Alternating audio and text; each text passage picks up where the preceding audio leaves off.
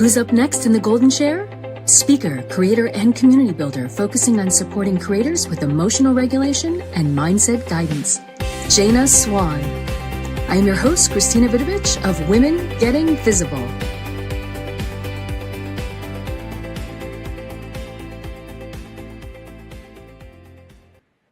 And happy Wednesday to everyone who is joining us live from around the world. Maybe it's Thursday. We are just 9 days away from the Women Getting Visible show and conference in Washington, D.C., which will be October 10 and 11, 12. And oh, look who I have next to me. This amazing woman who I met last January for the very first time at my very first podcast conference. The Podfest, not the Podfest, but Podfest and the Podfam. And just a few days ago, we spent some amazing time together at Empowered Podcasting 2 conference, where Jaina, I was absolutely blown away by your presentation. Not only did you bring topics up that just brought the house down, but talked about visibility, and you did a transformation right in front of our eyes. I want to welcome speaker, creator, facilitator, Jaina Swan. Oh, thank you. And the crowd goes wild. Wait, I'll make it happen. Where is it? Yes, there you go. I love that, Christina. Thank you so much for that intro. It is my honor to just bring my magic wherever I go. And I'm so glad you got to be in that audience, because that was something special. It really was. Just wow. And it's funny because everyone about just the transformation of the person that you brought up on stage, the way that I felt, the way they felt, and not just they, there was several theys that I talked to of going, holy moly, this transformation piece that you do, kudos to you. So tell us, where are you today? Because I know you're doing a whole speaking circuit, and tell us about all the places you're speaking. Yes, I'm actually currently home in my home studio. I do leave tomorrow. We're leaving to go, my home studio. I'm here in Orlando, Florida. So absolutely love my Florida life, but we are traveling a lot. I'm about to go to Wisconsin to speak to a room full of dentists. I get the honor of talking to them about co-regulation and communication, because dentists are known for being great with teeth, not so great with people. So I get to help them learn how to have hard conversations.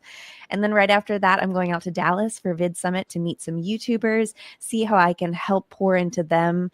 And then after that, I get to come out to you guys and we get to bring this workshop to you. And I'm so excited for you guys to get to experience what Christina has gotten to experience herself. Oh my goodness. Jaina, and what's next? You're going to go home and rest for a minute. Yes, and then a 12-day vacation. We only take a once-a-year vacation, my partner and I, because he's a hardworking man. And we're going to take a 12-day. It'll be the longest vacation we've taken together in the last 10 years. And I'm so excited. Wow, that sounds so good, especially after all this magical work that you're doing. Because I know with all that speaking, you also have to make sure that you find that downtime for yourself. Energy balance is a definite big part of it, because it's a lot of energy on stage pouring into the audience like that. And then it's taking that time to go back into my feminine, where I allow myself to just rest, relax, and have that good balance and that harmony.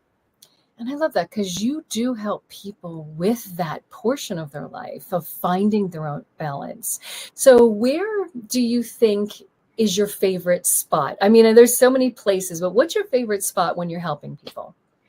Absolutely in the identity transformation, because that's, for me, the core of it all. If I can help you shift how you identify, naturally, the way you speak is going to change. Naturally, the way you behave is going to change. Naturally, all the things you used to identify or label as problems are no longer problems.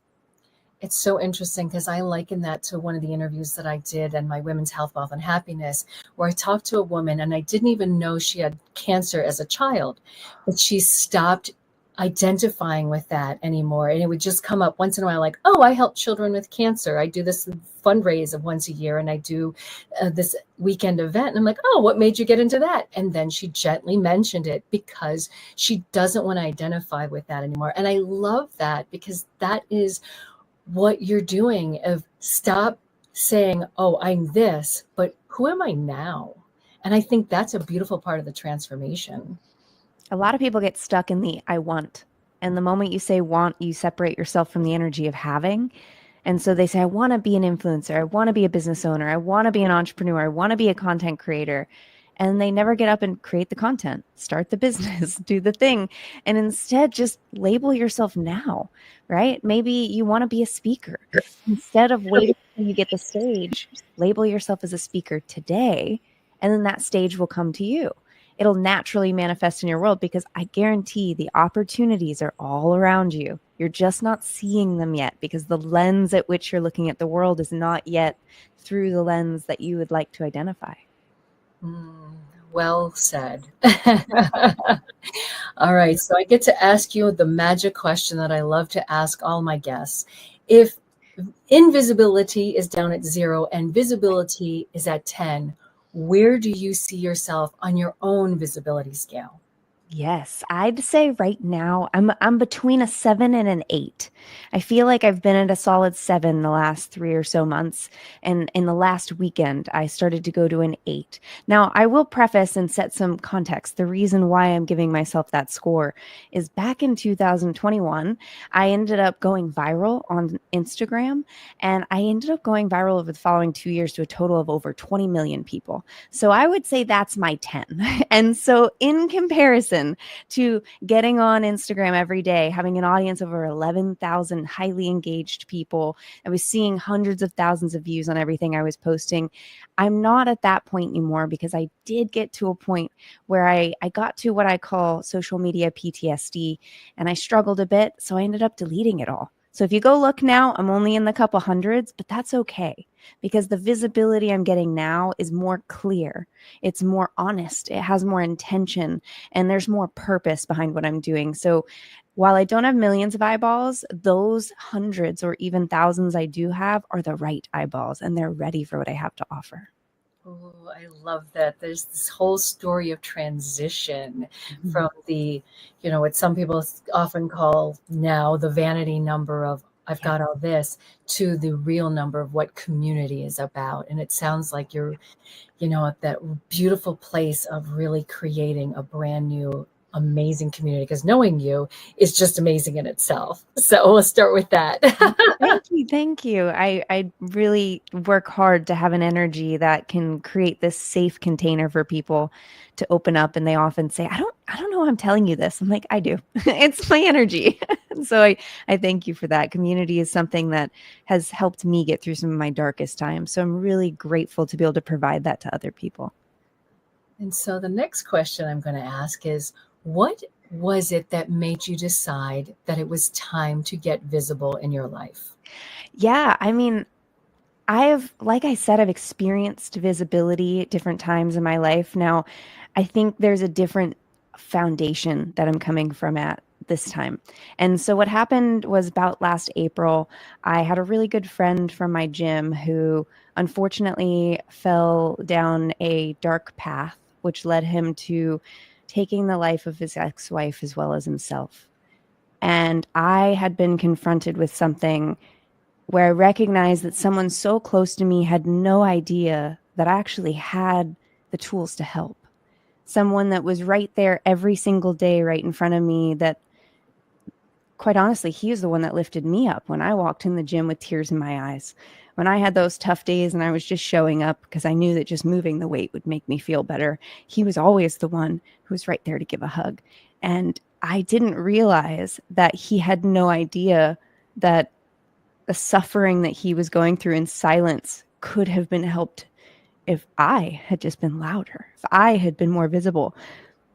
I was allowing myself to hold back and not really share with the people at the gym who I was and what I did because I didn't want them to think I was weird or woo-woo or out there or like, what? You rewire people's brains? Like, what do you mean by that? And it's like, I know it sounds weird, or, I help people manifest, like whatever terminology you want to use. I was worried because my gym family was just that, a family. And I recognized that by being quiet, by being small, by not sharing, unfortunately, we all pay its biggest price. And I will not let that happen again. I know that we are in a world that needs what I have to offer, and I will not see that happen twice. So in April, I really recommitted myself, and it looked like taking a step back and looking at myself and recognizing, because I truly believe we are all, well, I used to say an onion, but someone stopped me and they're like, you're not an onion, Jana. You are a buttered biscuit. You are flaky and you are delicious. And I was like, oh, I like that. So we are all buttered biscuits. What it means is we have layers and layers. And the layer I was processing for the last 10 years was an unworthiness layer. The layer I'm processing now was a safety layer, because that opportunity to be activated was there. And now I've gotten to work through that. And so the workshop that you got to experience last weekend was everything that I had been doing with myself since April, put together for you, gifted for you. So you don't have to experience what I experienced, and so that cumulatively we can save lives. Wow, that is just, I mean, there's no words. There's no words for those moments that are so changing, that dig deep. And so how did you work through that for yourself? I mean, because definitely there was internal work going on. And I think that's one of the things you also help people with, was when we, learn about who we are and these tools that we have within ourselves. And then we remember that we have those tools. So what was it that really helped you get through those moments? Yeah. I'd say it's something I get complimented on the most is how quickly I process through grief and loss. Because I learned a long time ago, if you just sit in it and actually feel those emotions and allow yourself to have the rush of chemical in the brain, it's like it only lasts so long. The problem is most people, they box it up, they push it away, they don't want to sit in it, they don't want to feel that heartbreak. And because of that, you could think of it this way. You want to kill the baby dragon, because if you don't, it becomes a mama dragon. And she then follows you around for the rest of your life and becomes so much more difficult to battle. So instead, when it's small, while it's fresh, sit in it. So I really sat in the pain, and it was uncomfortable. It was not something I wanted to sit in. It's something a lot of people around me ran away from, but I faced it head on. And in that process of sitting, I was able to explore the fact that, okay, this is triggering my lack of safety. It wanted me to pull back. Everything naturally, protective mechanisms in my brain was telling me, be quiet, pull back, stop doing what you're doing. Don't post on your podcast. Like, it was telling me not to use my voice. And so I had to say, what is this triggering? Okay, I don't feel safe. Okay. Okay. I had recognized in the past, I was always looking for the root of my problem. So what do you get when you look for a problem? You notice a lot of problems in your life. And then I got to a point, I'm like, okay, what if I was to flip that and reverse it into, now I'm seeking the source of my safety? And that's when it really clicked. I'm like, okay. So I started meditating on the terms, I am safe. I am safe. I am safe. It used to be hard for me to even say those words, but saying I am safe, meditating, I started to recognize, like, yeah, I am safe, right? I live in a neighborhood that's gated. I have a weapon I could conceal if I wanted to feel that protection. I've learned how to fight. I'm safe externally, right? And I was like, you know what? Actually, at a deeper level, I am safe internally. You could lock me up in prison. You could torture me. You could do whatever. But in my mind, I'm safe because I am always able to choose how I feel, right? And then I took it to the third dimension, which is really where the shift happened. And I recognized that I am safe. Like, I literally, safety starts with me. I vibrate at the frequency of being safe. And now my entire world only ever shows me things that reaffirm that very truth. And so instead of seeing things from the fact that I am not safe, which is what the old story was, I would notice all of the little things and I would fill in those gaps. Because, all you see is a person in a dark hoodie walking towards you at night, and you fill in the gaps. And now I don't see it in a negative light because I am safe. So I vibrate at a level of safety, and my world reflects just that back to me. That's when everything changed. I stopped having that hyper vigilance of a victim, who is constantly looking on edge about when's the next thing going to happen, because that becomes a self-fulfilling prophecy. Started getting to the point to where I just lived in that and breathed into it and believed in every cell of my body that I am safe. Because yes, I would be able to protect myself in any situation, physically, mentally, and emotionally and energetically. I think that was the biggest shift for me. Wow. Again, just wow. But I love it because it's being present in the moment as well.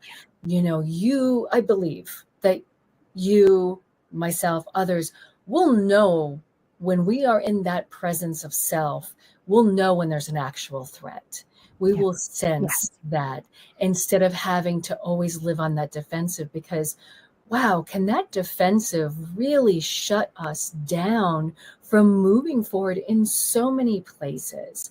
Everything from childhood, that reinforcement that we do because somebody said when we were little, and that little voice still sticks in there, and going, okay, whose voice is that? When you think about this way, is when we don't feel safe, what do? We put up a wall to protect ourselves. And if you put up a wall, how can anybody love you if you don't give them a chance to get close enough to do that? And so when you walk into rooms and you say, well, I don't feel like I belong. Well, how can you belong when there's a wall between you and everyone else? Yeah, exactly. You can't. It's there. And what a beautiful thing. It's really loving yourself to the deepest levels. So beautiful. So beautiful. So why is now the time for you to start really forging forth and get visible? I really think that now is the time because of what's happening in the world. And I have wanted to be on this path, and I use that word intentionally, for many years. And I had that separation from having the thing. And then the things that had started happening in our world recently, where content creators are now feeling a threat to their life for speaking up for what they believe in. And it's not okay for that to continue for me. And it hits on a big part of my mission, is really to impact this world through content creation. And so by me helping support other content creators to feel safe and scale from safety versus scarcity, that's truly where I'm living my mission. And I feel like it's so important right now that those voices that need to be heard are louder. And right now I feel like those who are speaking from a place of love are contracting, and they're getting smaller, and they're becoming fearful of sharing. And I just want to help amplify those voices, because those who speak from fear and those who speak from the other end of the spectrum, they're only getting louder. So to be able to not combat, that's not even the right word, but to balance out the opposite side of the dichotomy, we who speak love need to radiate that even more. And if that means going to the ends of the earth to help women and men and content creators around the world feel safe so that they can continue to produce content without burning out, that to me is worth doing this and making myself vulnerable and visible. And I am an open book. You could see podcasts and episodes of all sorts of different content creation pieces. I do not hold back. Ask me about any part of my life. I will be open and honest.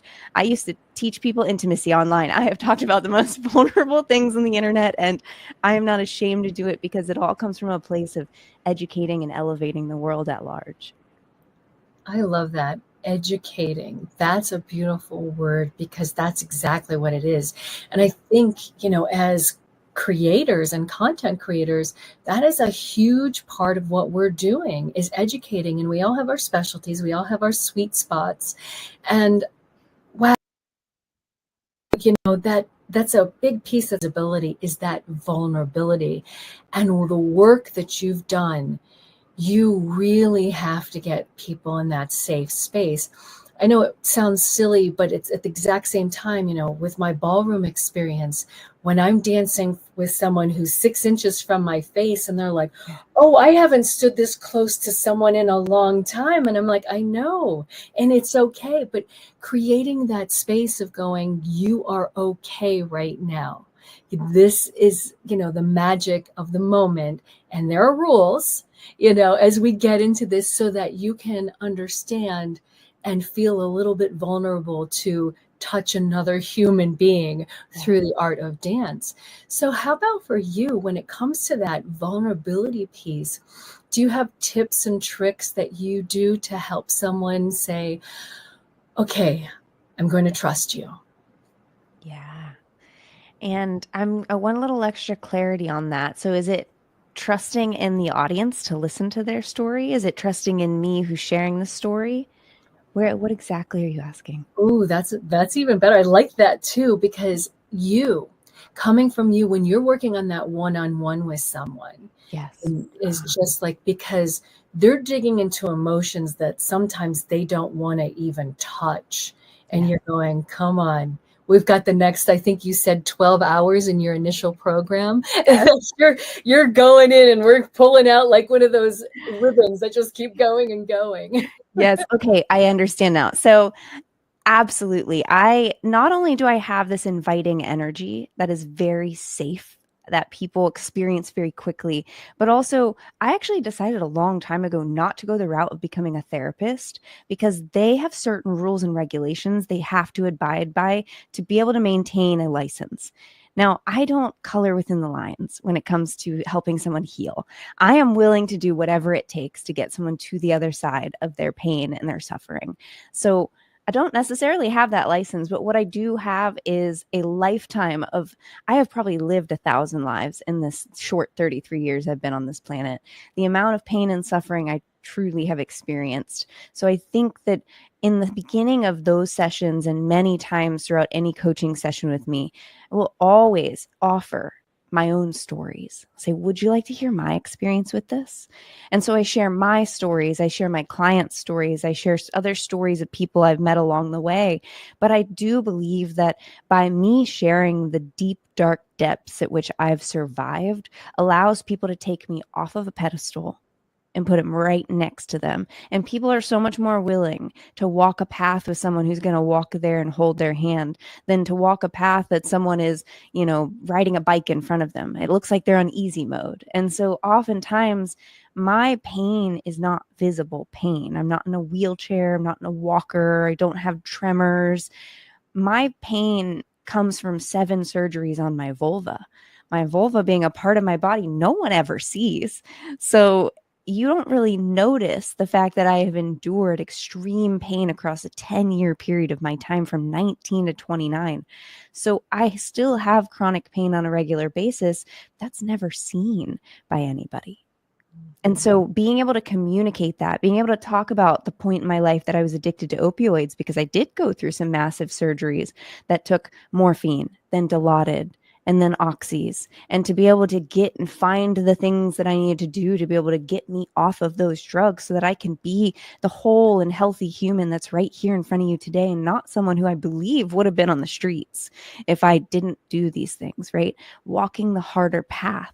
So I can talk about the past addictions. I talk about my past abuses. I talk about the different things that I utilize to be able to get past all of those abuses and those hard, low points in life that feel like what it does is it humanizes me. And I think that at that point, when someone can say, wow, if you are willing to be that vulnerable with me, I'm going to get vulnerable with you. And then it makes it so much easier for them to share what they're going to share. And then I've just really learned the art of holding space and being able to hear the most vile, horrific things and just hold that energy and stay grounded and stay calm and wait until the following day to go outside and cry it out and let all that energy out. Because I basically absorb the energy of my clients and then the next day process it on my own because they don't necessarily have those tools of processing and letting that energy go. So I just get to be that conduit. I get to be that vessel that helps in the process of releasing the stuck energy. And I think that's truly what makes it easy to open up to me. Yeah, well, and I can see that because you're ready. You're at the point where someone's not quite ready to talk, but they want to talk. The door is slowly opening, but your door is wide open and to talk about that process and saying, "Look at me. I've been there. Let's go together." And I love that peace. So, can we do a little magic with our audience right now? I want to highlight you and take a moment if you could share something and help us find some space within ourselves. Absolutely. Ooh, put me on the spot here. I love it. I love it. Okay. Okay. I'd like everybody listening to just take a nice deep breath. And if you'd like, feel free to just close your eyes gently. Just taking a nice inhale and exhale. Now I'd like you to go to a moment in the past where you were going to release something to be seen, whether it was telling a story at a table of friends, whether it's recording yourself for the first time to put online, whether that's showing up and having a hard conversation with your spouse. Just find that moment in your past. It may have been a little difficult. You found a little resistance. Once you find that moment, I want you to just tap into your body. I want you to begin to recognize where you feel the energy in your body, whether it's a weight or a vibration. Maybe it's a heat or a cold. Maybe it's something that feels like it's a pressure in your chest, or it's a tightness in your throat or your head. Just find where the energy resides in your body as you think of this moment where you're about to overcome this thing where you find that resistance. Now, I want you to take that energy and just begin to move it to a new part of your body. Maybe move it to your fingertips. Maybe move it to your toes. Just recognize that you have the control, that you can move that body. Maybe you move it up to your crown chakra and you feel the tops of your head expanding and opening.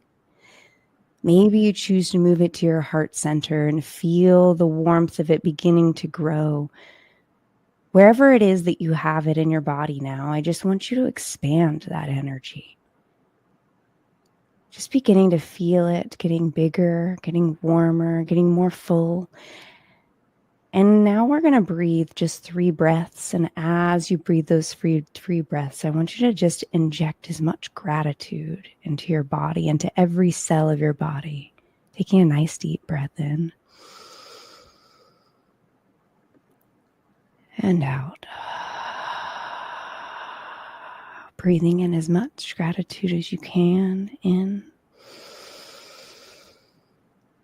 And exhale. One more deep breath full of gratitude. And exhale. And now just recognizing that gratitude in every cell of your body is something you can choose at any moment in time. You can always come back to this moment. You can always control the energy in your body. And now allowing yourself to just take a nice deep breath and come back into the room, opening your eyes whenever you're ready. And that's an opportunity for you to get to experience what it's like to be in that moment right before you hit post, or right before you speak your voice and you feel that tension in your throat. And then remind yourself, I can move this. I can move this up to my head just a few inches, open myself up to curiosity. I can move it down a couple inches into my heart and fill it full of love and gratitude. Same thing goes for if it's a churning in your belly. Sometimes when I get a little bit nervous, or something really truly means something a lot to me, is all that's trying to tell me. And it's that belly, and you know that all you have is to move it up about 3 inches to get to your heart. All you have to do is move it up about 6 to 8 inches to get it to your crown chakra. But you have control and you have choice. So I hope that you enjoyed that little experience there. That is fantastic, Jana. Thank you so much for sharing that with us today. And I cannot wait to have you as a guest speaker at the Women Getting Visible. Jana will be doing mindfulness journaling as well as a workshop. And oh my goodness, I know I loved it, and I love some more. So thank you, Jana, for joining us today. And we'll see you real soon. Yay! I'm so excited for it. Who will be up next in the golden chair?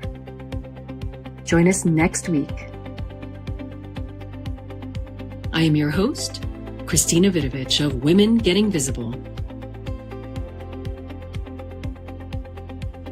Let me personally invite you to the Women Getting Visible show and conference October 10th through 12th in Washington, D.C. We'll kick off Friday night with our VIP reception. Saturday, we'll have powerful keynote speakers, incredible workshops, and networking opportunities. After the Back to Me session, you'll walk away with confidence on Sunday. Join us and get your visibility journey energized.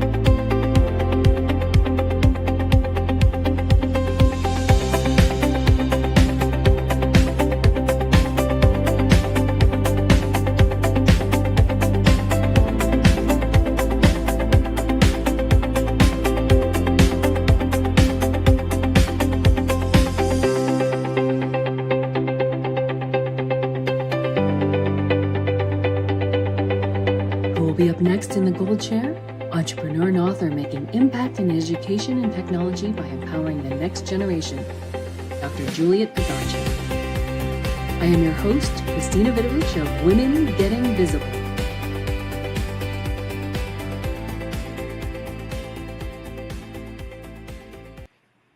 Hello, everyone around the world. Good morning from the East Coast and good evening, afternoon, wherever you are around the world. As my live stream partner Joe would say, good morning, good afternoon, good evening. We are just 1 week away from the Women Getting Visible show and conference in Washington, D.C., October 10, 11, 12.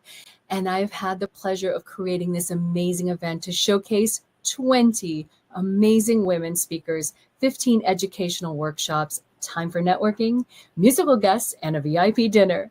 These women are coming in from across the country to show up to join us for this amazing event. And we are so happy today to have joining us my guest here.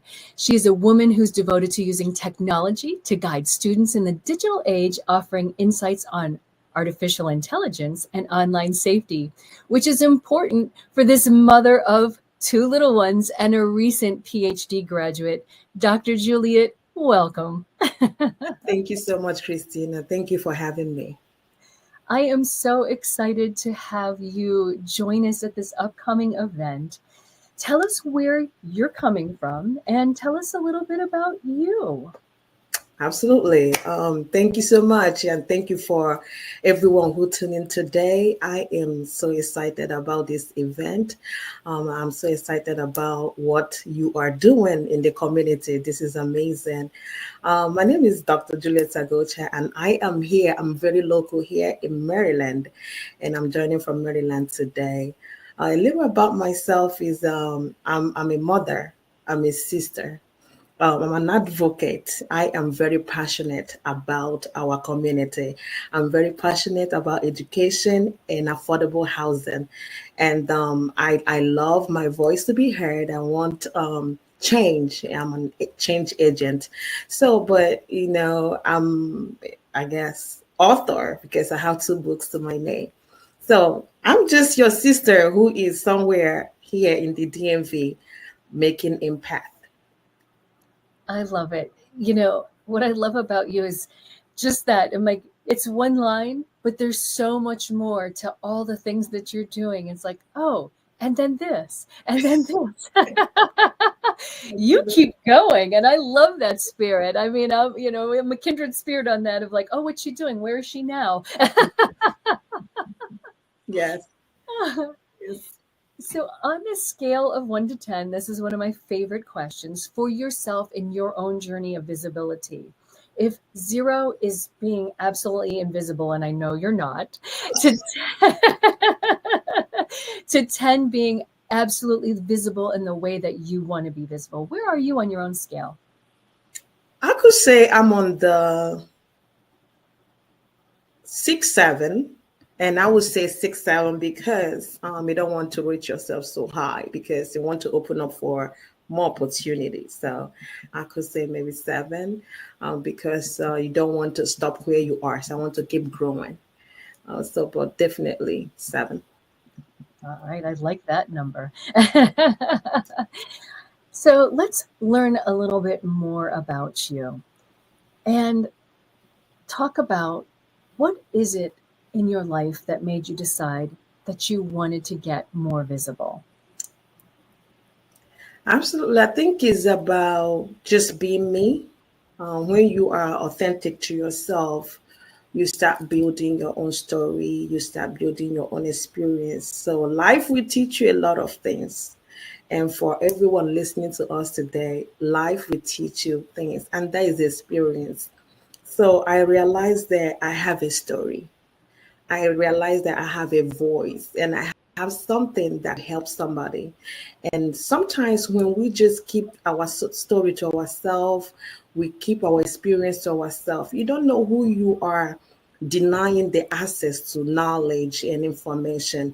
So I think when I started speaking up and sharing my journey, writing books and being vocal, I started helping other women. I started helping other people. And that's when I know that, okay, I want to be visible, but in a good way. So that is when it all started.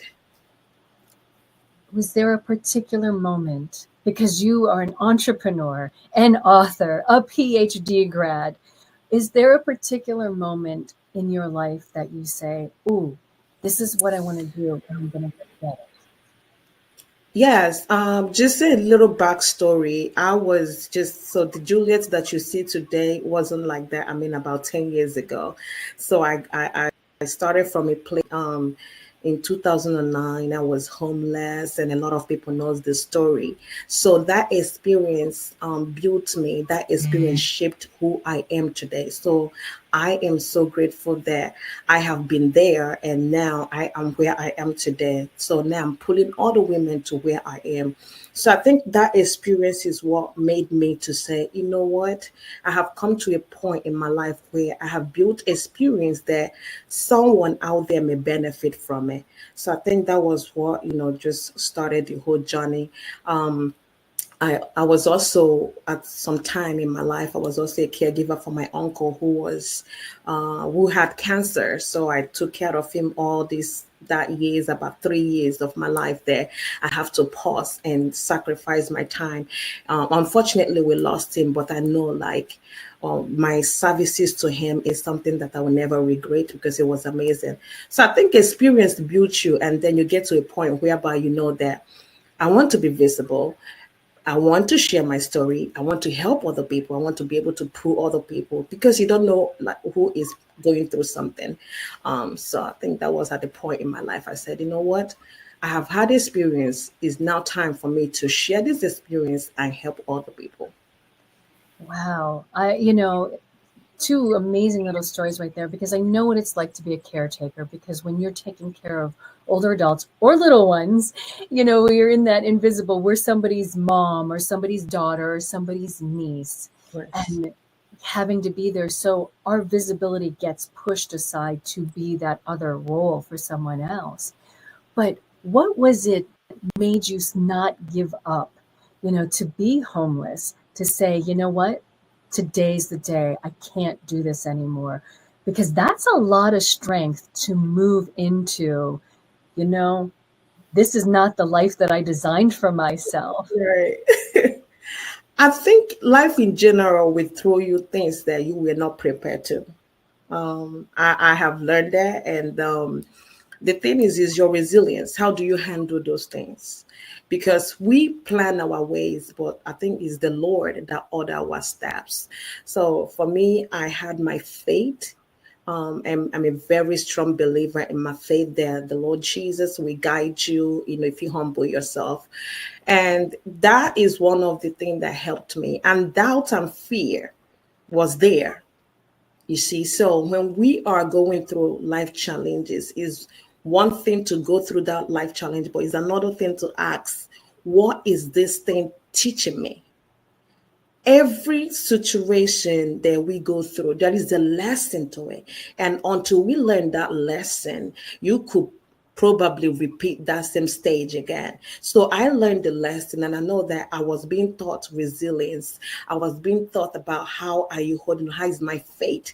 I was being taught leadership. I was being taught, service, how to serve, because it's the time that you don't have enough that you understand what life is about.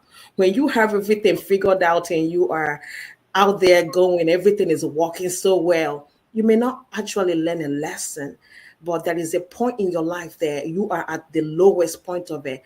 Then the question begins to be, what is this situation teaching me? You have to learn what it is so you don't repeat that cycle. So my faith was tested, but I knew that I can't give up. When you know that you can't give up, there are people looking up to you. When you know that you have children, especially when you have children looking at you, you can't give up. Giving up is not an option, So I think that was what kept me going. And for anyone going through any kind of situation, it could be marriage, it could be child, it could be anything. I want to encourage you not to give up, because when you give up, you lost. Don't ever give up. There is hope, there is faith, there is, resilience. There is things that you got to learn from that situation, and it will build you up. Just wow. And you are a story of resilience. I mean, you have just recently received your PhD degree while you had a baby in the last year as well. Absolutely. And then another little one. Yes. I have my two girls, and then my second girl gave my boy 7 years apart. And look at me here trying to finish up my education, and look at me being pregnant. And I also add that I didn't even find out on time. I was about 3 months gone before I found out I was pregnant. So at that point, I had two options: keep going, give up, or keep going, take a rest.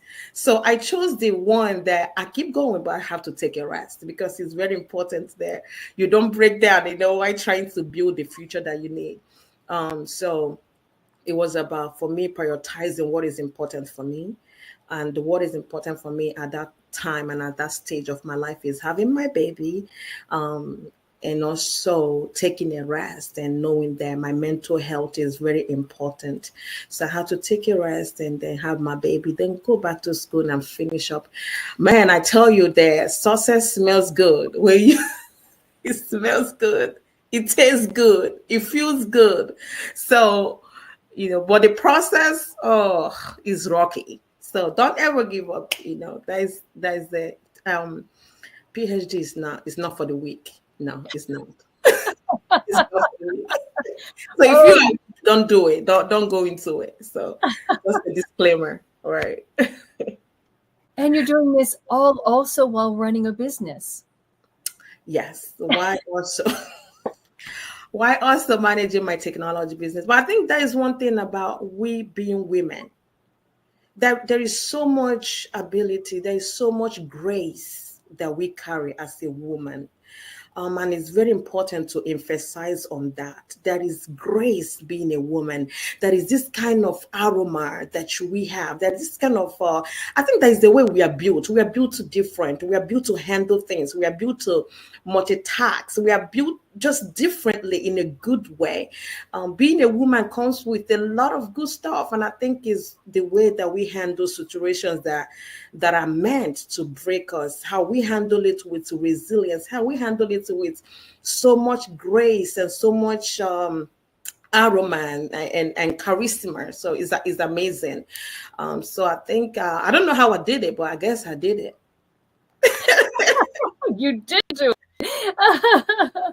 And it's funny because it is definitely something as a woman, we do have more roles to play. Yes. And the fact that you have done it so successfully and that taste of success, Right. Right. that deliciousness is amazing. Tell us a little bit more about your business and what it is that you do. So I'm a technology funder. I'm the founder of Ultimate Tech. Is a technology company for affordable uh, web development and affordable technology. So what we do is we offer AI training to small business owners. So we help them to be more efficient in their business. So we take off all the load of their neck and kind of handle it for them. And we make our services very affordable because we know that small business owners doesn't have that 5K, 10K to cut, right? So we make our services very affordable.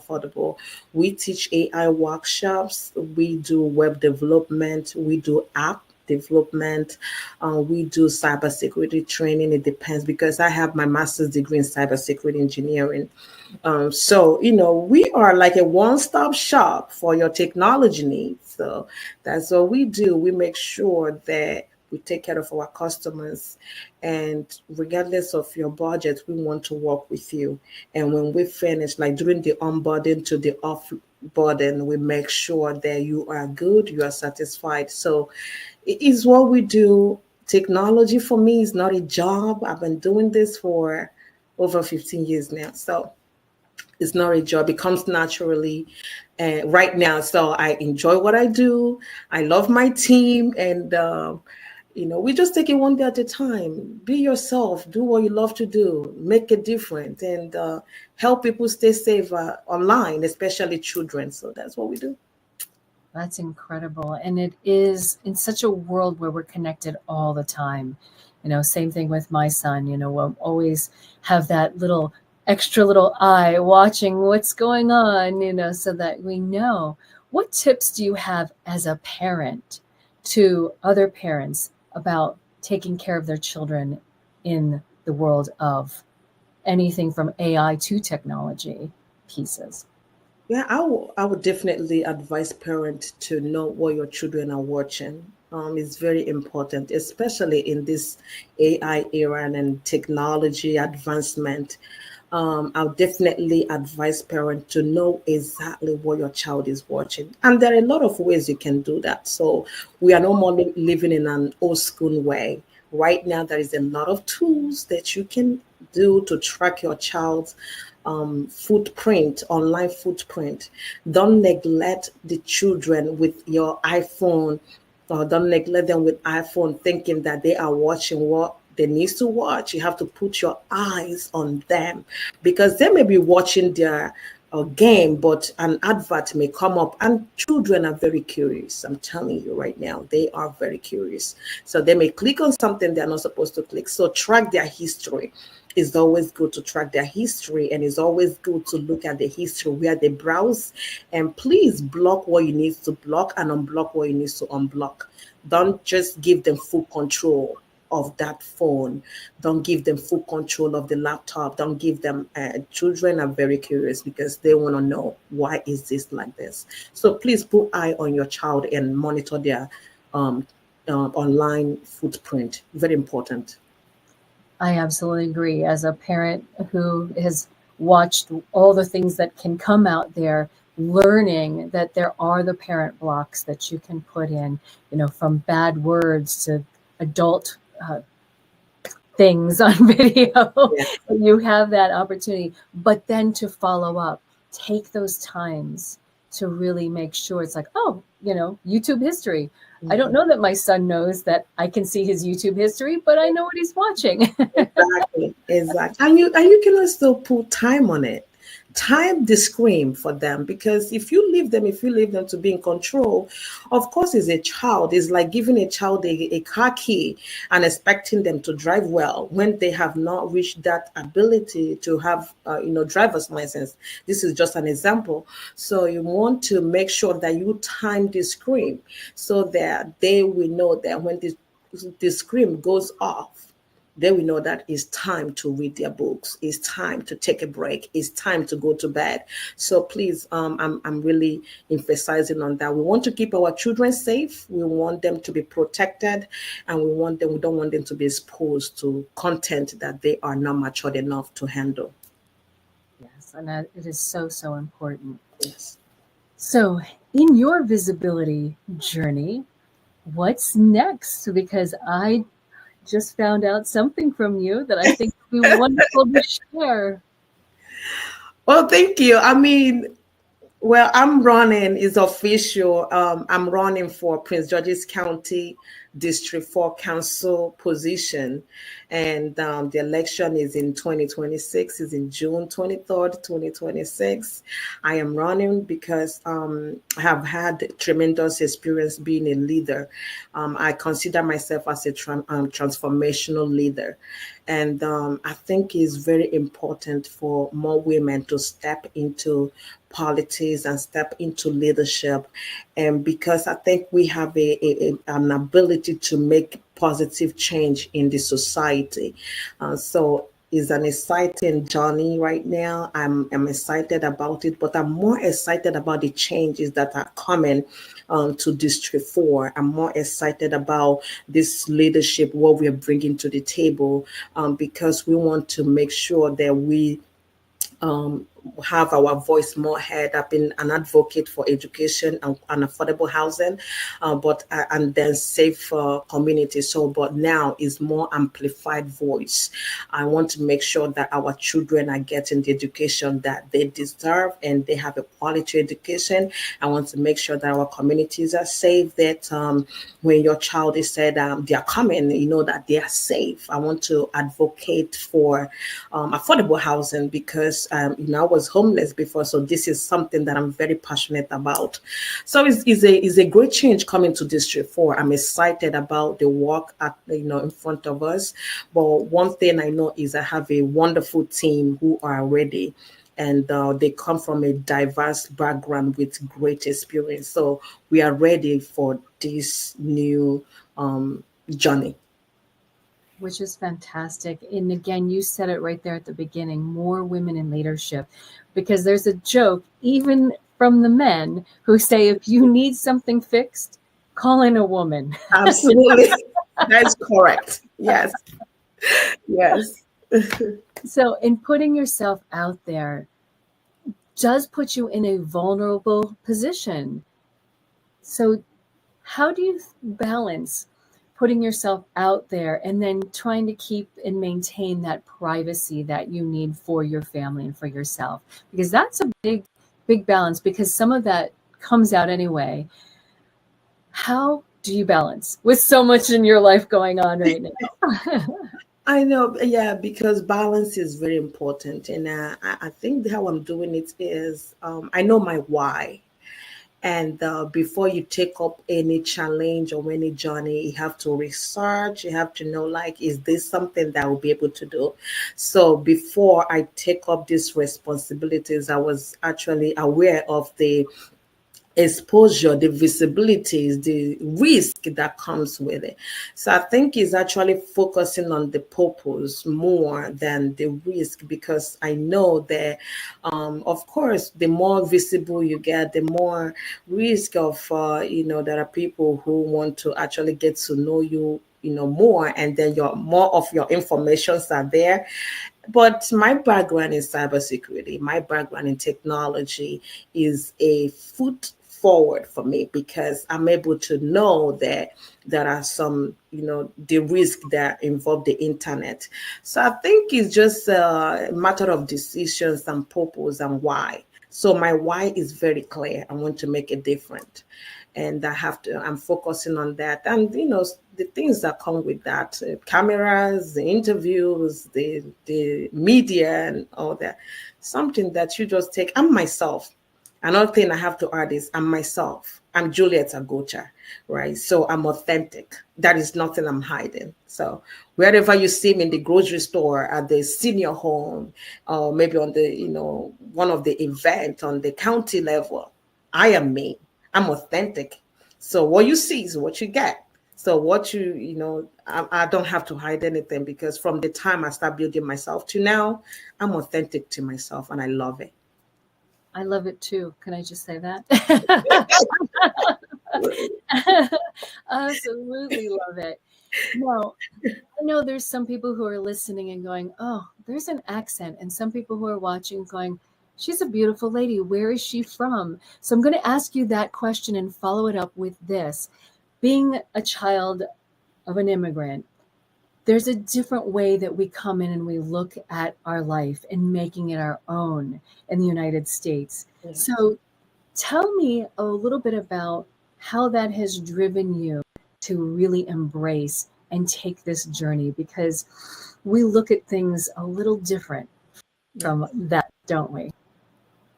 Absolutely, you are absolutely right. I am originally from Nigeria.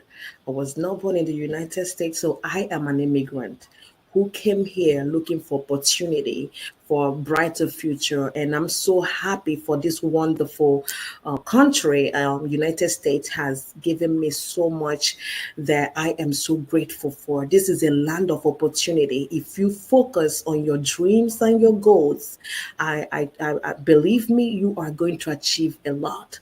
And being an immigrant comes with its own challenges and its own benefit, right? So, regardless of where you came from, don't let accent, don't let anything limit you, because the sky is not your limit. The sky is this starting point. So, being an immigrant here in the United States is an amazing, because guess what? I have achieved my education. I have achieved my business. I'm running for an elected office right now. So there is no limitation. The limitation is the mind. Whatever you put on your mind, that's what you produce. So for me, I don't see any limitation. What I see is opportunity. What I see is a hardworking woman. I am hardworking. What I see is somebody who said, I don't want to give my children what I receive, because my parents gave me everything they could because of what they could afford. But I'm living here right now that there are more opportunities, there are more doors there that can open for me. So I'm taking advantage of those things. And in return, I am also serving my community, because I want to give back. I'm giving back to my community. So being an immigrant, one thing that I know very well is our culture. How you are raised is very important. So an immigrant, regardless of the country you came from, we turn little into large. That's one of the advantage. So we turn little things into large. So what does that mean is, we came from where here in the United States, you can take loan and go to school. Back in Africa, we don't have that opportunity. So you have to hustle to pay your education. Here in the United States, you can have access to funding, to loan, to open a business. Where we came from, we don't have access to that. So you have to build from scratch. Now, what happened when you build from scratch is you build a lot of resilience when you build from scratch. So nothing can break you. So I came from a background where nothing can break me. We turn challenges to opportunity. That is one thing about being an immigrant. We turn things that people will see and said, no, I don't want to do this. We take that challenge with so much grace, so much joy, and we turn it into something positive. You see? So that is one of the things that there are challenges that my opponent will see right now. And they said, you know what? I can't deal with this. To me, it's nothing, because I came from that background. So there's a lot of advantage of being an immigrant. You are built from scratch. You are built from little. Then you start turning little into medium, into large, into where you want to be. And one thing I want to call out is, we dream big. We dream very big and we achieve big. So that's it. You're here. Oh, yes, and it's true. And what beautiful passion, because it's been your journey of your life, and it's well. What legacy would you like to leave behind for your children and for the next generation? I think the legacy I want to leave is service. I want them to understand the power in service. I want them to understand the power in community. Purpose. I want them to work on their purpose, to know that if their mom, who came from Africa, can achieve this, oh, they have more opportunities than I. So I want them to live there. I want them to leave the legacy. I'm leaving a legacy of faith. Take it one day at a time. Be authentic to yourself. There is nothing to fake to make it. Nothing. Absolutely nothing. Be yourself. Be in service to humanity. Be in service to others. Be in service to your community. And take every day one at a time. One step at a time. No jumping. That is it. That is the legacy I want to leave. A legacy of a servant. That is so beautiful. And I am so excited to have you showing up at the Women Getting Visible conference, because you are getting yourself visible in every single way possible. I love it. And thank you so much for your time today. And thank you for joining us. So, my friends, you've got to come see Dr. Julia DeGacha at the Women Getting Visible conference. Any last words? I think take it easy. Take care of yourself. And regardless of everything, you are the most important person of your life. While you take care of the family, the children, husband, partner, job, business, you are important. So take care of your mental health. Who will be up next in the Golden Chair? Join us next week. I am your host, Christina Vidovich of Women Getting Visible. Let me personally invite you to the Women Getting Visible show and conference October 10th through 12th in Washington, D.C. We'll kick off Friday night with our VIP reception. Saturday, we'll have powerful keynote speakers, incredible workshops, and networking opportunities. After the Back to Me session, you'll walk away with confidence on Sunday. Join us and get your visibility journey energized.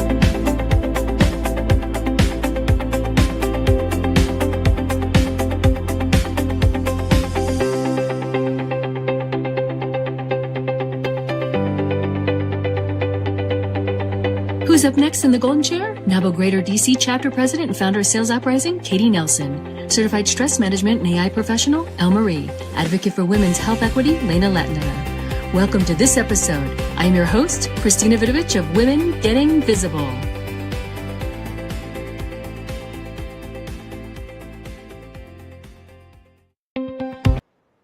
Woohoo!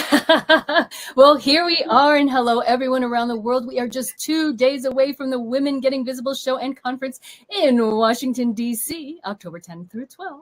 And I want to just share that I have just started this event. I have just created this concept, this moment. There's a dream that I woke up with in May of Women Getting Visible, May 1st to be exact. In June, I started to put this idea on paper. And August, I signed the very first contract, August 1st. And here we are with 21 women speakers, 14 educational workshops, amazing networking, musical guests, VIP dinner from women coming across the country to show up and join us for this. And I want to welcome NABO Greater DC Chapter President and founder of Sales Uprising, Katie Nelson. and our advocate for women's health equity, Lena Latner. Did I say that correctly? It's LaTurner, but that's okay. Latner. Okay, there we go. I was going to say, nope, totally butchered Nelson. I said it real fast in the opening because I'm like, oh, I forgot to practice. You said my first name correctly, and I appreciate that.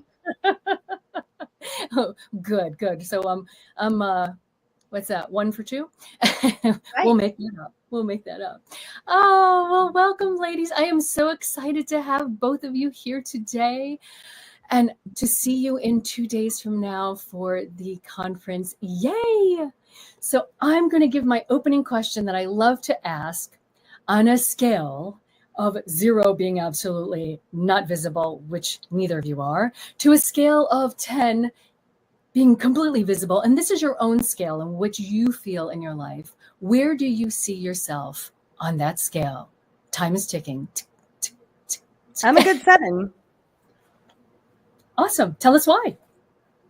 I do activities all of the time for both NABO and my business, and there's always room for improvement.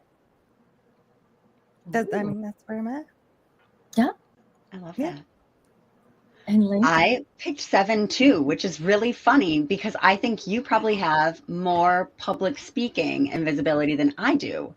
But I picked 7 because this is one of the things that I've been working towards, which is reaching more women in one event. So talking to larger audiences and hoping that this is a stepping stone to more of this and bigger audiences. Can I say it will be if you want it to be? Sorry, Christina. I didn't mean I appreciate it. That's what we're here to do. We're here to chat it up. We were just having some fun pre-interview conversations going on about what we're going to wear at the conference, which is fun. But you'll have to be there to know. Yeah, we're not going to tell you, dear audience. It's a secret. Get that ticket. So here's a question for both of you. What does visibility mean to you? Because every time I ask this question, women's backstory has a lot to do with their visibility and what it means to them now. So Lena, let's start with you this time. Well, I wrote down one thing and then I expanded on it. So visibility to me means speaking up for myself in settings where historically I would have really felt uncomfortable. But I think it means even more than that. And it's recognizing that what I believe and what I have to say is worth sharing.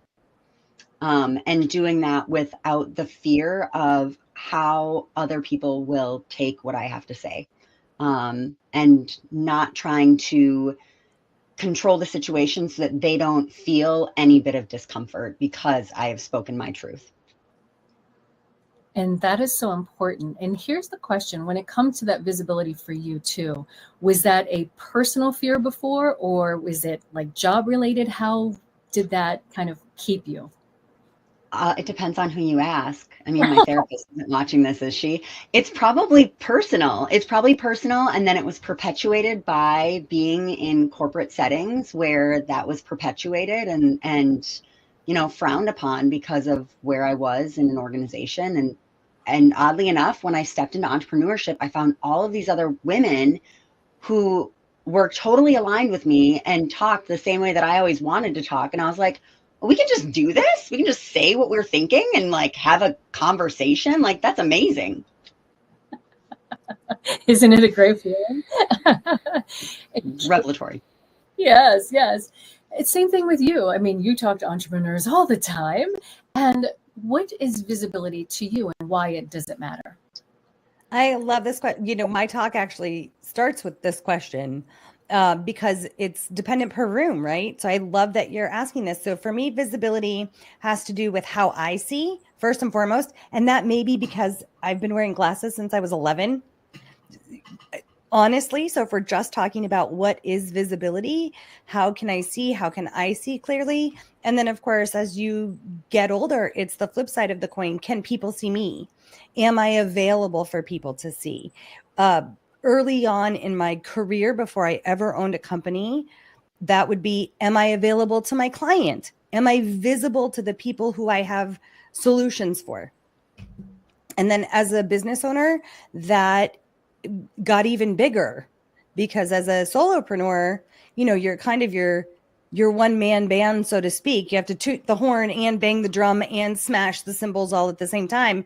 So am I doing this enough? Am I doing it in the right places? Can the people that I serve see me? Am I putting myself out there in a way that can be terrifying? But am I doing this so that I can be found and therefore serve? Well, and it's fascinating because, Katie, one of the things I absolutely love about you is you are a big personality. You are not in a room without people knowing that, oh, there's Katie. I hear her. See, all I just heard you say is that I'm loud. Like, not I'm a big personality. I'm just loud. Not true. Important stuff to say. We all listen. Well, I would also say that they don't have to be mutually exclusive. I can have a big personality and also be loud. I think that comes from growing up in a family with like more than one kid, right? I wasn't an only child. There were lots of us. So I'm totally loud. I'm also 5 foot tall. Like, it comes from, I walk really fast because I have to keep up with all of the long-legged people. And I'm really loud so people can hear me and find me in a crowd. It's true. So you've never really been invisible, have you? Not if I didn't want to be. By choice. I like that. Wow. How about you, Lena? Do you feel like you have always had a visible path, or have you kind of hidden sometimes in your life? I think people are shocked to hear this. I was very shy, and I still am really shy, but I was the oldest. And so because of that, you're sort of forced into doing a lot of really uncomfortable things. And so you just get used to being uncomfortable and speaking up. You know, it was one of those things where I remember as a small child, I was like, well, I better go talk to these people or I'm not going to have any friends. And I really like to hang out with people. So I think it was something I developed, but I don't know that it would have been my natural inclination. And I think that's probably why I ended up in sales. And then honing those skills of, you know, always asking why and being curious was, again, natural inclination. So it sort of started to play off of each other. And now I give people this perception of like being this very like gregarious, outgoing person. And I'm like, I really enjoy a quiet night with a book and not talking to anyone. But, you know, this is sort of what everyone expects of me now. I love that. You know, I can relate to that too, because believe it or not, I am actually shy. But it, you know, and then back to that childhood experience. Yeah. You know, I just had this conversation at my luncheon this afternoon of going, no, the way that I was raised was still the don't fuss, don't move, sit there, be good, be quiet until we're done with this thing. Then when we get out of here, you can act any way you want to. But for right now, you need to stay still. And even when I would play with other friends, luckily I was a good athlete because I would get invited in, but I'd just be like, you know, as I'm playing. But it's so interesting to come through so many places in life, especially as a dancer, where you're on the stage and people see you, but they don't hear you. It's all about the storytelling that you're, you know, in that moment. So yeah, it's an interesting place of visibility and invisibility of who are you versus being that actor on the stage, so to speak. Yeah. Yeah. So how do you help, and we'll start with you again, Lena, how do you help other women get more visible by what you're doing? I think it is kind of like a two-pronged thing. One is stepping into some vulnerability and sharing my experience. So being relatable so that people don't think, oh, well, she's done X, Y, and Z. I've not done that. There's no chance that I could, you know, advocate for myself in my doctor's office. And I'm like, actually, it's just as uncomfortable for me. I usually describe it as like, I black out and I rip the Band-Aid off and I'm like, I just need to say this and then we'll see how this falls. And so it's usually sharing that kind of information with people to give them the courage to know that it's going to feel weird, but you can do it too. Like there are other normal people who don't have any special superpowers who are doing this because the outcome is more important than the discomfort. So it's kind of being that little person being like, well, I did it and it was really hard and it's still hard, but I know that you can do it. And that's one of the things I love about your talk, because I know a little bit about it.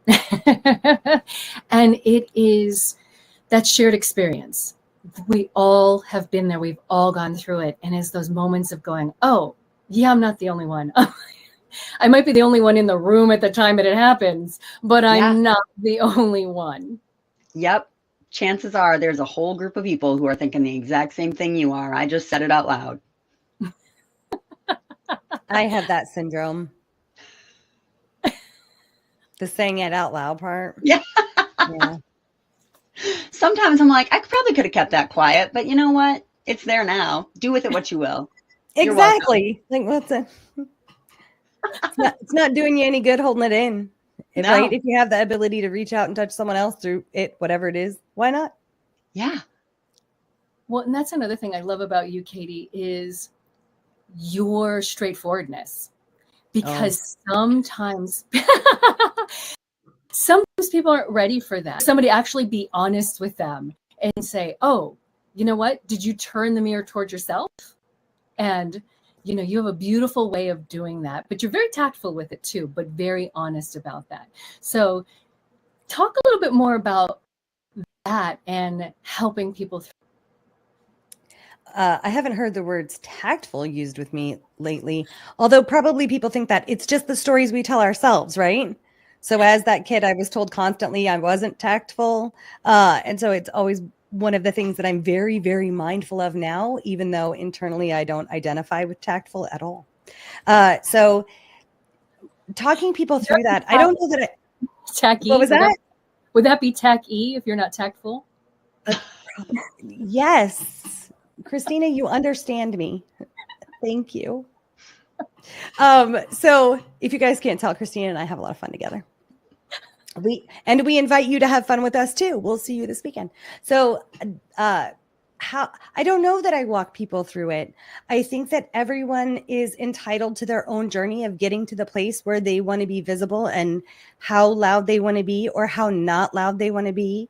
I have so many conversations with so many business owners, both men and women, that say, you know, I'm a sales coach. So first and foremost, in my business coaching, they say, I can't ever do what you do. And what they mean is I can't be you. So I think actually just giving them perspective of you be you, and that will be the winner. You don't have to be loud to do sales. You don't have to be tactful really to do sales. The thing that you're afraid of, which is being a pushy used car salesperson, that person makes a lot of money because they're just being themselves. You don't have to be that way. You trying to be that way would be a losing scenario for you. So just be you. That's how you know, in whatever that looks like, be visible in your way, show up in your way. And I will challenge you. I will put people on the spot and challenge them and say, okay, I want you to show up as you for 30 days and be intentional and focus on, you know, growing this or growing that. Let's see what it looks like after that. Assume I'm right. Just assume I'm right. Go act that way and see what it brings you. It's amazing the things that people will come back to the table with. And then, of course, in terms of like supporting women specifically get visible, the National Association of Women Business Owners is an amazing organization for that.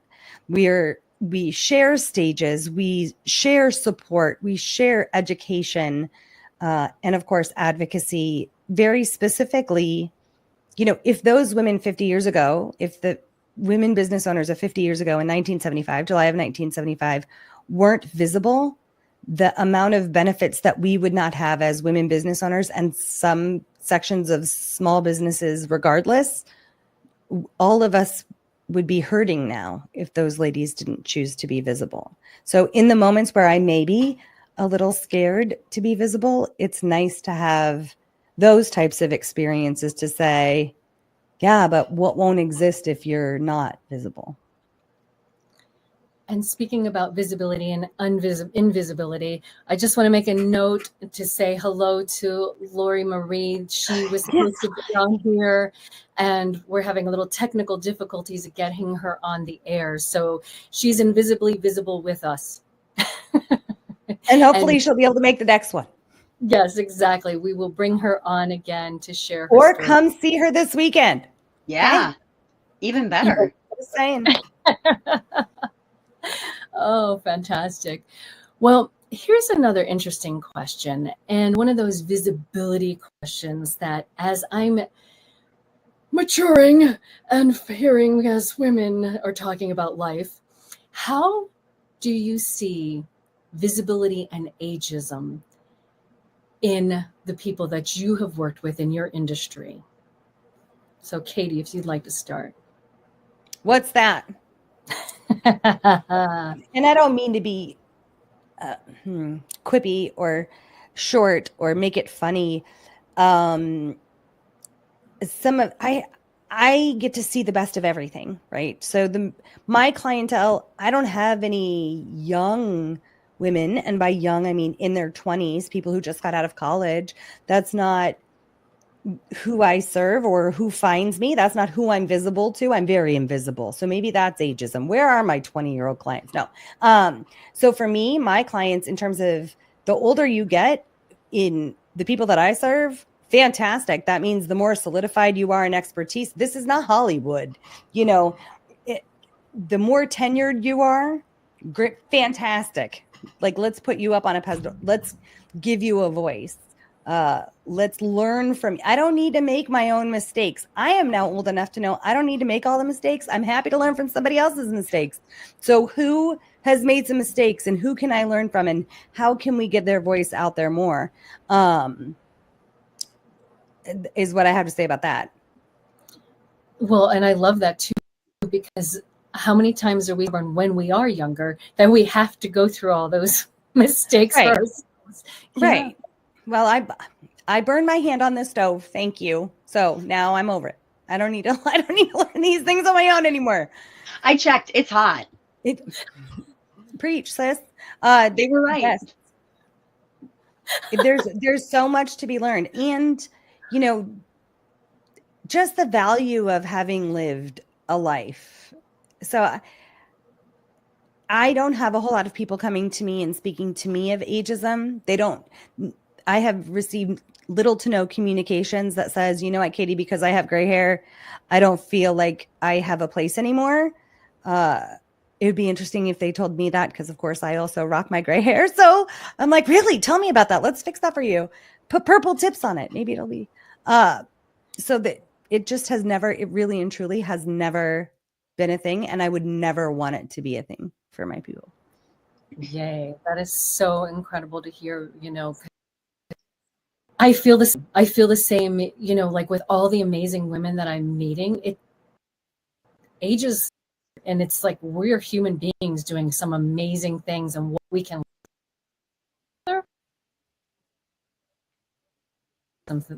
whatever. Have you ageism in the things that you do?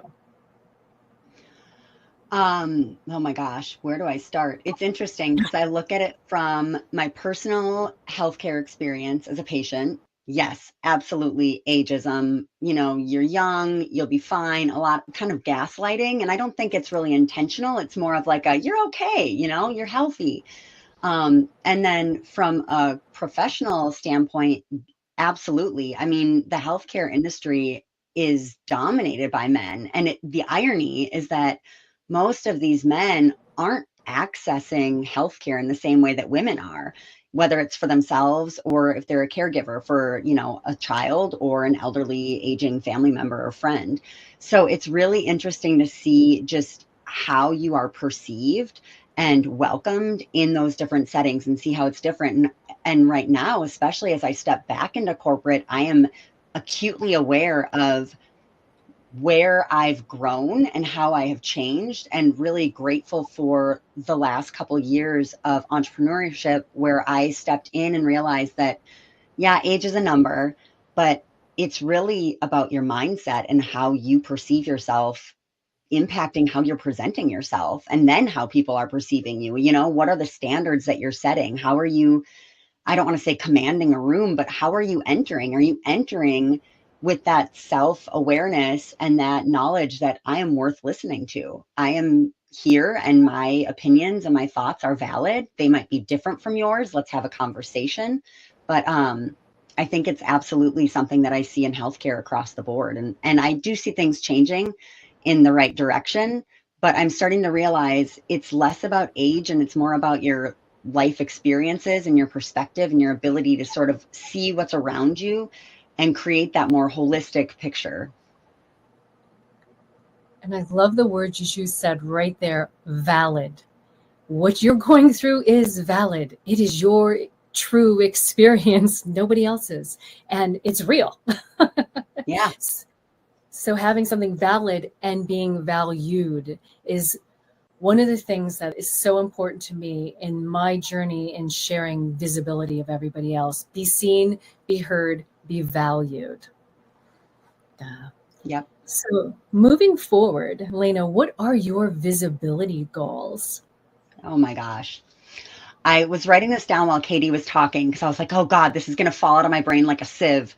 But I wrote down right before you said this, Katie, permission to be yourself. So my visibility goals are to continue to allow myself to be myself, knowing that I'm not the right person for everyone. And that's okay. But the more that I talk and the more that I step into growth, which might feel like discomfort, the greater impact I'll be able to have. So my goals are really to reach more women and give them the tiny bit of encouragement that they might need to speak up on behalf of themselves, because chances are they've probably spoken up on behalf of everyone else they love, and they just need to turn that mirror around and do it for themselves.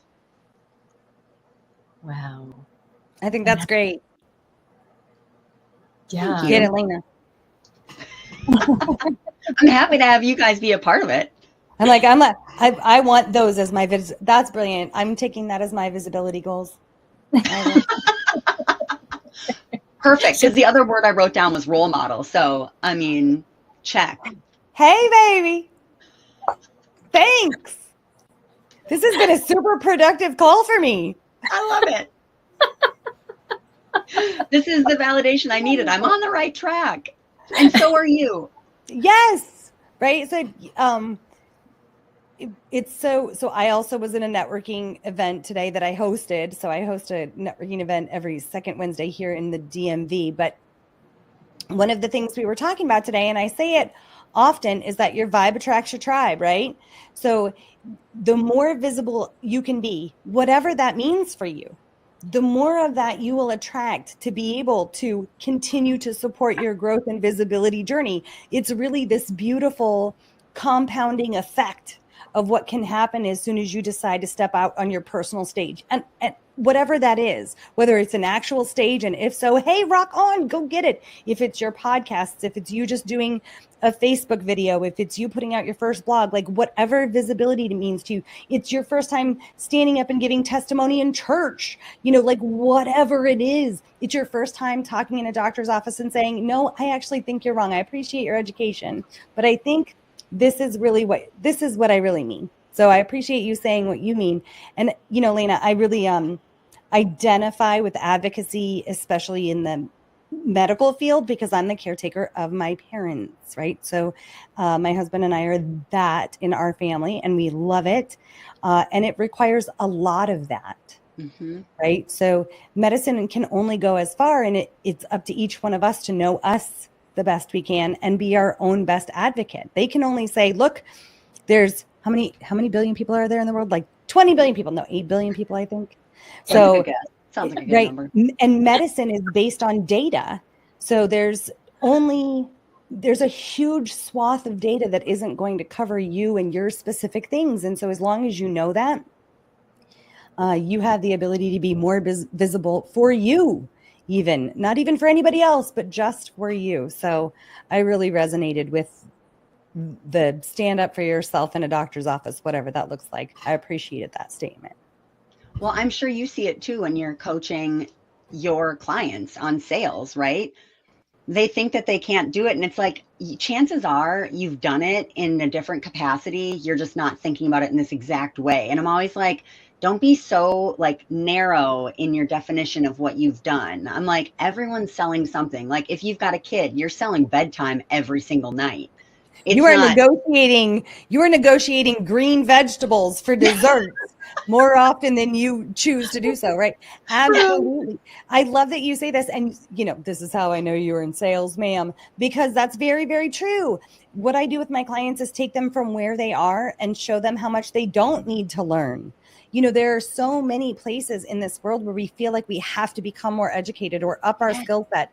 Well, what about actually acknowledging the validity of what we have done first, so that we don't have to put such big, huge efforts in front of us to get to our next thing.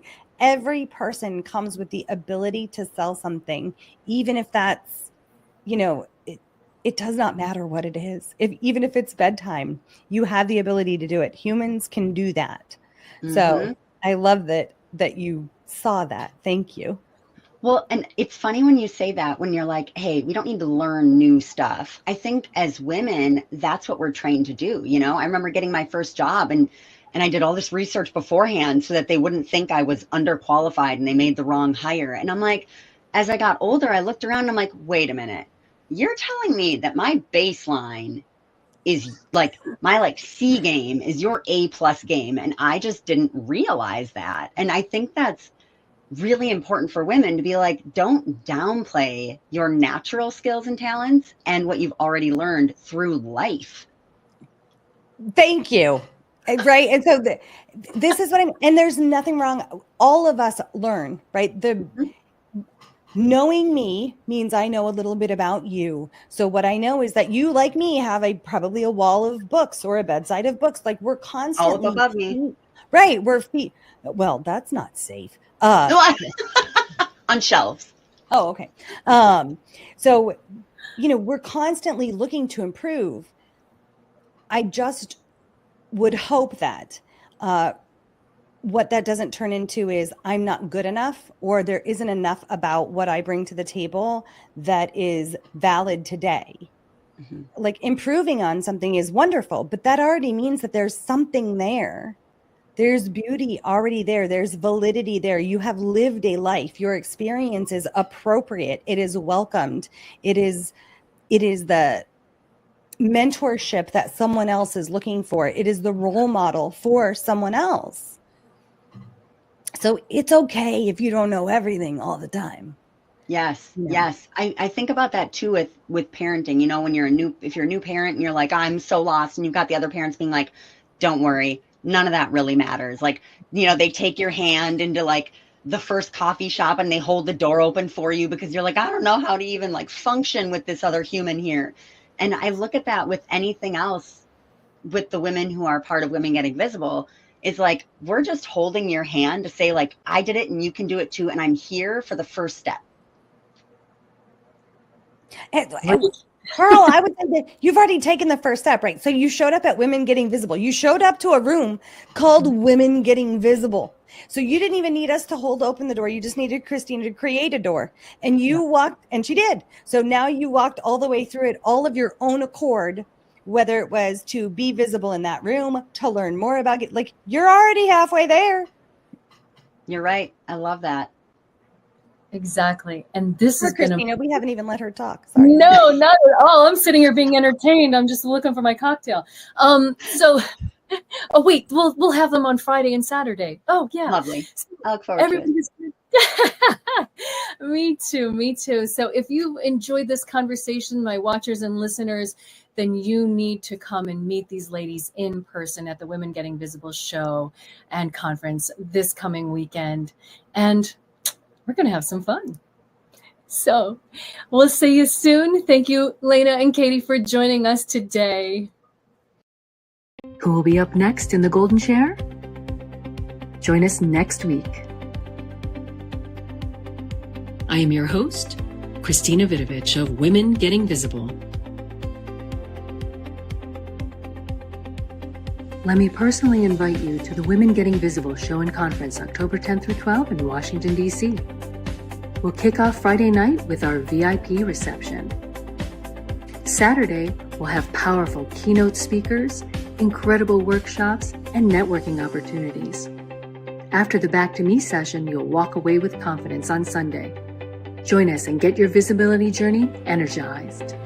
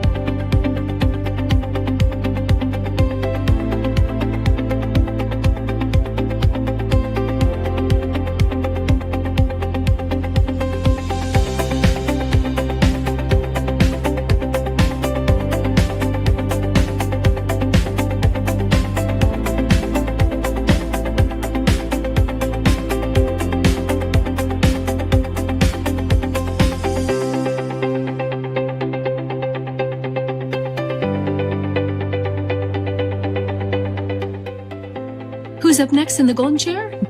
Certified Stress Management and AI Professional, Elle-Marie. Welcome to this episode.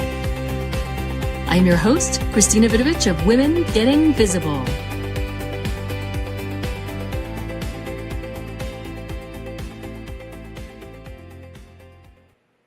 Hello, everyone. I am Christina of Women Getting Visible, as you just heard, and I am so excited. Tomorrow, we have the Women Getting Visible event of the season of the year right here in Washington, D.C. I'm so excited. We have 21 amazing women speakers, 14 educational workshops, time for networking, a musical guest, VIP dinner, and women from across the country coming to join and listen to speakers like our guest today, Elle-Marie. Elle-Marie is a powerhouse business strategist, international speaker, and founder of the Biz Oasis, the oasis for busy professionals equipping leaders to rise higher, scale smarter, and lead without burnout. And welcome, Elle-Marie. Hello, Christina. Oh my gosh, I am looking forward to your amazing event tomorrow. Oh, me too. Well, the whole weekend. Yes, exactly. It's, the energy is on the rise and it's so exciting. A lot of people are like, oh, are you scared? Are you nervous? It's the first inaugurals? I got this. You do. That you do, yes. And it's funny because I've said it before, as a ballroom dancer, I've put on shows several times over 20 years, from up to 1,000 people watching little dancers to big dancers on stage. And we got this because I'm in a room of amazing professional women like you. So Elle-Marie, tell us where you are today and a little bit about what you do other than being just amazing and keeping people from burning out. Well, that's one of the places I am today, is avoiding stress and burnout on my own. I was in global corporate leadership for many years now. I identify as 29, but I spent over 25 years in corporate leadership in the telecom industry. I've traveled extensively. I've been to Hong Kong, Brussels, London. I've done extensive travel, and I never realized at the time how burned out I was. And truth be told, I was a single mom. I had just gone through a divorce. I was a single mom. I had 2 little ones, and here I am trotting around the globe, managing and leading teams. And sometimes we just go, right? We don't stop. We don't take the time to realize that stress is real. So here I am now helping others to realize the reality of stress. Sometimes when you have, let's say, skin conditions or alopecia, hair conditions, or heart conditions, those sometimes are derived from stress. So now we We leave burnout and we leave stress behind us, and we do things in a more strategic and steady manner. Because guess what? It's going to be there tomorrow. Yes. So that's where I am now, teaching leaders how to lead without stress. And it's fantastic. You know, it's funny because one of the things that I knew was a trigger for me was that once upon a time, it was exciting to get alerts on your cell phone. Ooh, I have an alert. Ooh, I have 4,800 and something emails that I haven't read that I saw just this morning. And I'm like, nope, I have turned that some time ago. I've turned that alert off because it's okay. I'm going to get to it when I get to it. Yes. And we were always, it was a term, thriving on chaos, right? Who said we had to thrive on chaos? I kind of like the beach, just laying out, chilling on the beach while other things are going on. So there's no rule that says that we have to thrive on chaos and that stress equals success. Less stress equals more success. When you learn how to leverage, strategize, and delegate, that's where you become successful. Yes. And it's interesting because when I throw this, all of what you do into the terms of visibility is you're visible to everybody else. You're visible to your family because you've got to be there for them. You're visible to your people at work because they need to get a hold of you. But you stop being visible to yourself because you're putting everything out. And I love that you're telling and teaching people how to turn back in and go, wait a minute. Absolutely. Number one needs to be taken care of first. And again, it goes back to the evolution. You know, self-care is not selfish. Setting boundaries is not selfish.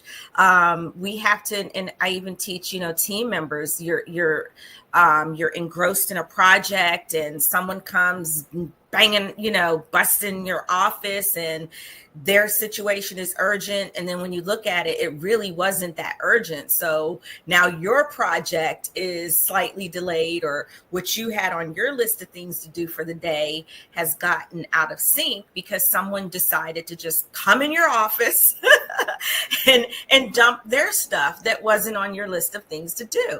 So those are, if you ever took time management, those are time robbers. How do you reel those back in? How do you set boundaries? How do you set healthy boundaries so that you're not perceived as rude or aggressive?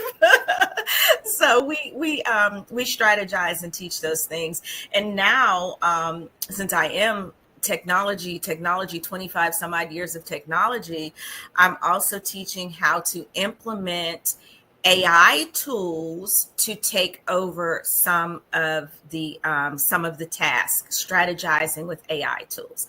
And it's funny because, AI is the buzzword, right? But AI has been around forever.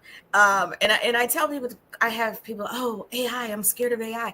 And I tell people, again, aging myself, if you moved beads across an abacus, you moved the blue and the red and the yellow beads across the abacus to subtract, 2 from 3, that was AI. That was artificial intelligence. That was something other than your brain, your human brain, processing a formula. If you have a calculator, that's AI. IBM computers, those were AI. So what we have now is AI on steroids. What we have now is something else processing data on steroids. And it's so incredible because exactly that, what you just said, it has been around us for so long that it has just become a part of our life, and certain things that we're not even thinking about. Even going shopping, you're going to the store, all of those things are being taken care of without somebody going punch those numbers in the cash register anymore. So yeah. And I love the fact that you're teaching people how to integrate it into their lives, because in today's business world, even personal world, it is so important. I even know a couple ladies who use it for their mental health, of saying, I need to meditate on this. Can you give me some ideas of ways I can chill myself out?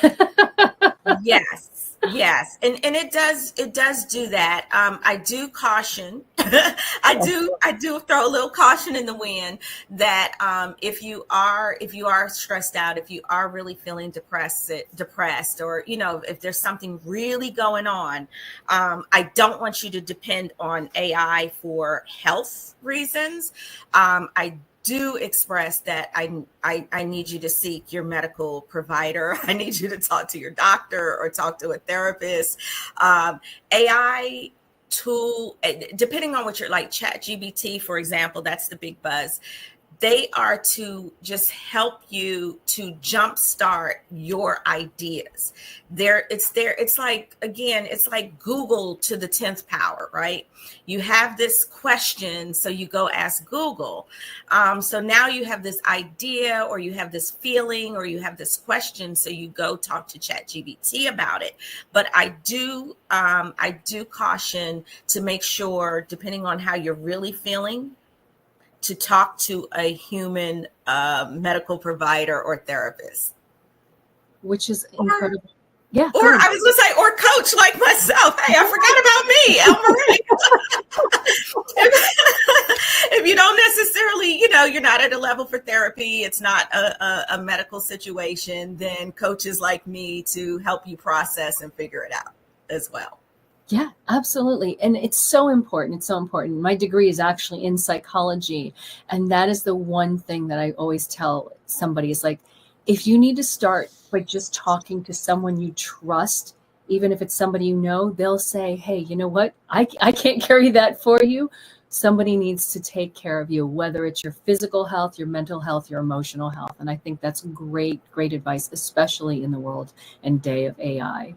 Exactly. And all of those, and what you just said is key, because all of those tie together. Your mental, your physical, and your emotional, all of those tie together. The brain processes everything for the physical body. We treat ailments like diabetes or blood pressure, but we have to really, really treat the ailments of the brain as well. So how did you get into your journey? What was that turning point that said, I need to be a coach. I need to help other people who are out there? Oh, wow. That's a really good question, Christine. Again, after spending years in corporate technology and corporate leadership, I had this brainstorm bright idea in 2020. I've always my hobby per se has always been spa and self-care. So again, when I traveled extensively, when I left the country, I would seek out spas. So I've been to a spa in Hong Kong, I've been to a spa in London, and I had this bright idea at the end of 2019 to open a day spa for busy professionals like myself. It went into 2020, and it was an interesting journey. And I met a lot of stressed out people during that time. I had a 3-year lease, and I met so many professional women and men that were just stressed out. So when I closed the physical brick and mortar, I said, I still want to help people. I still want people that are stressed out to understand that there are other paths, there are other avenues, and it doesn't necessarily have to be the physical, getting a massage or getting a facial. Let's start working on the mind. Let's start working on stress management. Let's start working on self-care. Let's start working on setting boundaries, healthy boundaries. Let's start putting strategies and tools in place for especially entrepreneurs and business owners. So I even launched what I call the Boss Brunch for this next year will be the 5th one. Business Owner Success Strategies is what it stood for. So I'm always thinking of what is the strategy to overcome stress. Ooh, I like that a lot. Well, I haven't asked you my magic question that I love to ask everyone. is on your own personal visibility journey, because you've been doing so many things with your work in your personal life, everything. And your own visibility, if 0 is invisible and 10 is absolutely visible for yourself, where are you in your visibility scale? I absolutely love that question. So my visibility scale, for myself, I would probably say a 5.5 to a 6, right? I've always been the strategist behind the scenes, even in corporate telecom, when a project, was delayed in delivery, or we were having vendor issues or whatever. I was the one behind the scenes fixing it, and, kind of like the cleanup girl, get that vendor straight, do this, do that. And I was always behind the scenes delivering with a high level of excellence. Now I am navigating coming forward with visibility, especially with social media so prevalent, right? So I'm the one that's like, no, I don't want to go live. I don't want to do, but I am starting to do that more. And something that I do also teach, again, with those AI tools, because not to be stressed out trying to be visible, I help you clone yourself. I help you navigate Hey Gen and systems that you can actually create yourself and broadcast whatever it is you want to broadcast at any time. You set it, kind of like set it and forget it. So I'm also teaching how to apply the strategy of those tools out there so that you don't have to stress out about being visible. Yes. And here's another fun question for you. What is your legacy message that you have from everything that you would put together? What legacy would you like to leave behind? Wow. The legacy message that I'd like to leave behind is never, ever quit on yourself. Always bet on yourself. Be true to yourself, be good to yourself, and just keep going. No matter what's in the rearview mirror, no matter what others have to say about you or your visibility, you bet on yourself and you keep going. Ooh, that is some powerful words. Bet on yourself. So how can people find you if they want to get in touch with you for your coaching? Sure. They can reach me on 301-818-1997, or they can visit the bizoasis.net. That's THEBIZOASIS.net.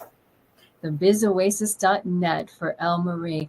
I cannot wait to hear you speak and share your wisdom this weekend at the Women Getting Visible conference. Thank you so much for your time today and sharing your wisdom today. Thank you, Christina, and I'll see you tomorrow, and I'll see you the weekend. And for your viewers out there, if they don't have their ticket, they better hurry up and get their tickets. So thank you, and I look forward to it. Oh, thank you. Who will be up next in the Golden Chair? Join us next week.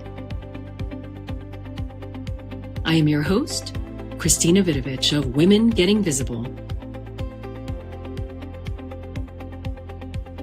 Let me personally invite you to the Women Getting Visible show and conference October 10th through 12th in Washington, D.C. We'll kick off Friday night with our VIP reception. Saturday, we'll have powerful keynote speakers, incredible workshops, and networking opportunities. After the Back to Me session, you'll walk away with confidence on Sunday. Join us and get your visibility journey energized.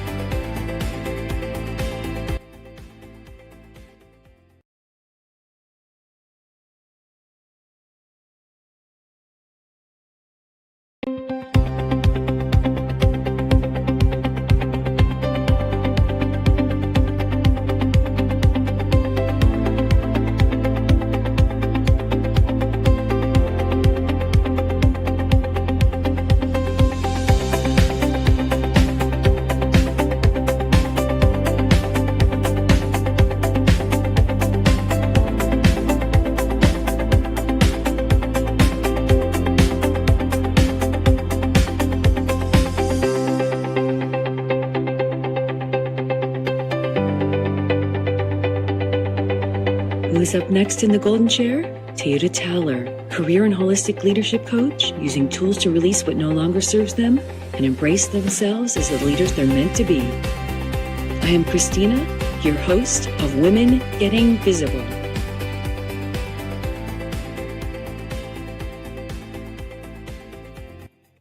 Well, hello, everyone. Good morning, good evening, good whatever, wherever you are around the world. I am so excited to have this lovely lady in the room with me. We just came off of a 3-day first annual Women Getting Visible conference in Washington, D.C. And let me just tell you, the feedback has been absolutely amazing. And I am so excited to have Toyota with us today. Hello, Toyota. Hello, Christina. It's so nice to see you and catch up after the conference because it was so beautiful, but it was like so much going on and I wanted to talk to you more. And now here we are. I'm excited. Yes, and here we are. I'm so excited. This woman has just impressed me from the moment we met on Zoom. And now she's here. She was in the room and now we're back on our live stream app. And wow. Can you just tell us where you are today, and because you're not in Washington, D.C. anymore, and then a little bit more about you, because you do so many things. I would rather have you do the proper introduction because, oh my goodness, I'm just going to sit back and go, wow. Well, I'm Toyota Towler, and my name is pronounced differently. I'm Kosovo-American entrepreneur. So in Albanian, my name is pronounced Teuta. American version is Toyota, Toyota. I've been called all kinds of names. So whatever makes people comfortable, I'm fine with it. I am currently in Outer Banks, North Carolina, beautiful island. Right here, it's the Albemarle Sound behind me. You can't see it because I'm on the rooftop of the house. I am a holistic leadership coach, speaker, and trainer. And I'm also a forgiveness life coach. I have so many tools and strategies that I combine when I do coaching and speaking and training, but I'll wait for the rest of the story to unfold as we go on with this conversation. Oh my goodness, absolutely. And let me just say, we could sit here and talk for hours, and there's so many fascinating things because I had the honor of chatting with you between, the little breaks of sessions and speaking, and just really in an awe moment with you. So I can't wait till we dig into that. But I'm going to ask you my first question that I love to ask all the guests. And this is on your personal scale. If 1 is the least amount of visibility and 10 is the most amount of visibility, where do you see yourself? This is a challenging question, to be honest, because, and I can answer this 2 different ways. Spiritually, I believe I am as visible as I'm meant to be at this time, at this place. Now, physically, comparing, the amount of people that are in this world and how many people I can connect with them, either in person, through social media, through website, the numbers compared to global, I would say I'm a 1. Wow. So, there's so many people in the world and I haven't reached them. Maybe it's not even 1% of the global population. That is really interesting. And what I love about it is it's a real honest answer, because we want to, do so much and reach out to so many people. But you're right. I mean, when I look at it from, just the female population of 4 billion women, of going, of those 4 billion women, how many have I been able to reach so far? I love the women I have been able to reach, but it's, if I don't keep reaching, then what's my mission worth? So exactly. I want to keep reaching. So for me, when you say it that way, it's like, yes, let's climb to 2 and then we can climb to 3. That's exactly. Yes. And I think in this day and age, with all of the tools and resources and internet connection, is like the sky is not even the limit anymore. We can reach and go to the 10, no problems. Yeah, absolutely. Considering the population there are in remote areas when they don't have internet. So I'm saying we will never reach everyone 100%. So I don't think I can ever reach, or anyone for that matter, can reach the 10. That's true. That is true. If And- we're talking about being visible global, but if we're talking about, okay, I want to be visible in North Carolina, in United States, in these states, in this country, in this area, if you narrow down your geographic area, then you can reach and be a 10. But globally, no. Well, and I like what you said too about the spiritual part. I am where I need to be at this moment. Yes. Because I love that, because you can find that personal space and going, am I where I need to be today? Then maybe in my inner self, I am a 10 today. But maybe I didn't do the things I wanted to do or hoped to do. So maybe I'm just a 6 today because I slept in. But I want to piggyback on that, because it's like, if your energy today, it's a 5, but you use all of that, then that's still 100% of you showing up. Yeah. Yeah. So I have a question. What was it that made you decide to get more visible? Because you're also a speaker. You put yourself out there and you teach people. What is it that kind of gave you the spark to say, you know what, today's the day? Honestly, the first time that I wanted to be a speaker was when I was 15 years old, and our rights were taken away to study in Albanian language while I was growing up in Kosovo. I had just finished the high school and I was getting ready to go to college, and they just took our right to study in the native language. So I joined the student union, and I was speaking, and I was creating signs and going on the media, whatever I could to get that message across.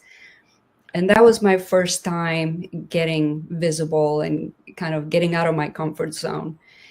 And I've always been visible or on stages or on the radio or television for one reason or another.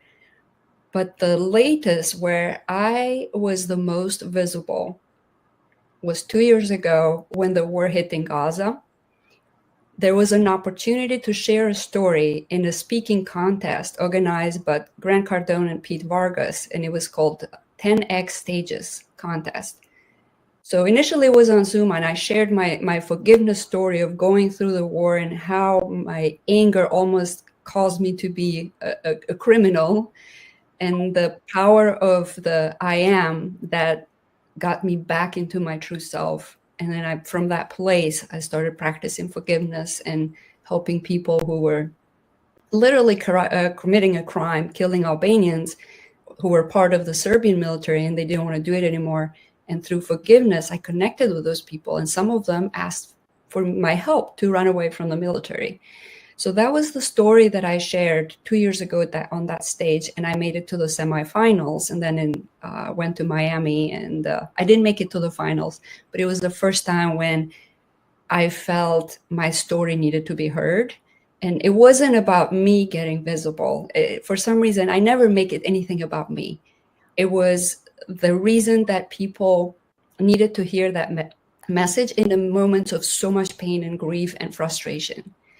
In a moment when there was just so much division and so much friction. And I wanted to share my forgiveness story because I felt people could use that.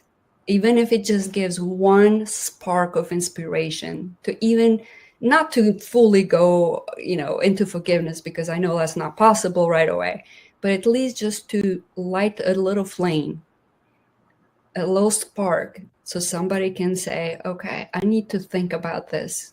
What am I doing, and how can I step into myself and not let the external pain and anger and frustration change me as a human being to be a worse version of myself?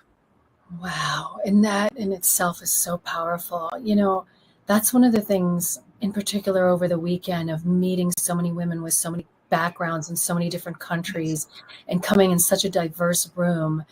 And the story that you told me, I was just floored by, because, when we live in our cushy houses and we live, in a way that we don't know what other people are experiencing around the world. And then we stop and we go, oh, wow, that is your story. It happened to you. It's real. And it's not just something you read in a book or watched a, little ticker go by on the news. It was real it happened to you. Can you share a little bit more about that talk with us, about what it meant? I believe what it meant for me was just getting something out of my chest also that I haven't shared before. Because up to that point, I never told anyone that I helped Serbian soldiers run away from the military. It was something that I was afraid of sharing, because when you're helping your enemies, you become an enemy. So I was literally afraid of Serbs killing us, and then afraid of my own Albanians who were, grieving and suffering in pain. Like, why are you helping them? But for me, I saw an opportunity. If people don't want to commit a crime, I'm going to help them. Wow. That is, and I know this sounds so silly, but it's almost like, that mothering instinct that comes in. You don't want to see another human, somebody's baby be hurt in any way, any shape or form. And that's exactly that one of the soldiers told me. He said, I have a wife and kids, same age as you or your brother. And I just cannot do this. I want to go back to my family. And he took a risk also. He was the first one that I helped and took a risk. Wow. And so how old were you? Were you still a teenager when this happened? I was 21 when this happened. Okay. Wow. And it's amazing because it took you years before you could actually start to feel comfortable to share that story. Mm-hmm. Yes. Wow. And also, I didn't really think it mattered that much. It's like, yeah, I helped these people run away. So what? It wasn't like, yeah, there's no reason. Like, what's the point? But when I saw an opportunity where people actually could practice the same thing and elevate to a higher level of consciousness and stop judging people and start to see a different side, because I believe everybody has an evil side and the good side. And the line is very, very thin. But the more we work, the story of feeding the good wolf, the more we feed our good side, that's the side that dominates. And then, the root is the I am. It starts to build that I am. And that's where all your values show up. And then you can't help but help others. And that was my thing. And I think one of my strongest values that still drives me to this day is freedom. It drove me to be independent, not marry someone who would be controlling. It drove me to be independent and study more and then start my own business. And even politically, it's like if I feel a religion, anything that feel constricting, I'm like, nope, gotta have my freedom. Yes. I mean, what a life driver, what a life lesson so early on to take with you and actually learn from it. How many times, you hear people like, oh, we get stuck in the cycle, we get stuck in the cycle, we get stuck in the cycle. But to take it and go, you know what? I'm out of this cycle. I need to do better. Not only do I need to do better, I'm going to share what I know.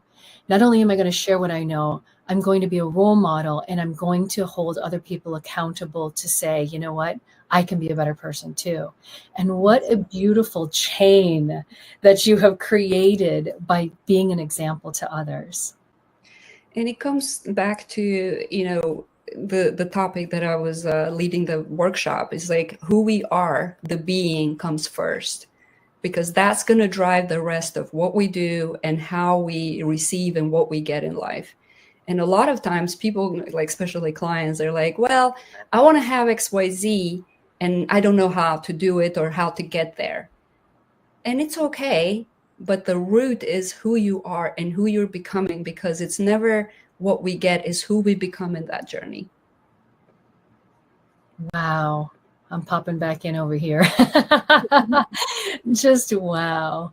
And so how does this relate now with your clients and what you're doing with people? Like, what are some hard lessons that you tell people? I think the hardest one for everyone is the ability to let go. As Buddha says, attachment is the root cause of all suffering. We have an attachment to ideas and people and places and things. And that attachment, a lot of times, including with what we've been heard and the stories we've been telling ourselves. That keeps us from moving forward. So even though the clients come with like, okay, I want XYZ, a lot of times is millionaires who just want to go to from 5 million to 10 million to 100 million.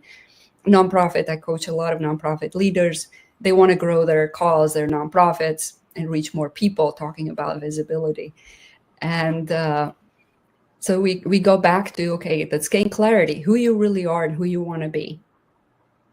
That's the foundation. And then the clarity of what you want to achieve. What is your legacy? What do you want to leave behind? And then we start, okay, what can we do with what you have, where you're at? And this is where the forgiveness starts to fit into that kind of a framework of coaching that I have, because we start to build confidence. Because you don't do and you don't get what you want without having clarity first and then building that confidence. And part of building that confidence is really commit to what you say you were going to do and commit to your identity, to your values. So then your actions are aligned with your goals. And then, of course, when you have this commitment, and then through accountability and coaching with consistency, people do reach their goals. And the reason I work with leaders is because I see so much, like the effects quadruples, the impact is big. Imagine, I have a CEO who has 500 employees, and the next day he has an awareness about something. He goes to the Monday meeting, talks about it with his team, and then the whole thing changes. Like, it creates this ripple effect that is just so rewarding for me personally. And it's one of the reasons that I love leadership coaching the most. And I love that, because you're affecting from the background in an invisible fashion, in a way, the visibility of change. And Yes. That's incredible. So what do you think is the most impactful? Like, when you look at your recent work, that really your proud moment? I think my proud moments are my children, to be honest. Oh, share. Yes, I've just worn so many titles. Like, I've shared the story that I was a nurse and I was a computer programmer, a software developer, and nonprofit leader and CEO of a marketing company, and now speaking, coaching. I teach at the leadership at the community college. But still, my favorite title is being a mother to Sarah and Eric. Oh, see, and that's They are my joy. That's the best, honestly. And I, as a mother as well, I mean, there's something special and unique. And as we are setting a standard for role models for our children as well, so that they know what kind of work ethic to have, they know how to prioritize, and being what you just said, how to prioritize family.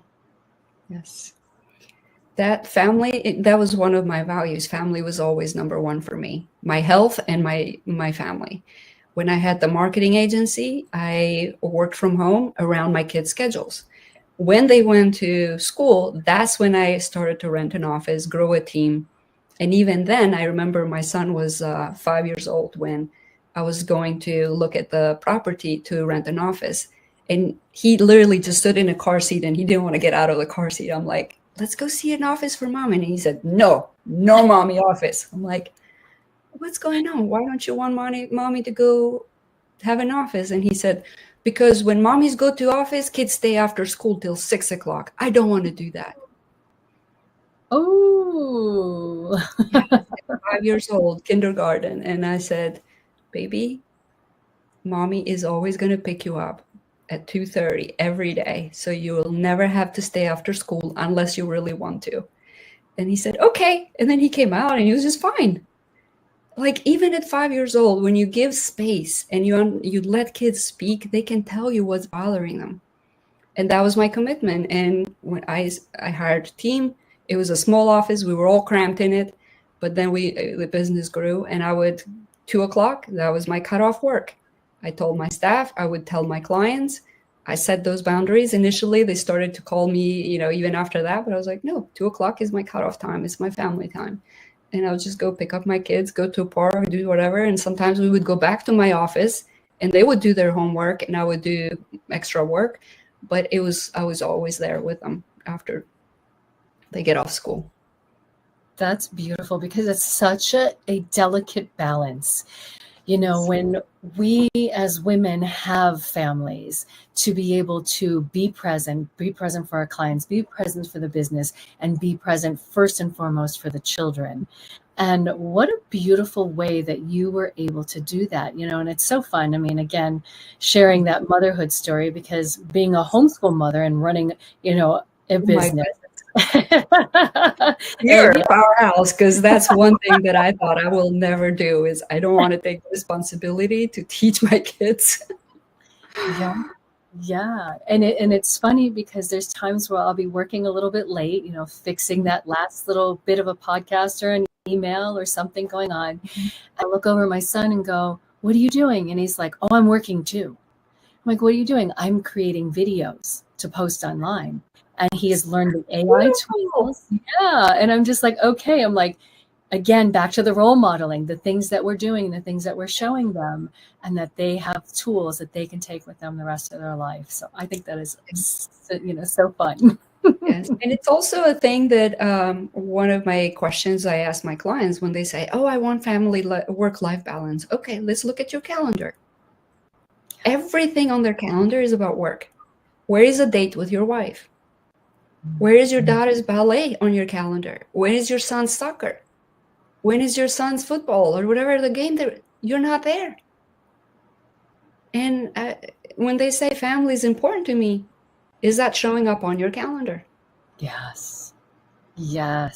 Oh, that is so important. And I love that. And I think that's a great takeaway for anybody, who's listening right now or watching, is put the family things on the calendar, the family events. Let me be even more specific, not family things, the family events, the important moments in our life. Yes. Yeah. Also, putting our personal needs on the calendar as well. Like if you're going to do yoga, put that on your calendar. If you're going to do workout, put it on your calendar. If you need to go for a walk, put it on your calendar. You need to go socialize with friends. It's important to put it on a calendar, because if it's not there, it's not going to happen. Yes. I love that. Once you have that number of priority, like family, health first, family, work, friends, it's so much easier to say no, to stick to boundaries, because you are clear. Again, back to that clarity, you know who you are, what's important to you. And then you have no problem saying no to someone when you know it's your daughter's game. It's so simple that it's brilliant. And people don't do it. And then they struggle with boundaries. They struggle with communication. It's like you struggle because you don't have clarity on your priorities. Mm-hmm. You have competing commitments. You're going to disappoint someone anyway. Who do you want to disappoint? Your client or your son? Ooh, for me, it's very clear. I will not want to disappoint my son or my daughter. They come first. Yes. Again, that is just so simple and so brilliant, because at the end of the day, your family's still going to be there no matter what. A client, you never know how long they're going to be around with you. Yes. You may make impact, but your family is there for the rest of your life. It's just simple. Well, a beautiful example is seniors who are in nursing home. Like sometimes I go and visit the seniors in the nursing home, and these are people I don't even know. But there's a couple of people who have served in the Army and one was in the Navy. And they're sitting in a nursing home alone with all of those medals surrounded by them, but now they're alone. They gave so much to the world. They gave so much for this country, and now they don't have anyone. They're sitting alone in a room. Yeah, and that's such a tough piece of life to see that happen after this beautiful life that someone has, to watch something like that disappear and become invisible again. I that's something, again, culturally from my family. We're very, very much family oriented. My mother's side with the Filipino side and my father's side with the Croatian side, very, very connected. It's like we take care of each other. There is no such thing as a nursing home in our family. Yes. Yeah. You do what you've got to do. And here's another question, with all of that balance and the, figuring that out for somebody and they're struggling. One of the things that is in the description is releasing what no longer serves you. Where do you find the biggest struggle that people have in just letting go? This is interesting because, yes, I'm going to get back to the forgiveness, because people, when they're working on themselves, they are more likely to forgive others for hurting them, for lying to them, for cheating, stealing, whatever it is. But they have a hard time forgiving themselves for the mistakes they've made, for the things they could have, should have, would have. They beat themselves up about that. And this is one of the parts where I see that confidence they end the self-sabotage. It's because of those little things that people feel guilt, shame, resentment about. And that's the part where, when we work, it's the hardest part of the journey, to be honest, because we all have something about, we could have, should have, would have. And letting go of that, so it doesn't really affect our present time, our present life, whatever it is that we're trying to achieve, to become that person, we really need to be free from the past baggage and not beat ourselves up in order to move forward. Yeah, I love that. It's just letting go and just searching for that on the inside of going, you know what, it's time to stop doing that to yourself, because why? Nobody else is doing it, but sometimes we are such our hardest critic. Yes, we are our own worst enemy. Yes. What legacy do you want to leave behind? If you had to write, one page that your children can go, this is who my mother was. If there is one page that your clients can go, I'm so excited I knew her because the friends in your life, what legacy that do you want to leave? I think it comes back to forgiveness and empowering people. My goal is to every person that I meet, to leave them more elevated than prior to meeting with them. To let go of the past so they can fully enjoy their present and grow into the future. And forgiveness is not about other people. It's not, punishing or letting go of people getting away with a crime. It's simply to feel that release, so it's for yourself, not for others. I believe when we do this work individually, we are a better version of ourselves. And every version of ourselves individually, then collectively, we are more at peace.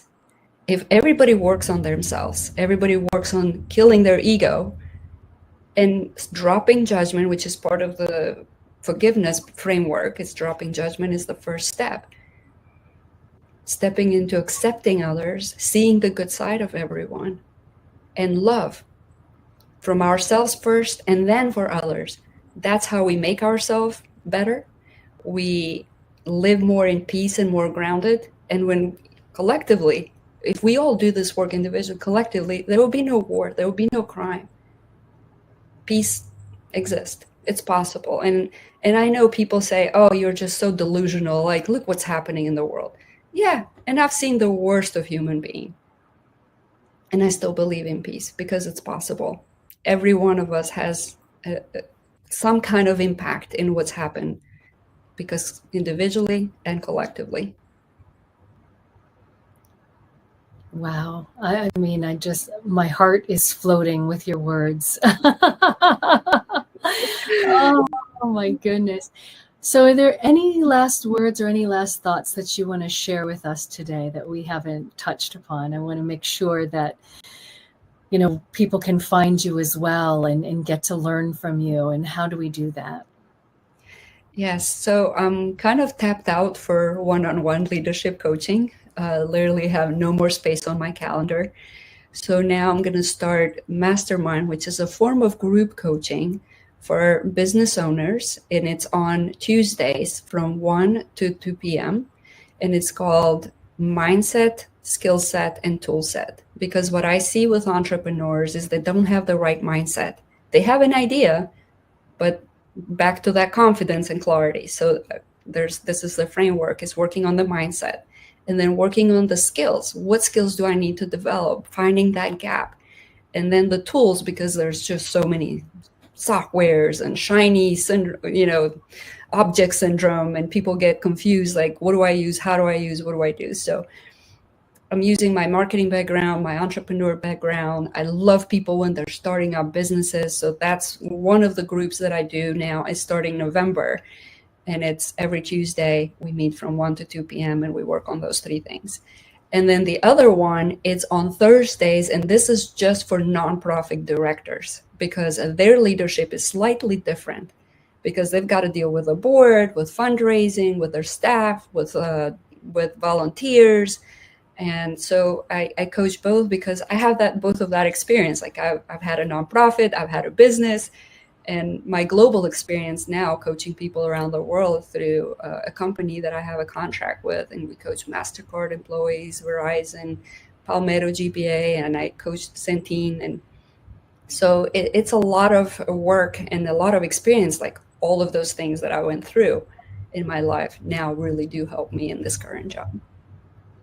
Fantastic. And is there a website that we can go to? How do we find you? Yes, my website is teutatowler.com. All of my social media handles are at teutatowler. Fantastic. So we can find her there. And if you want to join some mastermind courses, she's the one to head to. Thank you so much for being a speaker at the Women Getting Visible and joining me again today. I can't wait to talk to you some more and share all of your insights. You are an amazing person, and thank you for this.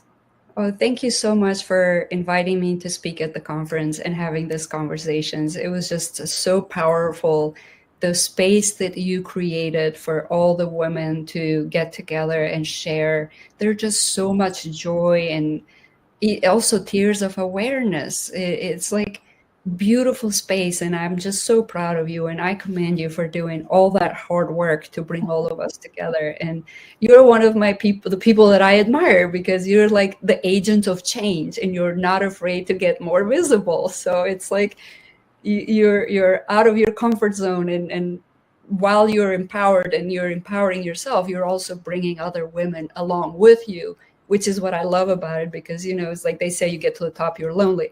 Not if you bring everybody else along with you, and you're doing that. So I'm really, really happy for you. Oh, yeah.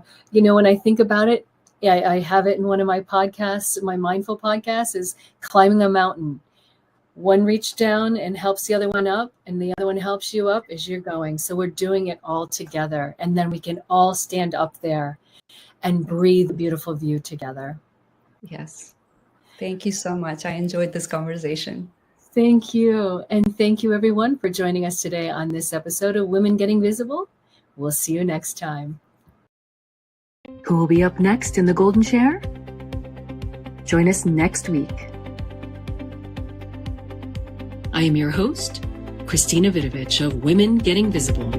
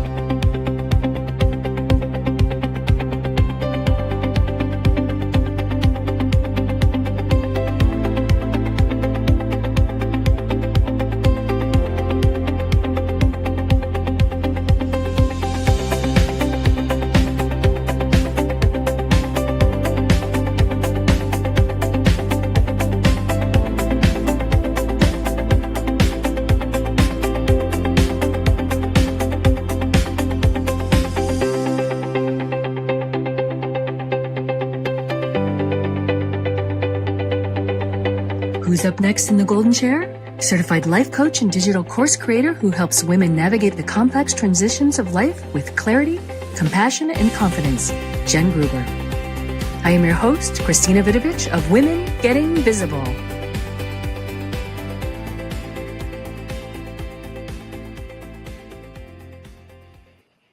Well, hello, everyone, and welcome to this week of Women Getting Visible.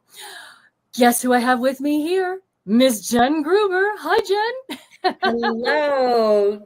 Thanks for having me, Christina. It's great to be here. Oh, my goodness. Thank you for being here. And I am so excited to celebrate you as one of the speakers at the Women Getting Visible conference that we just had. And just before we went live here, we were just having a little bit of chat of all the fun things that we were doing and some of the plans for next year, which is so super duper exciting.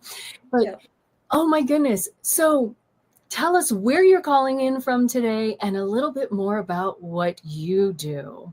Sure.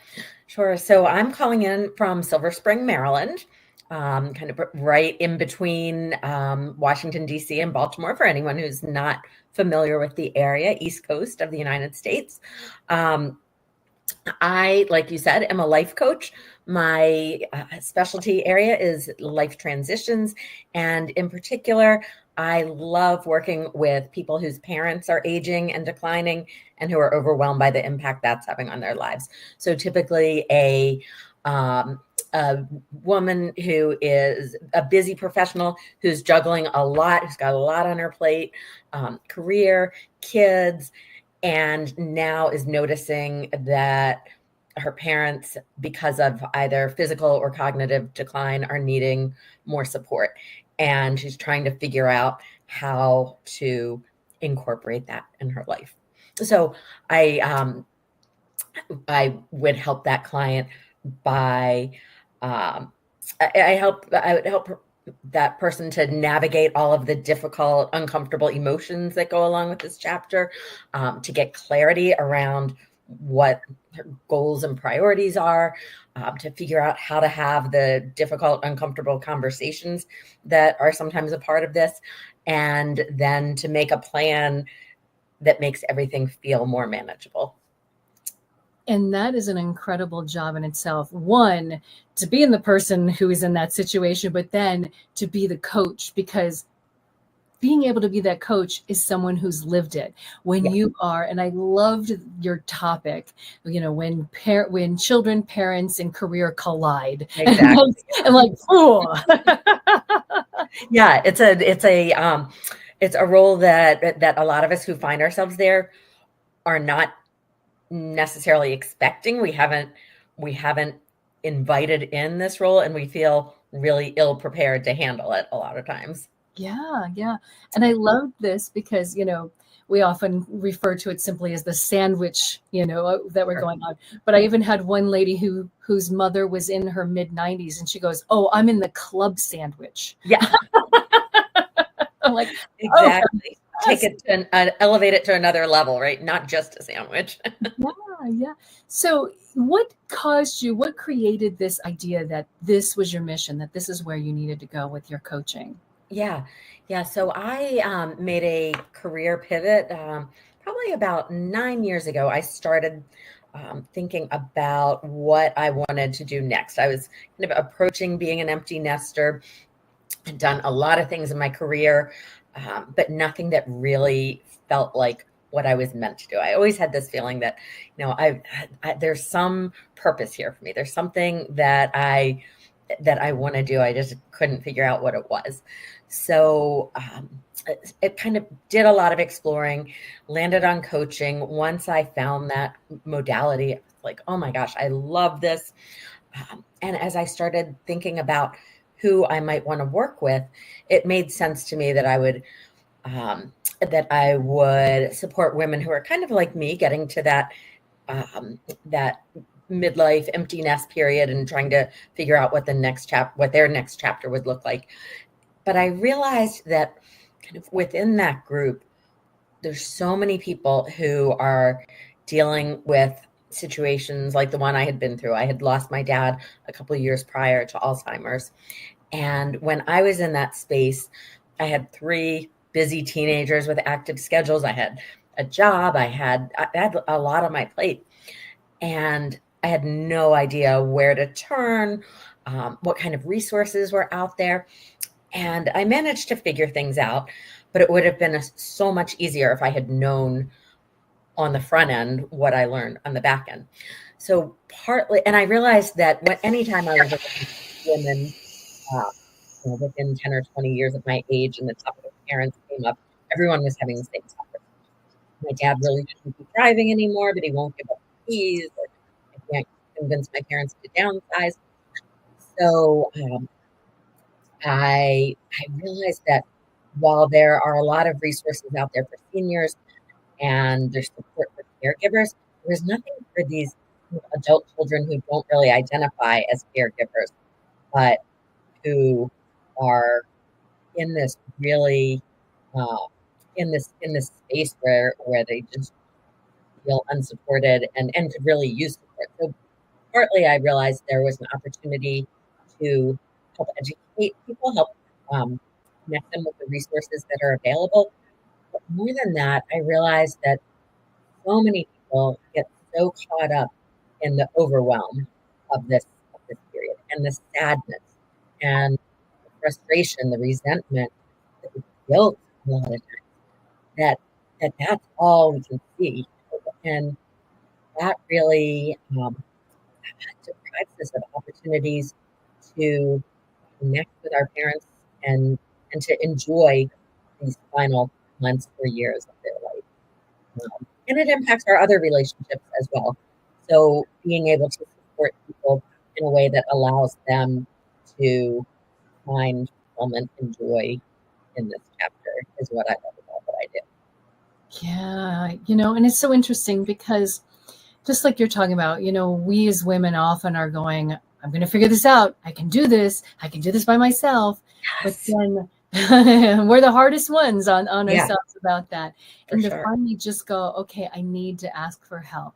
I need to figure out what I'm doing, because unless you've already dealt with a situation, be it your grandmother, be it an aunt, be it somebody else in your life, especially when it comes to your own parents, there's a lot of emotion that gets thrown in there.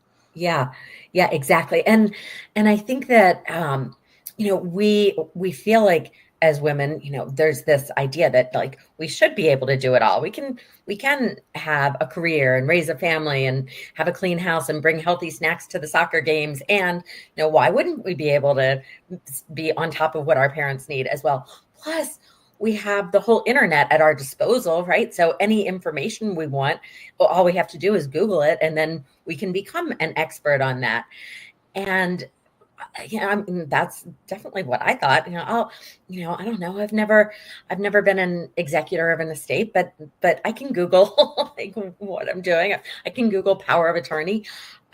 But then you realize, why would I think that I could become an expert on that just by going online? And even if I could, is that really what I want to spend my time doing, my time and my energy, especially when there's so many professionals out there who that's what their job is? We all have, expertise in our own areas, and why wouldn't we want to, pull in support from people with expertise in those areas? Yeah. And I think you said it right there. It's that time that you're spending doing all that research, because it's hours of research and going through yes, this, no, this. Oh my goodness. How do I redefine all this, when you could be using that time so much better to be present for your children, for your parents, and yourself. Exactly. And then it's the second guessing yourself. Oh, did I do everything right? Did I miss anything? Am I, is this okay? The stress that comes from just continuing to worry. Yeah. When you're bearing all of that yourself. Exactly. And what a load on your shoulders. Yes. I'm going to ask you that magic question I ask everybody on your own personal scale. Yeah. Of 1 to 10 in visibility, 10 being completely visible and 1 being less visible. Where are you on your own scale of that 1 to 10? So I know that that's a question you always ask. And so for me, there's two different ways I could answer. If I'm thinking about how comfortable I am being visible, how comfortable I am talking about what I do and my value and kind of stepping into myself. Uh, I think there's always room for improvement. I'd put myself 8.5, 9 on that scale. And that's very different than where I used to be. If we're talking about where I am on my visibility journey as far as the breadth of my current audience and how much impact I would love to make and what I envision for myself and how much potential I see for myself, then I'm way back, I don't know, maybe around a 2, because I know I just have so much more that I want to give and achieve. Ooh, this is so juicy. Well, let's go to your first one. When you're talking about what you're doing in your business, you had mentioned 8.5 to 9, but it wasn't always like that. What was it before? So and why? yeah. I mentioned that I had worked in a lot of jobs, a lot of roles that just didn't feel quite right to me, and those when I was doing something that I didn't feel passionate about, that didn't really energize me, I really wasn't comfortable. I don't know, probably back on a 2 or 3 maybe. But I found that if I were doing something like volunteering and I were speaking as a representative of another organization, then I was comfortable being visible. But when I was speaking on my own behalf or building my own brand, if I considered myself my brand, that was really low. So it took me a while to get to a point where I was comfortable not just being visible, but being visible around my own mission, my own goals, my own business, my own brand. So what was the changing point? What was that made you say, you know what, I can't stay at this anymore. It's time to move forward. Yeah. So for me, it's so funny to think about this now, but when I was like 48, 49, I thought, I've always felt like there was something else I wanted to do, but it's probably too late now. I'm almost 50. If I wanted to do something different, I should have figured that out a long time ago. And like I said, now that seems crazy to me because 50 obviously is not that old. But I thought, okay, well, do I want to just continue on this path that I'm on? Because nothing's forcing me to make a change. And I realized that I didn't want to get to the end of my life feeling like I wished I had done something different, or like I had missed my opportunity, or like there was some untapped potential that I was leaving this world without fulfilling. So that was what initially prompted me or got me to that next step. And then, the more I learned, the more confident I became as a coach, as a business owner, the more I was able to step into that. And then what really propelled me was not so much a fear of what I might not achieve or accomplish. It became, oh my gosh, I've got so much valuable insight to give, and I have this amazing service that I can offer people. And I don't want to not be able to share that because I'm afraid of what people might think, or I'm afraid that, like, what if I put out this blog post and people think it's dumb? like I didn't want, it became not that, it became less about avoiding things I was afraid of and more about having something that I felt so strongly about that I really wanted to share. And it's funny. It's, what I call that getting out of your own way. It's like, how many times we're the ones? It's like, yes, I have all these skills and I can do all these amazing things, but you forget that you can do all of those things. And you're like, oh, wait a minute. And it's so amazing because the minute that you kind of let it go even a little bit, and then a little bit more, you're like, oh, wow, it's being received really well because, oh, I do know my stuff. Well, and that's the thing. Like, once you start getting that response, like, then it starts to get so much easier because you can kind of build on that momentum from like, oh, okay, like, people are like, this response is giving me more confidence and making me feel better about myself. And then, you're kind of snowballing in the right direction. Ooh, I like that one.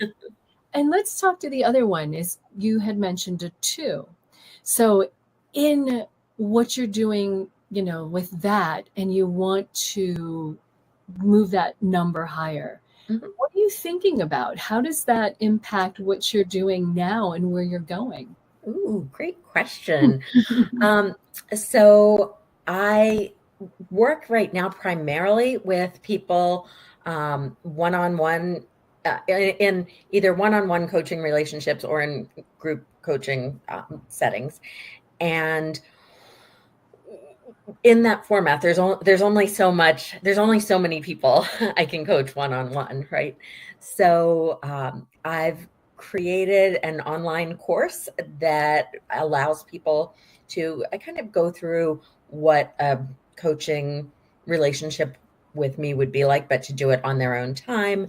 And also, a lot of people, what we're talking about is so personal, and there are so many really difficult emotions oftentimes involved that even talking with a professional is hard for a lot of people.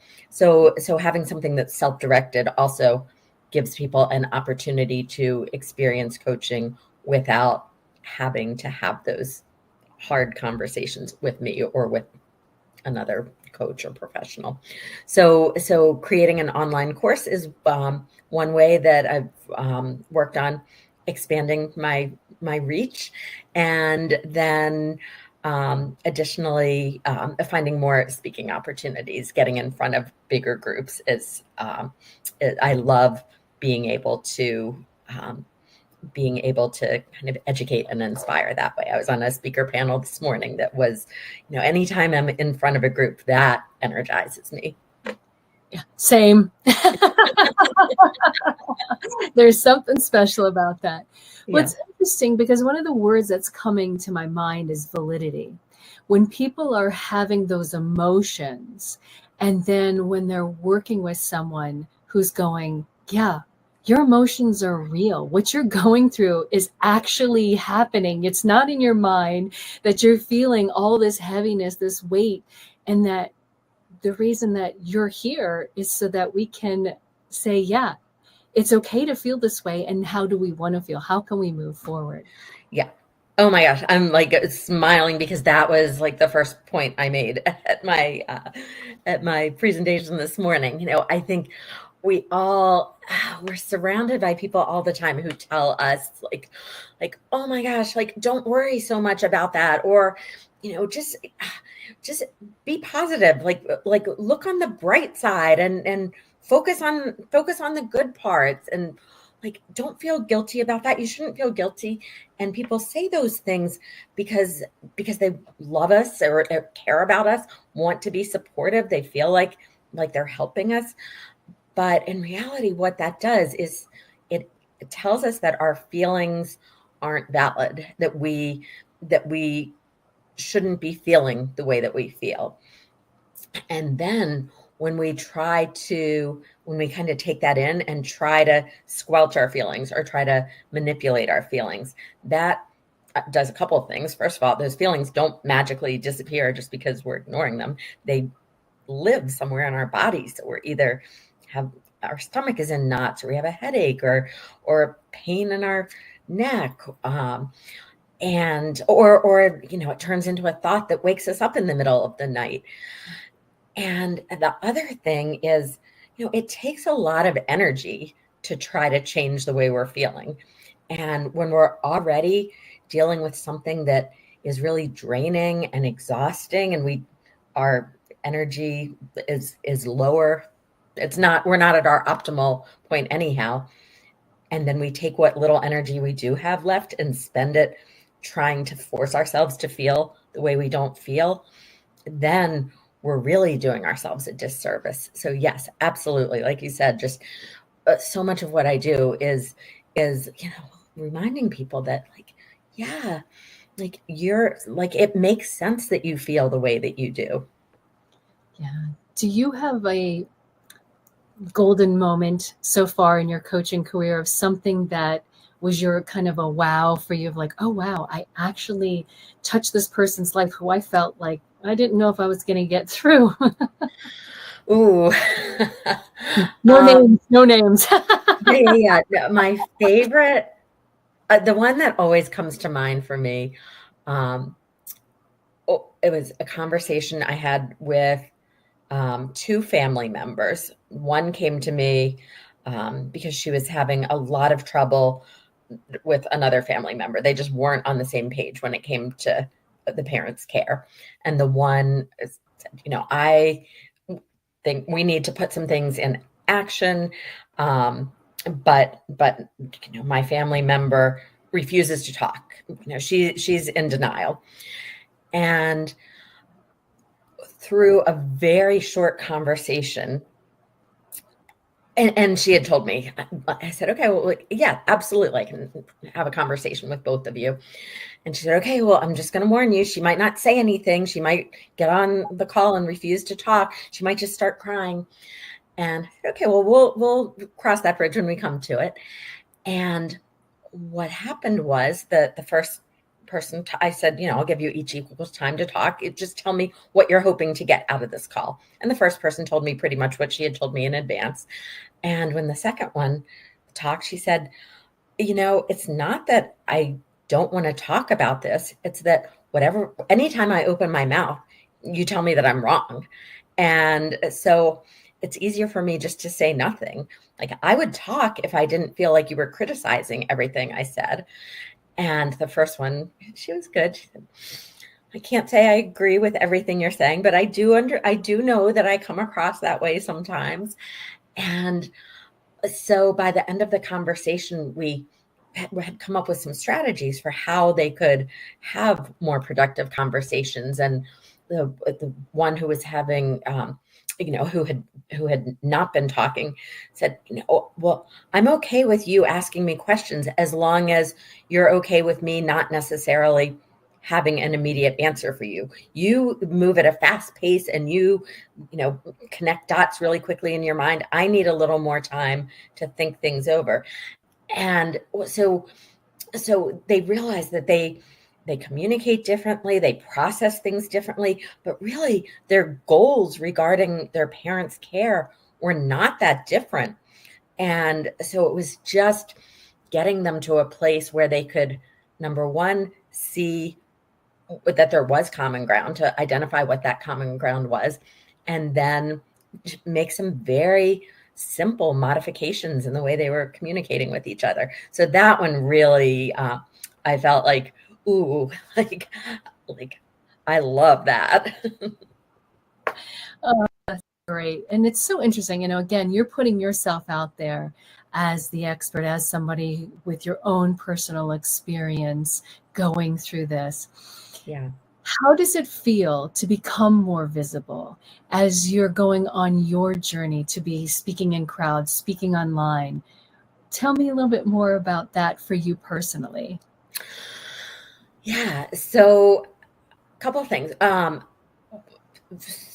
on one hand, super energizing. I like I said, kind of feed off the energy of being visible, of knowing that, seeing those nods when how many people in the room, when you think about your next chapter, have some mixed emotions, and you see those hands raised and those nods, like that is super energizing. Definitely feed off that.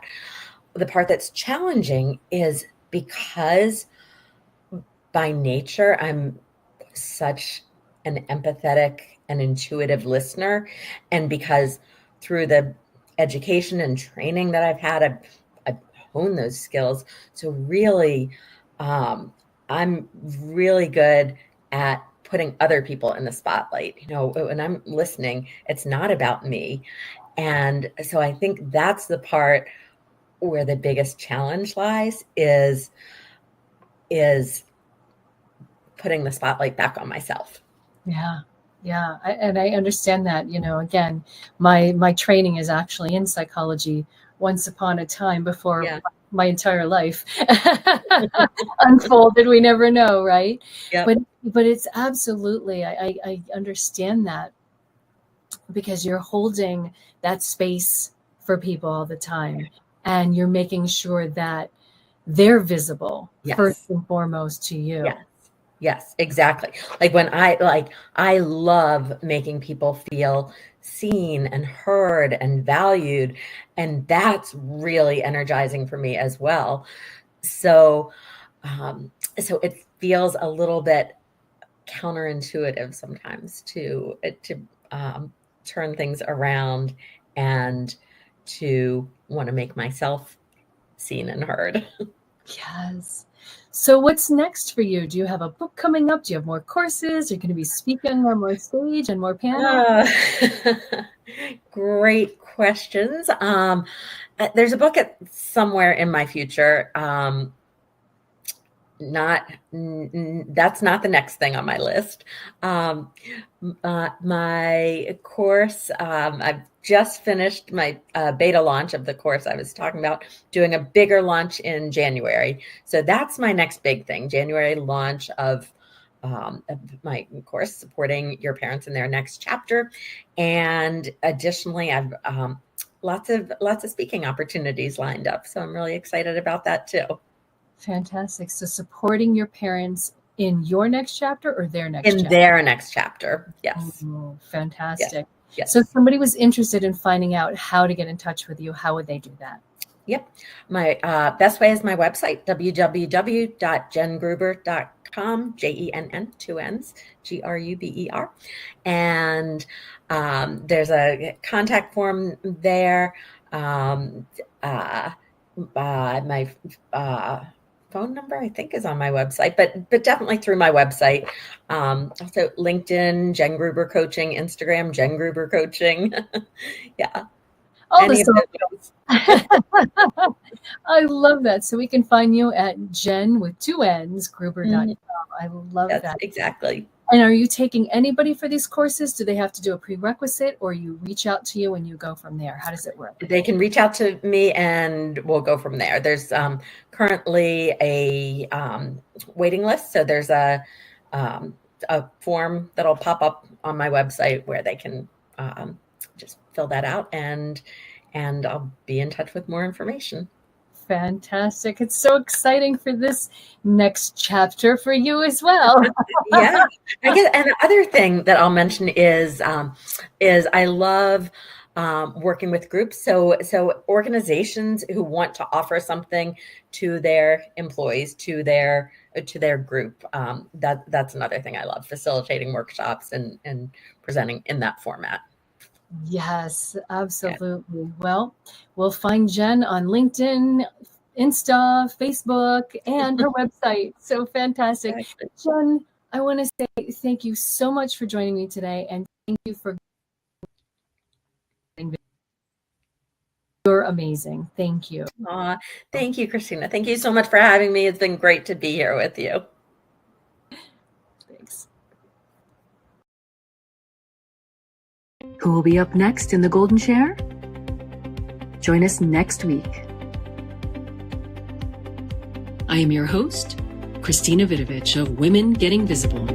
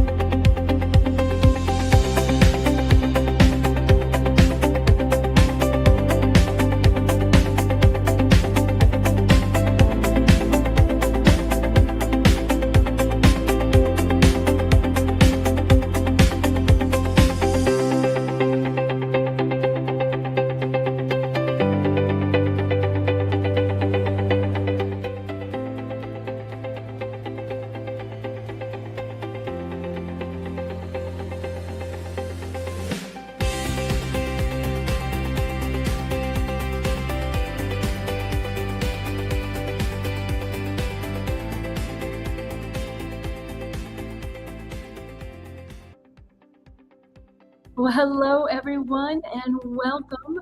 Guess where I am today?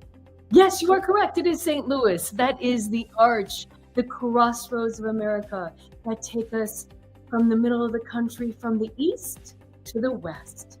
And I am actually having a happy hour today in St. Louis at 4:30 p.m. Central Time.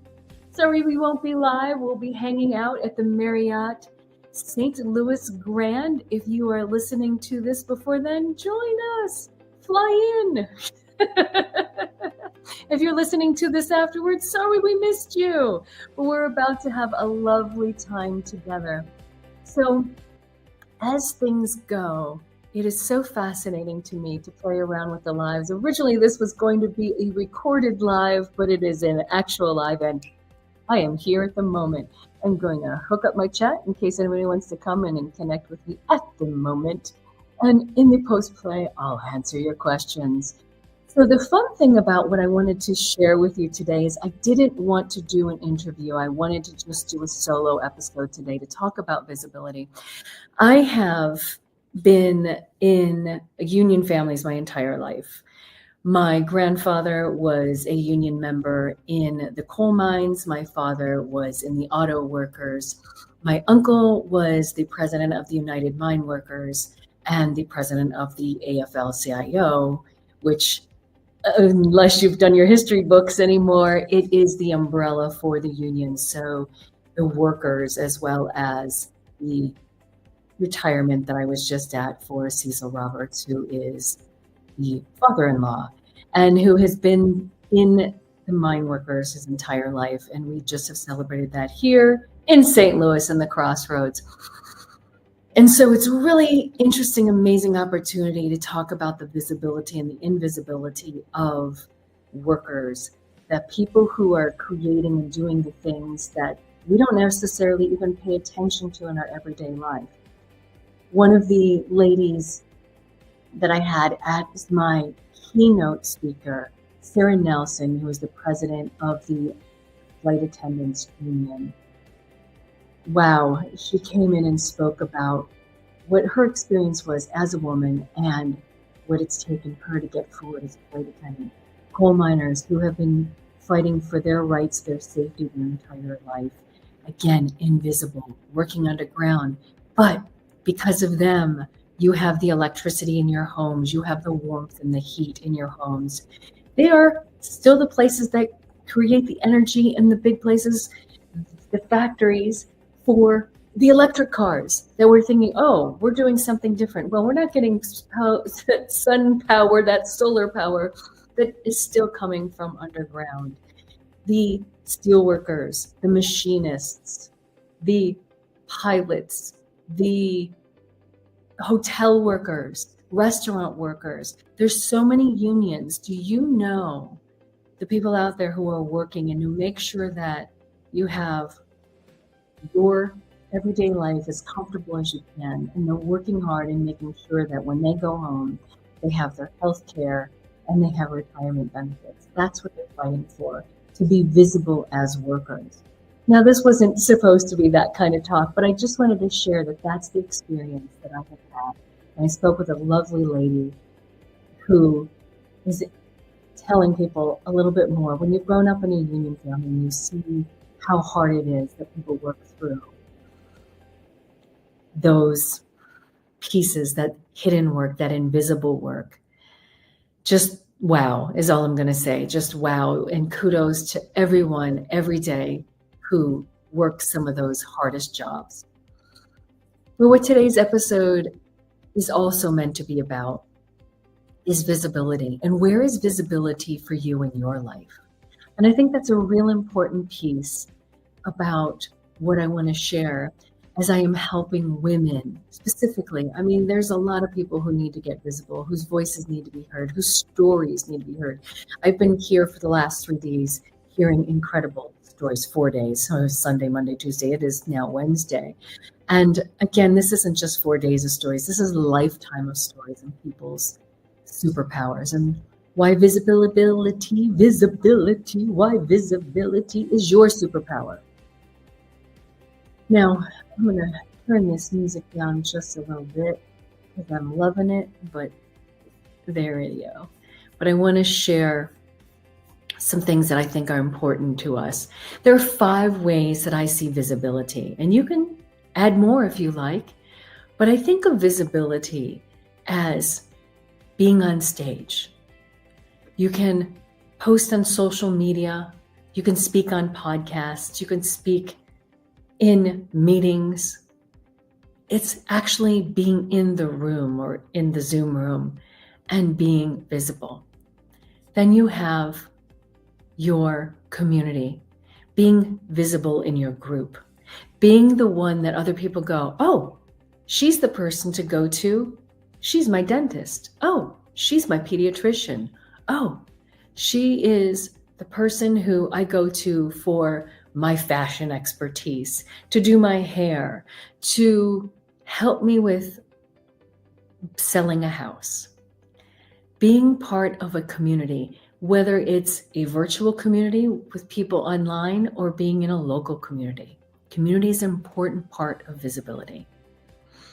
Then we have our personal visibility, visibility to ourselves, our own confidence, being able to show up for ourselves.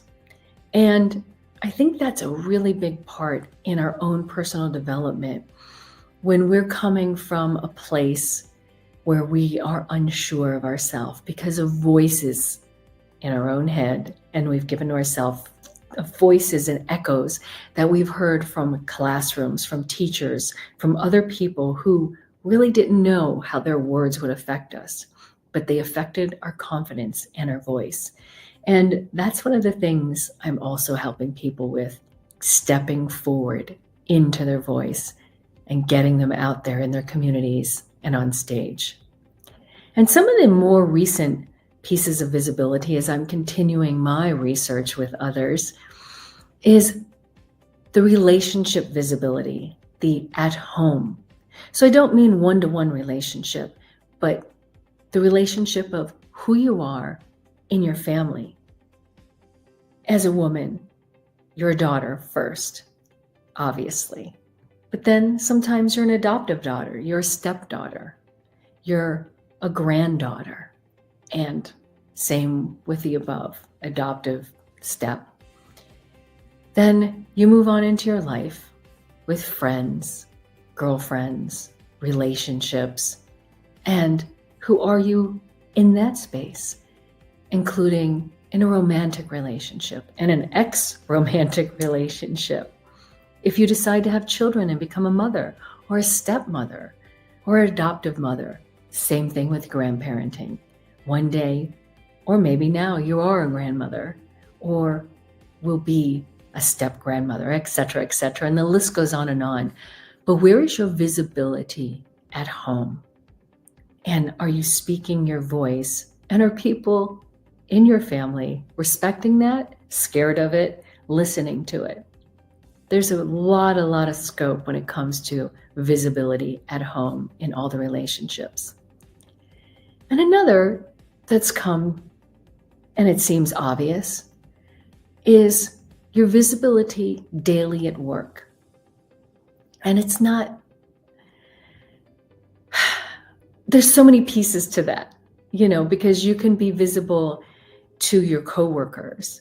You can be visible or invisible to your coworkers. Are you running a business by yourself? Who are you visible to? Do you have someone to share your thoughts with and to cheer you on? What is visibility in those aspects as well? So those are just a couple topics that I want to talk about and how important it is to be visible in each of those spaces. And I hope that you can find your visibility. And again, I'll talk through them again. You're speaking the obvious visibility out there on the stage, on podcasts, in front of people, in meetings, in workshops. Then we have our visibility in the group, community, being the go-to person, your confidence, your personal visibility, and where you stand with your own voice to yourself. Your at-home relationship visibility. Who are you in that family unit? And you're at work. Who are you in that daily visibility with the people who know you? And what does it look like for you? So why does visibility matter? When you become visible, you're opening doors that may have once been walls. It reminds me of standing in front of the television as a kid. You make a great door, but not a good window. But you are visible, and sometimes you step in front of that television to get the attention, not by accident. When you get visible, you're attracting opportunities that align with your purpose. You're building your own confidence with each step. You're building more connections and clarity for where your journey is taking you. Stop waiting for permission. Your presence, your visibility is important. How many times have you not stood up because you were afraid to speak? You're afraid to clap. You're afraid to laugh out loud. You're afraid to smile. You're afraid to get noticed in any shape, form, or fashion. What was the root cause of that? What stopped you from being visible? And in which of those aspects were you invisible?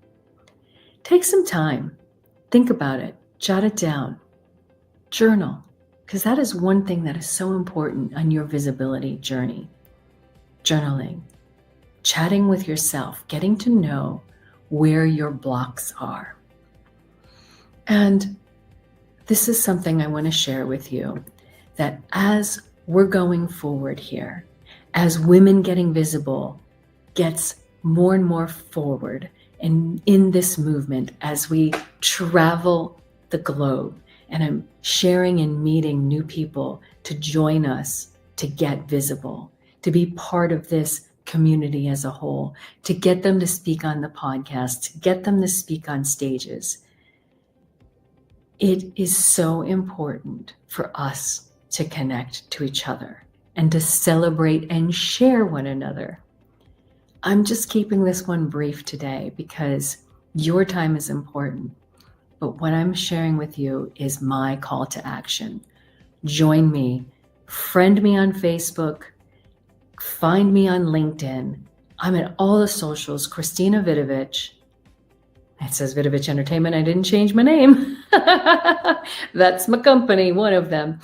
And Women Getting Visible. Go find me on Instagram, LinkedIn, Facebook, YouTube. Let's get visible together. I can do this alone, but who does that serve? I want to connect with more people, and that's why I can't wait for the happy hour here in St. Louis. I can't wait for more to share the schedule with you of all the amazing things and cities we're going to that are about to happen. I have so many calls, and this is actually my vacation week, and I am doing a happy hour with the women, and I've done some amazing things this last few days and had some amazing visible conversations, listening to people who were in the room who wanted to step up and speak. So turn your ear to that quiet person. Let them get visible. And if you want to learn how to get more visible, get on my website, womengettingvisible.com, and look for the programs that we have coming up.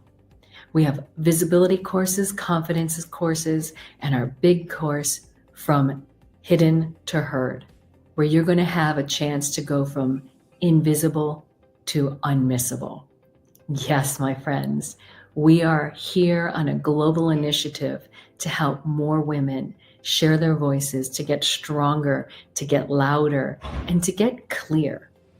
Not just being seen, because we can be seen in a room, but let's get heard. Let's get our voices, let's get our messages across. Let's find other people who are out there just like us, who have something important to say and share and teach and learn. There's so many amazing things out there for us. And then our value, because visibility is valuable. And I'm here to value you, my friends. I'm here to cheer you on. I am here to share this moment with you because we are women getting visible together. So go to the website, sign up for one of the courses. It's just informational right now because the classes are still to be launched. Get in touch with me. Send me a direct message on LinkedIn or Facebook. Let's have a chat. Let's get you visible. Let's do this together. My friends, we'll see you real soon. And I'll talk to you next time. More of these lives and more of these interactive lives will be coming up in 2026 because we need to do this together. I'm Christina Vidovich, the host, the founder of Women Getting Visible. Who will be up next in the Golden Chair? Join us next week. I am your host, Christina Vidovich of Women Getting Visible.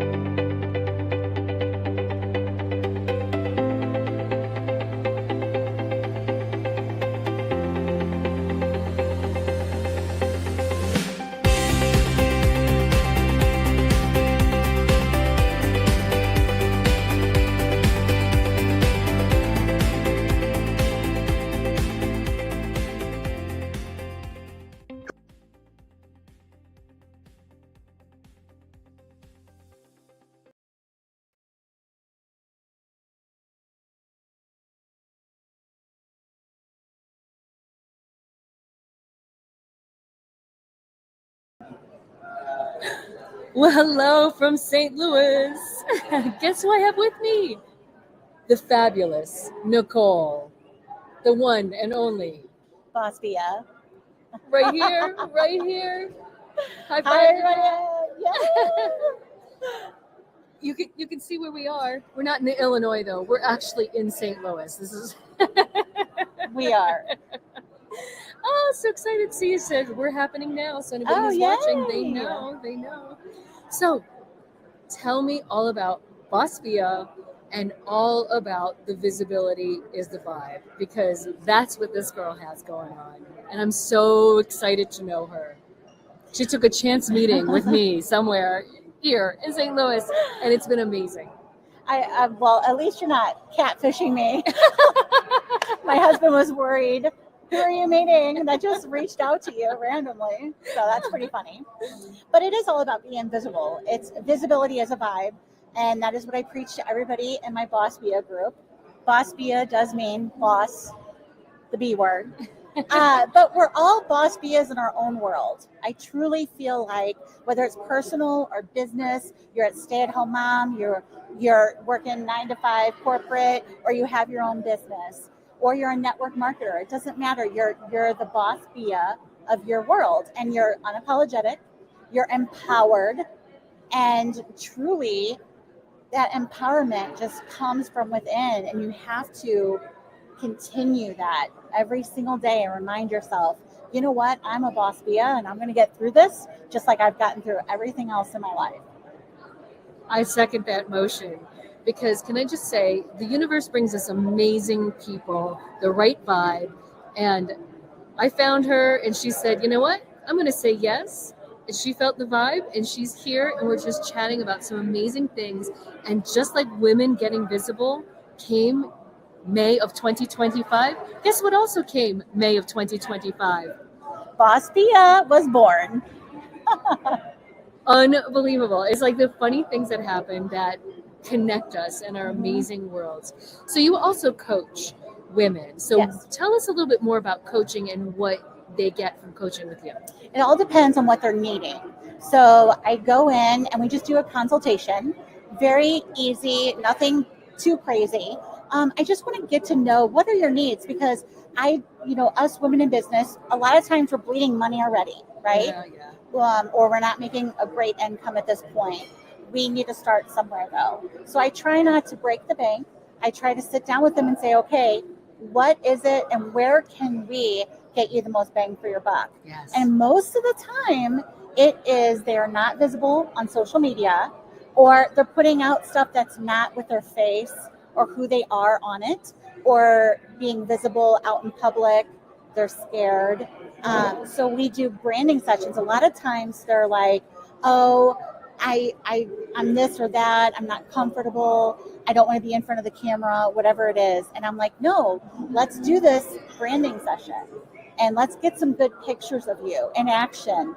And I just walk them through it. And I try to do the best that I can with what I have. And I always have something like a plaque or something that reminds me of them, about, like with the counselor that I had done with one of my clients. It was about, we need a smile every day, Yes. And that reminded me of her, so I brought it, and I mean, it's just one of those things where I really truly care about them and them succeeding. I want women to succeed. Women we have to stop worrying about what everybody else thinks. It doesn't matter. It does not matter. It doesn't matter. We need to step outside of our box, our little comfort zones here, and you need to go out here to make things happen. And that's just how it is. If you're not going to do it, someone else is. Right. And to stopping ourselves. Yes. To tell that little voice that says, oh, I don't know. To go, you know what? You get out of the way and let's turn I don't know to I know. Yes. That this is going to be fabulous. Yeah, you were talking about your friend. I did my Boss BM meeting this morning. We do a pop-up networking event all around the St. Louis, Jefferson County area of St. Louis, which is a suburb. And we do monthly pop-up meetings at women-owned coffee shops and cafes, and to highlight. How cool is that? Yeah, it is so cool. We want to highlight and bring business to those women-owned cafes and coffee shops. And not only that day of when we do the meeting, but in the months or days to come, for people to remember to go back there and support those local businesses. Absolutely. And I love that concept. It's a beautiful concept because you're celebrating small business owners and celebrating them within the small businesses. And what an amazing way that we can do that and share with each other the hard work that we know we have to put into to create the things that we're doing. So celebrate each other.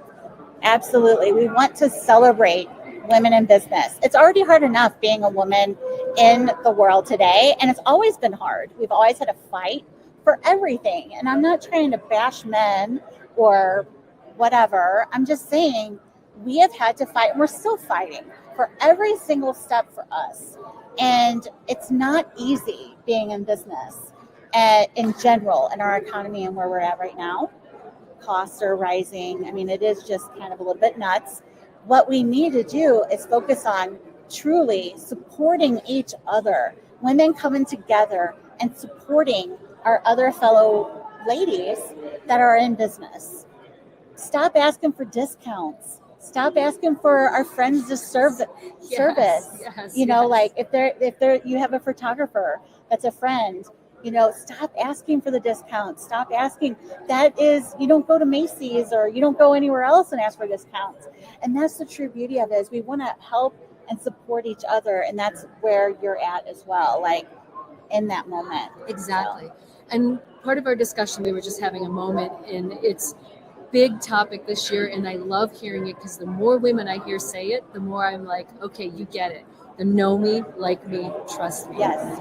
And doing the little things to getting to know each other, so that when you give the money and not the discount to someone, you know that you can trust them because you like them, and we can have this, you know, copacetic or whatever the right word is, a relationship with each other to make amazing things happen, because you're supporting them, then they come back and they support you. And we keep sharing each other's voices, which is so important in the visibility. And one of the things I love, and you have to love this too, when you take a look at Boss Bia on Facebook and the community, and the posts that she puts talking about getting visible on social media, your posts are beautiful, and they're going to get even more beautiful. Thank you. I try every day to put something out there that's relevant for us ladies that are in business or business women in the community. Even if you're a non-for-profit, it doesn't matter. You still work your business the same way. And it is about being visible. Visibility as a vibe was set in my heart from the very first meeting for Boss Bia. Visibility is a vibe. Did you hear that? Visibility is Hashtag that stuff, baby. Hashtag it. No, but truly, visibility is a vibe. If you're not out being visible with your face and who you are and being unapologetically authentic, then nobody's going to get to know you, to know, like, and trust you. Just like if you're not visible out at events, community events, I mean, make them worthwhile. But again, don't put yourself in this box of comfort and what you think and perceive yourself to be. I had an insurance agent that was one of my clients. She thought she needed to be prim and proper and robotic in order for her to succeed as an insurance agent. Well, guess what? Nobody remembered her. Nobody. And I told her, hey, this is not helping you by being somebody you're not, because that was coming through as false, as a fake persona. And that's the worst thing you can do. You need to be truly authentic to who you are. I snort. People remember it. Me too. I cuss a little. People remember it. But, I mean, and you know what? They're like, hey, Nicole's a little bit crazy or unhinged, but hey, I like her. I'm going to do business with her. Oh, my goodness. And this is another thing I want to share, because I love this. You know, we've all been to networking events, and we all go to different things, and it's the, as we know, pass the business card around. But tell us what makes your organization different from others because of your experience. Okay. I would go to a lot of networking events. I love networking. I love getting to know people. And not the sales side. I love that too, with helping somebody with benefits. But I love getting the building of relationship and getting to know people at a better level. But the problem was, and still is at a lot of networking events, you go and you're passing out as many business cards as you can to try to get names and numbers, and trying to get as many business cards as you can so you can put them in your CRM, your Salesforce, or whatever you're using, so that your boss or whoever is like, oh my gosh, she totally touched and saw and spoke to 15 or 20 people today. Yay. Well, the problem with that is nobody follows up. That's one of the issues. But the other issue is you don't get to know them on a deeper level. Yeah. So that's surface level. People are not getting to know you, who you are as a person, who you are as a core, to know, like, and trust you to do business. So at Boss Bia, I have made it known. I do special lanyards. I pair people up that either don't know each other or can help them to do business for each other, or are connectors of the community. Or, for instance, today I have my Boss Bia Network event. I had an aerial photographer who does drones photography. Amazing work. She does amazing work. And let me tell you, I'm like, okay, I need to put her with a real estate agent or a commercial business owner or a mortgage lending officer, because I know that she needs to speak to someone in that sector, in that industry, to be able to help her in her business and vice versa. So, because she also helps a lot of real estate agents, so then she could talk to them about, oh, hey, I met Crystal in the mortgage industry and she's amazing and you need to know her. So it goes both ways, but that intentional networking is key. To me, networking has forever changed, and I want everybody to view it that way. Yeah, and it's so interesting. I mean, every city, and we had this conversation just a minute ago, every city is so different, and St. Louis has so many neighborhoods around it. I mean, it's a really big city to get out there. So by offering something that's different, then people are going to be more and more curious about, what is this? What is this magic that she's creating between her members? And that you feel more part of a community by that, because now I know this person. It's not just a business card that I don't know what to do with. I mean, half the time, let's be honest. You get a business card. Do you ever remember the people? Most of the time you don't. Shoot, I had a stack of business cards like this. I would go through them once in a while and I'm like, oh crap.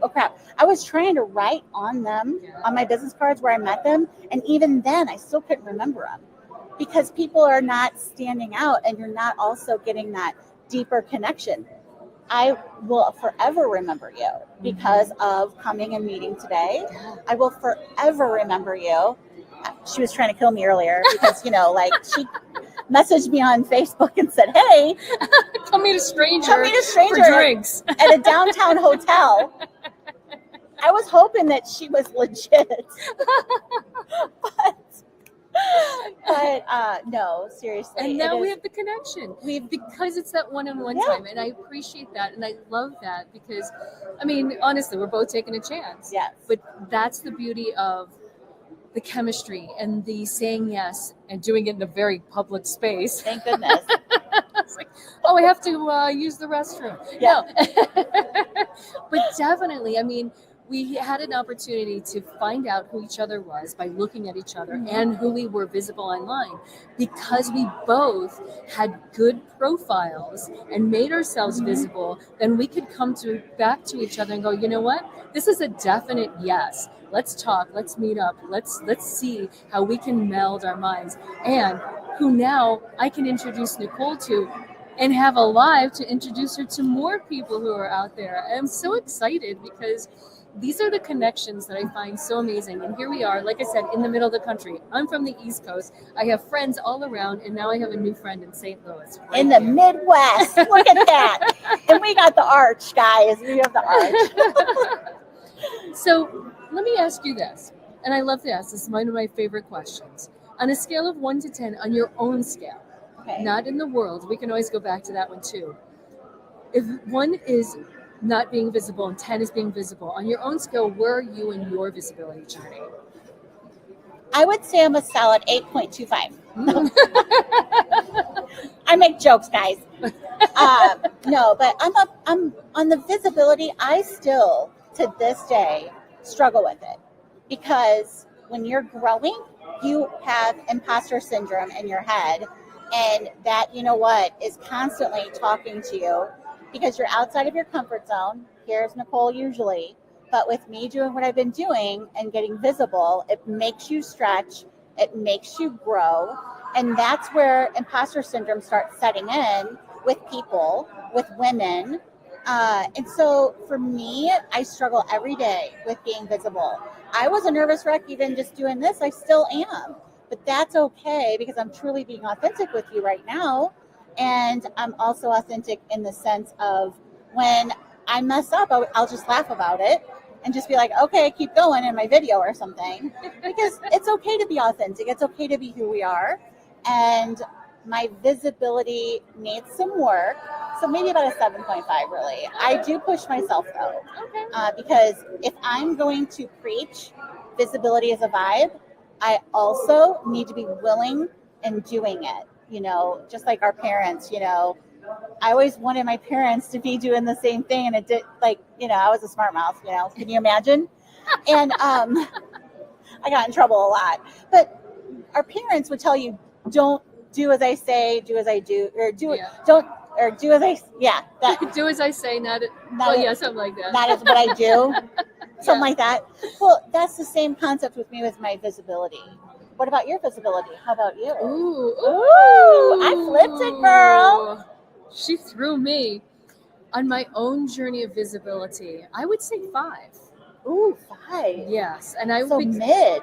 Yes, because I have a lot further that I'm ready to go, and I'm climbing, and I want to share and meet more and more amazing women, because part of my visibility journey is bringing people together so that we can all stand in the room and be visible together. Yes. And so, yeah, for right now, it's a 5, but I'm still going. Because, you know, I had somebody say, you can never be a 10. And I'm like, well, but it's in your heart. Where are you?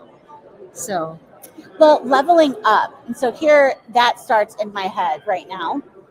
You know, leveling up is a huge thing. And so knowing where you're at now and being truly authentic with yourself and going, you know what? I am at a 5, but I'm still working on myself to get to this level. That's leveling up. That is the magic. That's the magic sauce. And you know it. And I know that you could be at least a 6 by next month, at the end of the year, whatever, you can be at least a 6, even up to a 7, because I know you have it in you. Oh, listen to you. I like her. So let's talk about, what were you doing before? So that kind of created this momentum to say, I need to do this because I'm not in a space I want to be. What was it that just kind of triggered you to say, you know what, it's my time now? Man, that can get me emotional, actually. I was a business banking officer for a bank, a community bank here in town, and I loved it, but it wasn't 100% the right fit. I love sales. I love building relationships. I love all of it, but it wasn't 100% of who I was and where I wanted to be. And I kept falling short at networking events. I kept falling short with some of the sales because of the level that I was supposed to be at, but my heart was small business and women-owned business. And I kept coming back to that versus going for the bigger numbers. And I ended up, because I was pushing myself so hard, I fell into a depression, and mental health is a huge, huge thing.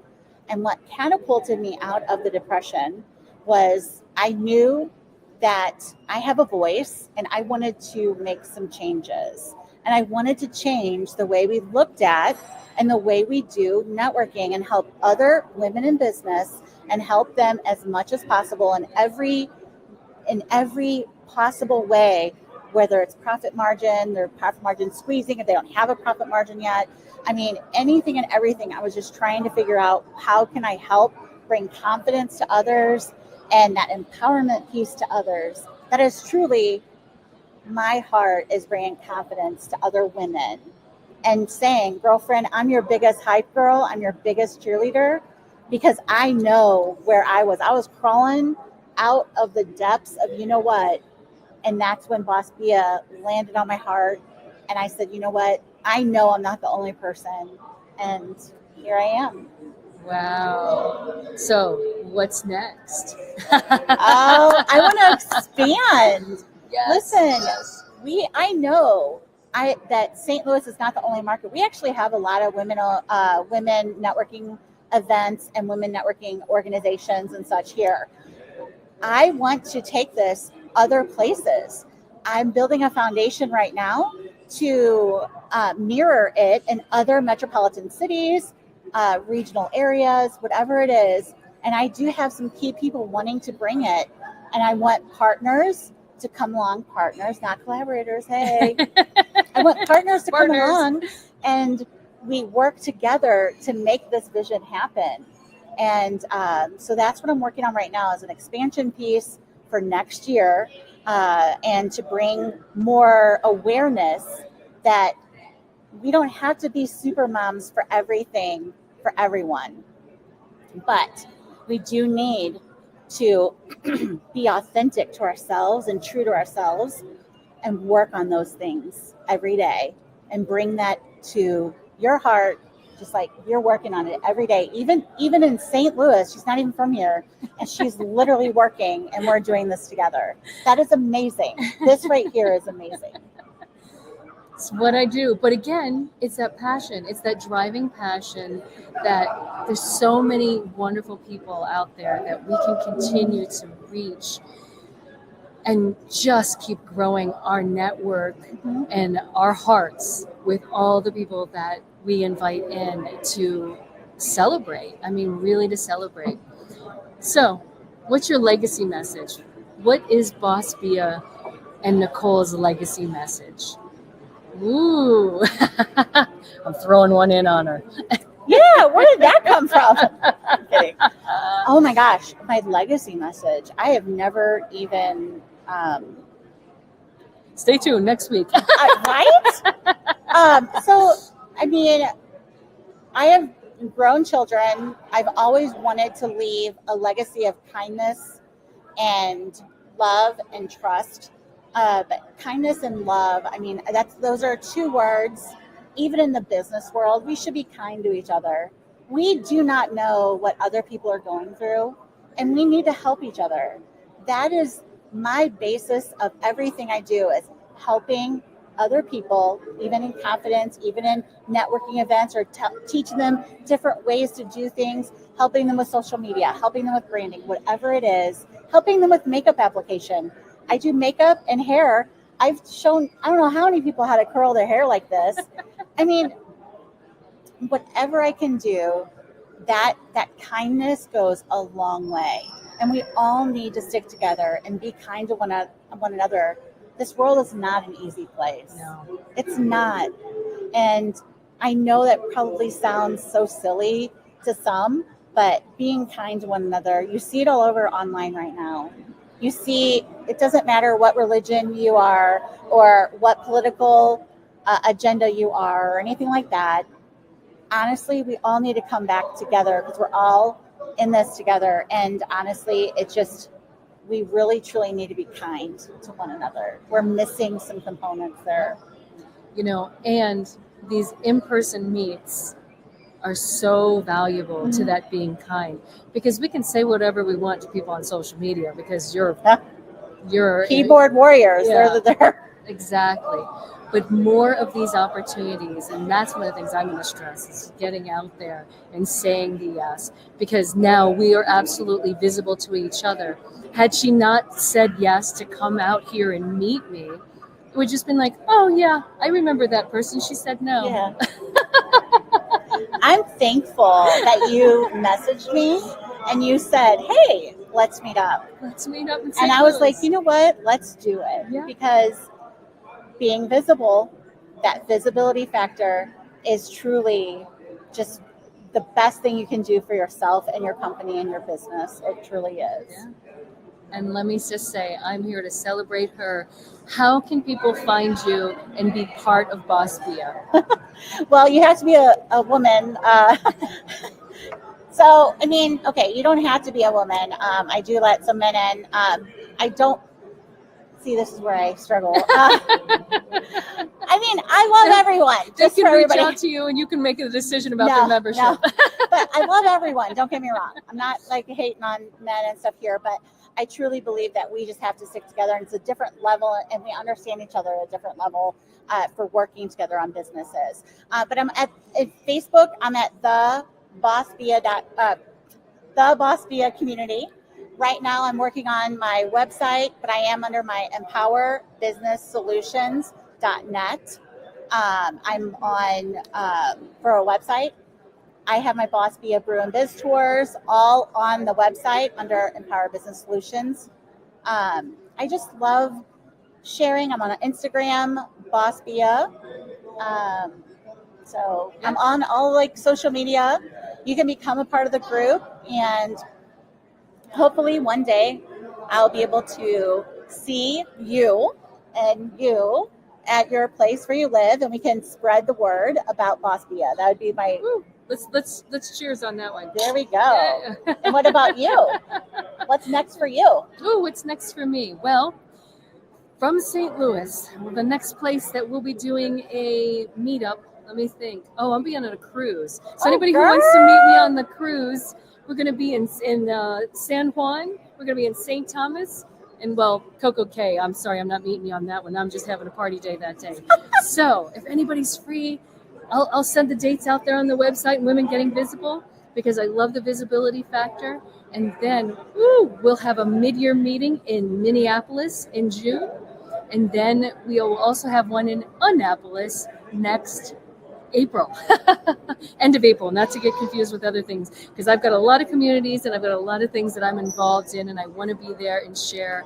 And like I said, celebrate, support, and do the things that we can do for each other, because visibility is an amazing, amazing place for us to be in. And I'm so excited. I have a new friend in St. Louis. Yay! Yay! And I have a new friend in Washington, D.C., apparently. Yay! I'm so excited. This has been amazing. I have never done live streams, so this is awesome. I'm going to figure this out, and I'm going to start a Boss Via channel. So there we go. All right. And we will celebrate and let you know when that's coming out and be posting, because that's what we do, right? All right, my friends from St. Louis, Nicole and I are saying we'll see you soon. Bye, guys. Thank you. Bye. Oh, my gosh.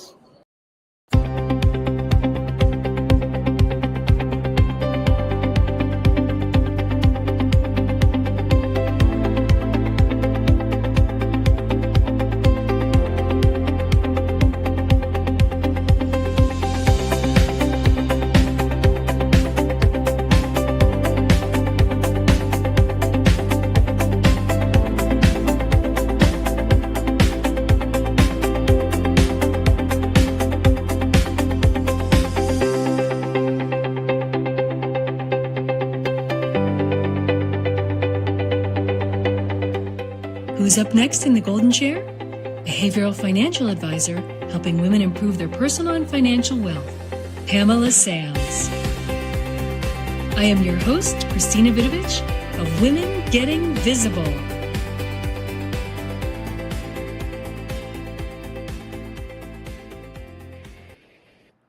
Hello, my friends around the world. I am Christina. You should probably just guess from that introduction of Women Getting Visible. And I am so excited to have with me today, Miss Pamela Sams. Well, hello, Pam. Hi, thanks for having me. Absolutely. I am so excited.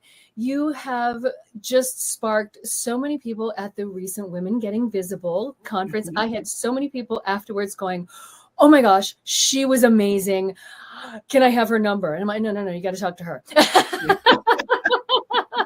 But so many people are excited. And one of the things I love that you do is the behavioral piece when it comes to finances and your wellness and the abundance of you. Yeah.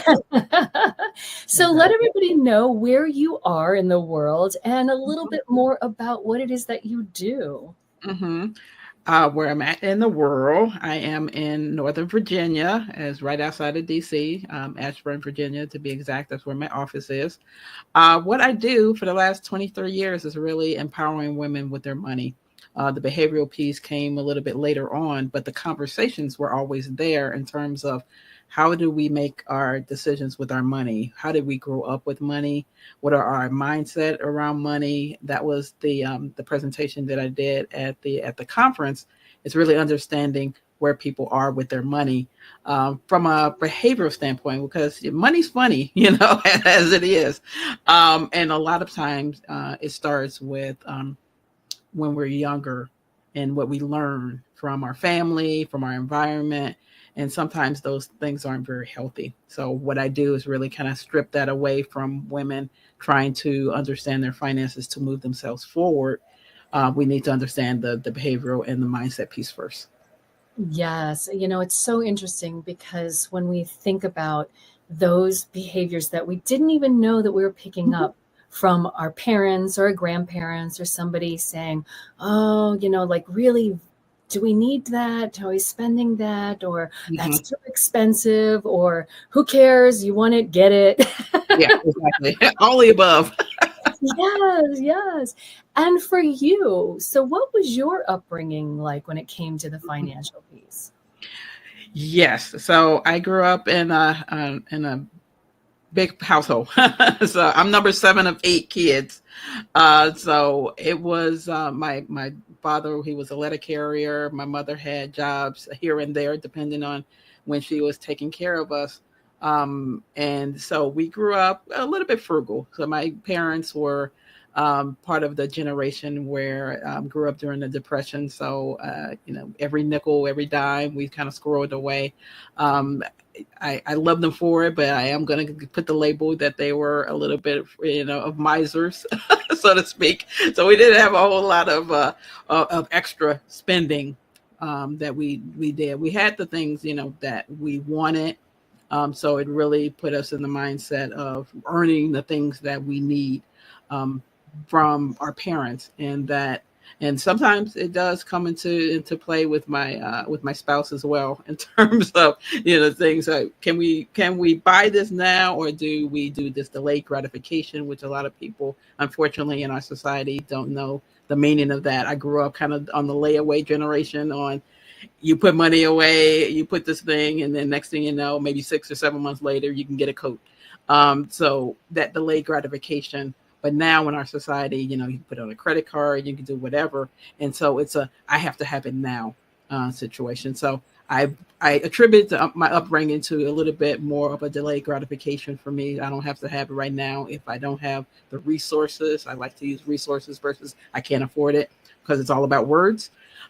It's that we have to plan and save for it. And that's the way that I have addressed that. I love that. That's a word I haven't heard in a while, layaway. Yeah, exactly. I'm dating myself. But it's so fun because, it's reminding me of being a kid, and I knew where the layaway window was, and my mother would get our winter coats growing up in Cleveland. And, August we'd be getting them, and then little by little she'd be paying it. And then, lo and behold, there's the sale price. Mom's getting the sale price on that. Now she can take it out of layaway. So it was, really, really her who taught me spending, how to spend and be patient with things. And like, you know what? That skirt's going to go on sale next week. I know it. I know how this works. Just wait 1 week. Exactly. And I've done, presentations on kind of the right time it's a timing thing as well. It's marketing. So of course, to buy the best time to buy a winter coat would be summer. You know what I mean? So there are certain times of the year that would be better for you. That would end up saving you a lot more money. But, we're in a mindset of, it's winter, I buy a winter coat. That's probably not the best time to buy it because it's not on sale. You may look a little foolish in the store buying a winter coat in summer or sweaters in summer, but that is the best time to buy them. Yeah, absolutely. Thinking ahead, and even those clearance sales in the spring. Exactly. Yeah. So what was it that really got you into it? Because one thing I absolutely love is I love women who teach finance to others. Because I think it's such an important piece that the only way that we learned it before as children was just from those who are around us. And then it takes us as adults to go, okay, I've got to get smart. And how am I going to do that? So what was it that got you into deciding that you wanted to be a financial advisor? Yes. So my story kind of is a little bit unconventional. I mean, I have a degree, an MBA in financial management. Thought it was going to be marketing because that's what my undergraduate is, and then started the finance classes and taking them from there. Thought I was going to go on a whole different track, the whole Wall Street investment banking, suspenders. If you ever seen Wall Street, you kind of know all the high powered suits, probably in the 80s, where it was, with women, it was the big shoulder pads. But nonetheless, that was kind of what I was envisioning for myself. Then I had two beautiful babies back to back in graduate school. So that was not going to happen in terms of devoting probably 60 or 80 hours a week, doing the investment banking piece. So I took a sabbatical for a while, trying to figure out, Oprah always says, what is your next best step? So I took some time. Unfortunately, during that time period, my dad got sick and passed away.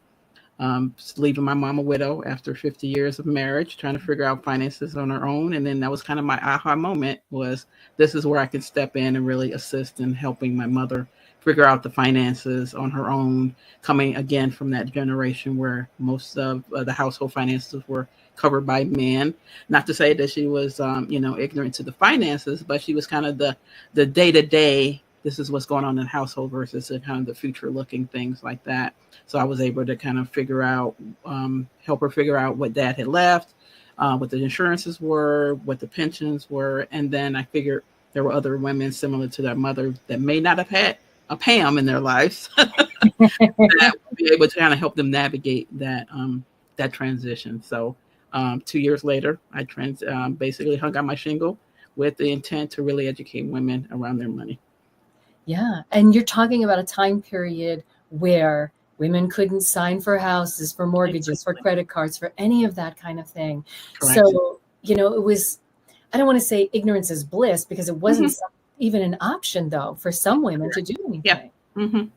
Yeah. Yes, that's true. That's true. It wasn't an option with that. But, we as women are very savvy when it comes to, how to stretch the dollar, so to speak. And my mother was definitely good at that, with 8 kids, how everybody going to get clothes and shoes and all of that sort of thing.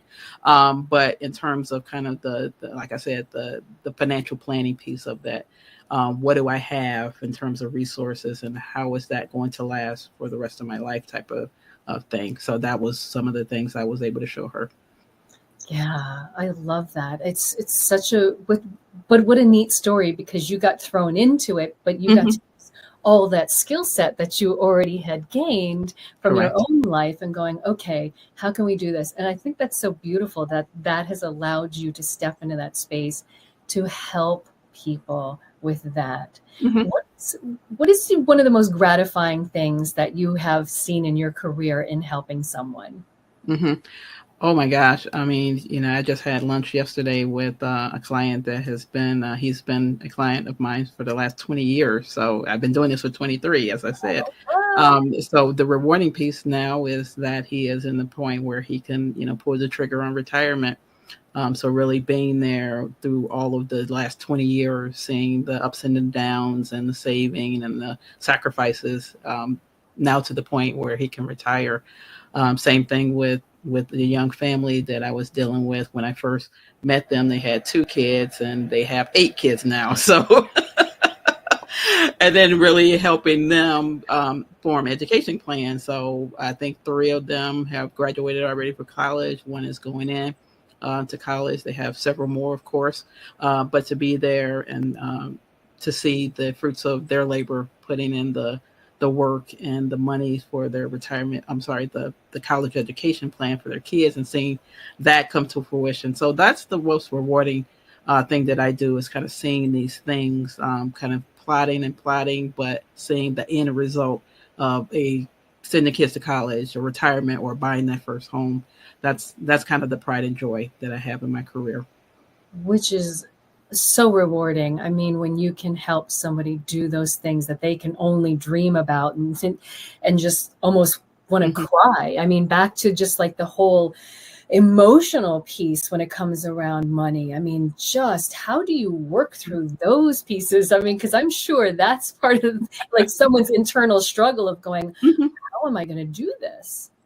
Yeah, and that has definitely been an issue. But yeah, I think with as a financial planner, of course, you do with the numbers, but it is also an emotional piece. And you're also, somewhat of a motivator and a cheerleader, when they are to the point where they're like, I don't know if this is going to happen, really showing them it is possible. And showing them and working through. It's like, if we do small tweaks here, make a little sacrifice here, then everything is going to work out in the end. But, it's just like, when you're in a gym with a trainer, it's like, you could do 5 more of these sit-ups and you're like, I don't think I can do this. And you're pushing and pushing.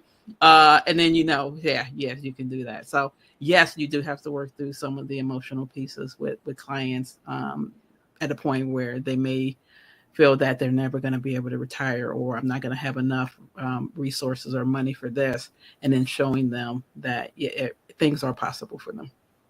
Yeah, and it's so interesting because one of the things that I learned about finances is that just like everything, we have patterns.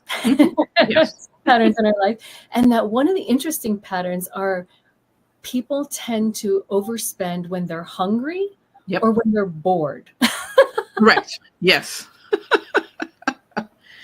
And retail therapy is also a big thing, so when we are in our feelings, a lot of times we go out and we make ourselves feel better. You go buy a new outfit or new clothes, or like you said, binging on, Ben and Jerry's or whatever it is. So we tend to overspend on those emotional times where we are in our feelings, unfortunately. So, you have to understand, what your triggers are. And see if you can curb those. I know it goes back to the age-old philosophy, psychology, is that you need to understand where your triggers are. And when you go to the fact where, okay, now maybe you didn't get that raise, or maybe you didn't get the promotion, and now you're like, I need to make myself feel good. I'm out here buying some new shoes or whatever. What is that trigger? Can you replace it with something else to save yourself some money? Yeah. So here's my question. So if somebody is thinking about like, oh my gosh, I am trying to buy a car. My car it's like on its last leg. I don't even know what I can do. I don't know if I can afford the car payments. I'm like, all these things in my life. And I'm finally going to give myself it's okay to talk to a financial advisor. Because I'm sure there's a bit of that, like, it's okay to seek help. What is the process when somebody comes to you that they go so that we can cut away from somebody of going, okay, if I came to Pam today, what would Pam do with me? Where would she start? Yes. So I always start with the budget. What do you have? What do you have coming into your household? What do you have going out? What do your expenses look like? And then that's where you can try to figure out, can you afford another car note? Are there ways that you can reduce your discretionary spending? Because we all have it. We are spending way too much on eating out, or, like I said, those feel good things where, you may want to go out and buy some things. Unfortunately, we have so much with our computers these days that we can just push a button. The next thing you know, a package is at our door. So these conveniences, and so those are the fluff that I see in people's budgets sometimes, is that if you only curb some, reduce or eliminate the discretionary expenses, then yes, then you can kind of look at, can you afford a car note in that, and then how you're going to finance it, what your credit looks like. So really kind of walking through all of those different steps on that. But first, you have to understand, what do you have coming in, what do you have going out, and then let's see if we can, you can afford that. I had that situation just recently. One of my existing clients called. He's at his midlife crisis, and he wants this nice sports car. Nice sports car. Called me, can I afford this nice sports car? Yes, you can, but here are some things, that you may want to consider. So, you're probably 10 or 15 years from retirement. Could that car note payment be better use for, let's say, an investment? An appreciating type of vehicle versus a depreciating type of vehicle like that. You already have a vehicle. I know you want this, but it is also an emotional thing. You're going through a midlife crisis. It's a want. I want this type of car, but here are the kind of the options that you have. I'm not telling you either way which way to go, but these are some things to consider when you think about it. Yeah, which is so brilliant. And it's so funny because I think about this and I'm always so shocked. And this is such a simple thing. When I step into the grocery store and go, vegetables are so inexpensive and they're the healthiest things for you to eat. It's the frou-frou stuff and the ordering out and going, oh gosh, I'm so hungry. Forget it. Bink. Yep. Bink. There you go. Yeah. And then food shows up at your door. So. Oh, but just really, it's funny because it's like we rationalize why we can have it, but trying to figure out the rationalizations of like, okay, why it's not necessary and things that we can do for the other things that we want in life, like, the big ticket items for sure. Exactly. Just wow. So here's my always ask question, because I have some fun follow-ups with you because you've got some amazing things going on. On your own visibility scale. Mm-hmm. So, and I know the numbers, kind of up there from everything that you're doing. Yeah. But, so where you are on 1 not being visible and 10 being completely visible on your own scale, where do you see yourself? Mm-hmm. It's pretty high. I would probably say 8 or 9 in terms of visibility. So I'm out there really, getting the platforms, being at your summit and being at other events as well, really trying to get the message out. So pretty high on the visibility scale. Yeah. And that's what I was like, I'll just let you go with that one because, I love this because every time I look online, I'm like, there's Pam at another event. There's Pam at another event. She's speaking over here and she's speaking over there and she's smiling for more pictures. Mm-hmm. And I absolutely love that. You have really stepped into that visibility piece. Mm-hmm. And what is it for you that drives you to go and speak and do these things? Because I know there's that educational piece, of course, that you want to share with everybody. But I think you have a grand message that you're really sharing. And, some of that drive they feel from doing all these events. Yes. So kind of my visibility journey it started probably in 2011 when I started Toastmasters. So I came to the realization that I have a message and a larger platform that I want to reach women with their money. So speaking would be one of those things. So I didn't do a whole lot, the one-off seminars and things like that locally. But I committed to really becoming more visible in 2011 with joining Toastmasters. So that was kind of the first thing. Then after that, joining a few speaker bureaus to get myself out there with the different events and finding those as well. But what drives me is that it's that larger message. I have seen it personally with my mother and friends and family with women struggling about understanding their money, making good money, very successful career women, but it missing the financial literacy piece for the longer term. So, that's what I do, every morning is, I do prayer, meditation. And one of the things is that, who do I need to speak to? Who do I need to touch today? What kind of message I need to get out there? So that's really what drives me on getting into these larger platforms so I can get my message out. And understanding that, it's simple things that you can learn in order to develop and grow your wealth and prosperity. And so that's what I get up every day. It's like, who can I speak to and what kind of platform can I get at and put my message out there into the world? I love that. And well, I'm, being the visibility person that I am, I love that because, I will never forget. And I wish I knew her name, but I will never forget when I see her again. She's this sweet little 4 foot. I don't even know if she's 4'8". And, she's the tiniest one in the room. And she said, if you don't shout your own message, who's going to shout it for you? And I'm like, yes. She had on bright colors. Every time you'd see her, as tiny as she was, she had on bright colors. She let everybody know she was in the room in some form or fashion.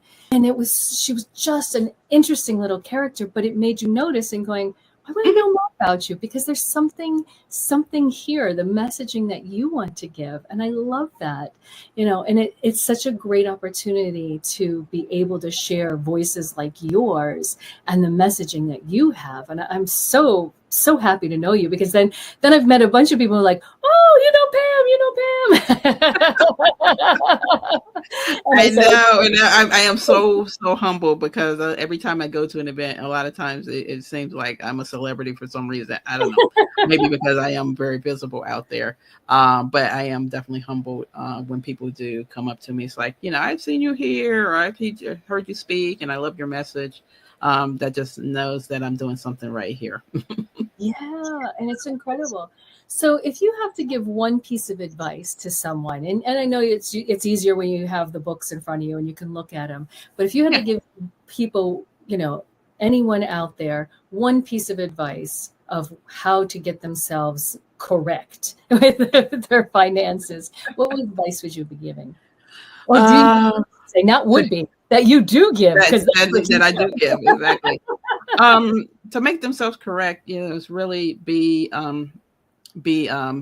patient with yourself. I would say that, because a lot of times we beat ourselves up, and especially women, I see it all the time, is that sometimes seeking help or guidance, you feel some kind of way in terms of either being ashamed that you didn't do something, or ashamed that you don't know something. So I always say, when people come to me or women come to me, we only start where you are now. Forget whatever happened in the past. Forget whatever decision that you felt that was not in your best interest. That past is past. We're not looking back that way. They always say that that's why your rear mirror is smaller than your windshield. It's because we're looking forward. We're not looking backwards. So I always take people from where they are. Forget the past mistakes. So be patient with themselves. And then that's where you start doing the work on the mindset piece, as I mentioned before. What are your views about money? What is your relationship with money? Do you have, if somebody mentioned, one of my clients, when she first came to me, unfortunately, she had a, really bad relationship with money. In her household, whenever money was spoken about, her parents would argue. She didn't want to have anything to do with the word money, into the fact where she would really break out into hives, and it wasn't a very good situation for her. So we need to kind of strip that first, understanding where the mindset came from. Eventually we were able to kind of talk about money without the hives and then move forward from there. So understand what the mindset is, and then that's where you can start getting into kind of the number piece of it. How much am I bringing in? How much am I spending? What do I need for the long term for retirement? What do I need to save for college for kids? And then that's where you kind of do the heavy lifting from there. But the one thing I would say is really kind of understand, be patient with yourself on the past mistakes, and then work on your mindset. Those are two beautiful words: be patient and mindset. I mean, that's, I think those are good life lessons, period. Yeah, exactly. Not just finances. Understanding probably everything that you do is both of those things. Yeah.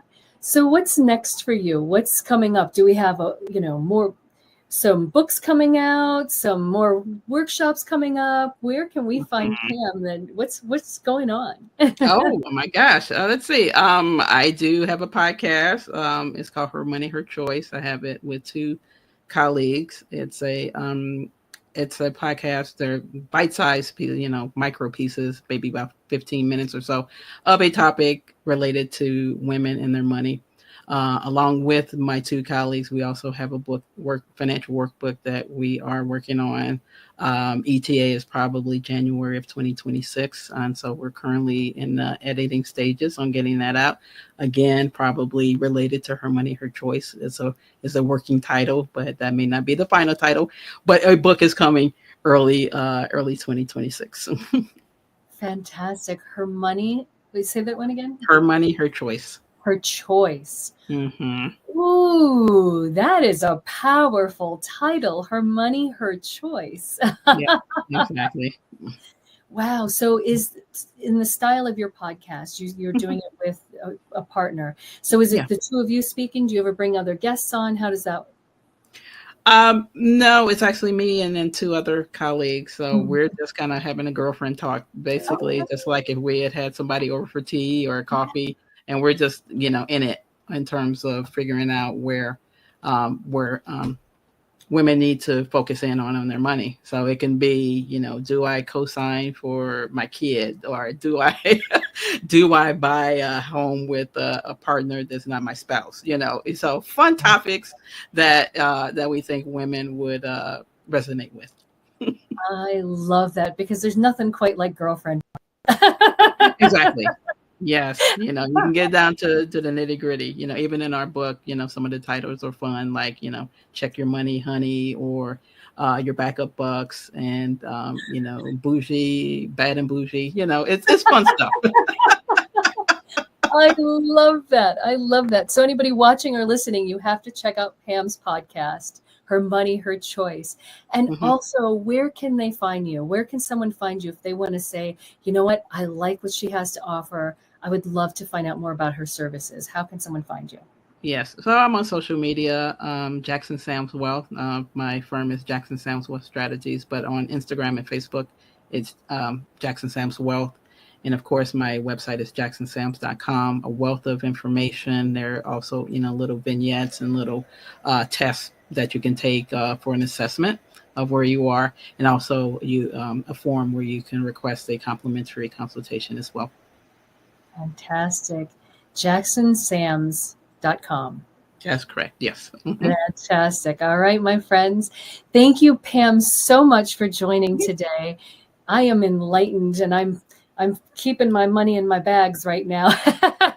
Yes. And we're coming up on the holiday season, so people tend to overspend during the holidays. Yes. And so one holiday suggestion is that by now is November, really start to figure out what are you going to be spending money on. Now, unfortunately, a lot of people are going through it with layoffs and furloughs and all of that sort of thing. So be realistic when it comes to what you can do during this season. Don't overextend yourself because you think you're obligated to do so. Work within something that's reasonable for you. And that's beautiful advice to end this episode. Thank you so much, Pam. And thank you, everyone who's watching and listening today. I'm Christina, and this is Women Getting Visible. Who will be up next in the Golden Chair? Join us next week. I am your host, Christina Vidovich of Women Getting Visible.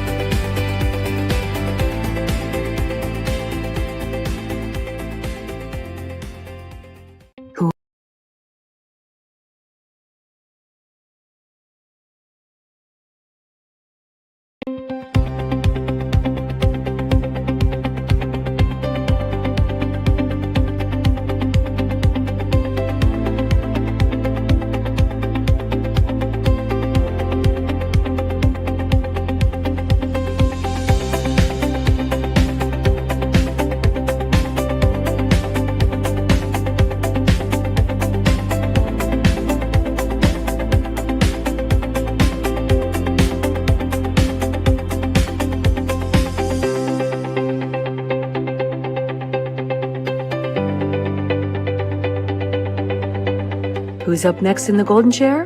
Empowering solopreneurs with the tools and strategies to break into six-figure revenues. CEO of Sales Uprising, Katie Nelson. I am Christina Vidovich, the host of Women Getting Visible.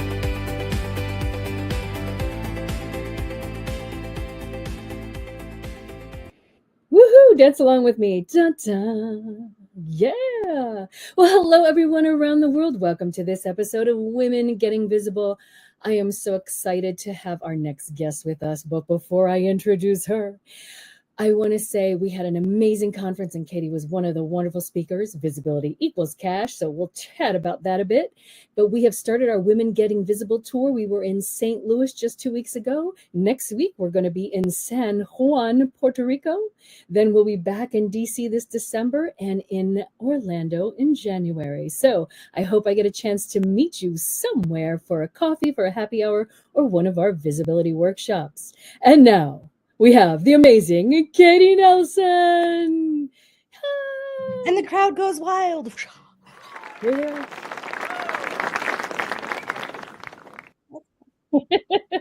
That's hilarious. All for you, Katie. All for you. Oh my goodness. I am so, anytime I see you, it's like I already have a smile on my face because there's something fun, wonderful, or who knows what's going to happen when Katie steps in the room. All true. All true. She does not tell a lie. Oh my goodness. So let our listeners know where you're calling in from today and a little bit more about how you help women turn visibility into cash. Hey, I am currently calling in from Northern Virginia, although if you and I, I think you may remember, right after I left the Women Getting Visible stage, I left for a whirlwind that I just got back from on last Saturday. So we went on safari for 2 weeks. Then we were in Denver hosting our 8th annual strategic business planning retreat. And we've just landed back in the Northern Virginia area, apparently just in time for a cold front. It is so fun. But yeah, so that's what's going on here and how I help women get visible. You know, visibility does equal cash. And so I work with my clients to understand their goals. Maybe speaking is going to be a part of those goals, being super visible just in their space for their ideal client profile, their target market, their niche, so that they can become known, liked, and trusted, so that they can make more money, honey. Their business, you know, businesses only eat cash, Christina. I don't know if anybody ever told you that, but that's all businesses really care about is cash. They're The like, people who run them, it's different. Yes, but they're like a Pac-Man. Each one of our businesses is a Pac-Man, and those little dots are money.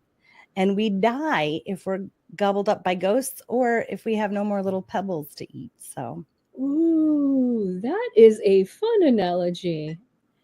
We need to make that game into an app. oh my gosh. I know brighter minds than mine, but I want to take a cut because it's my idea. So you guys just let me know. All right.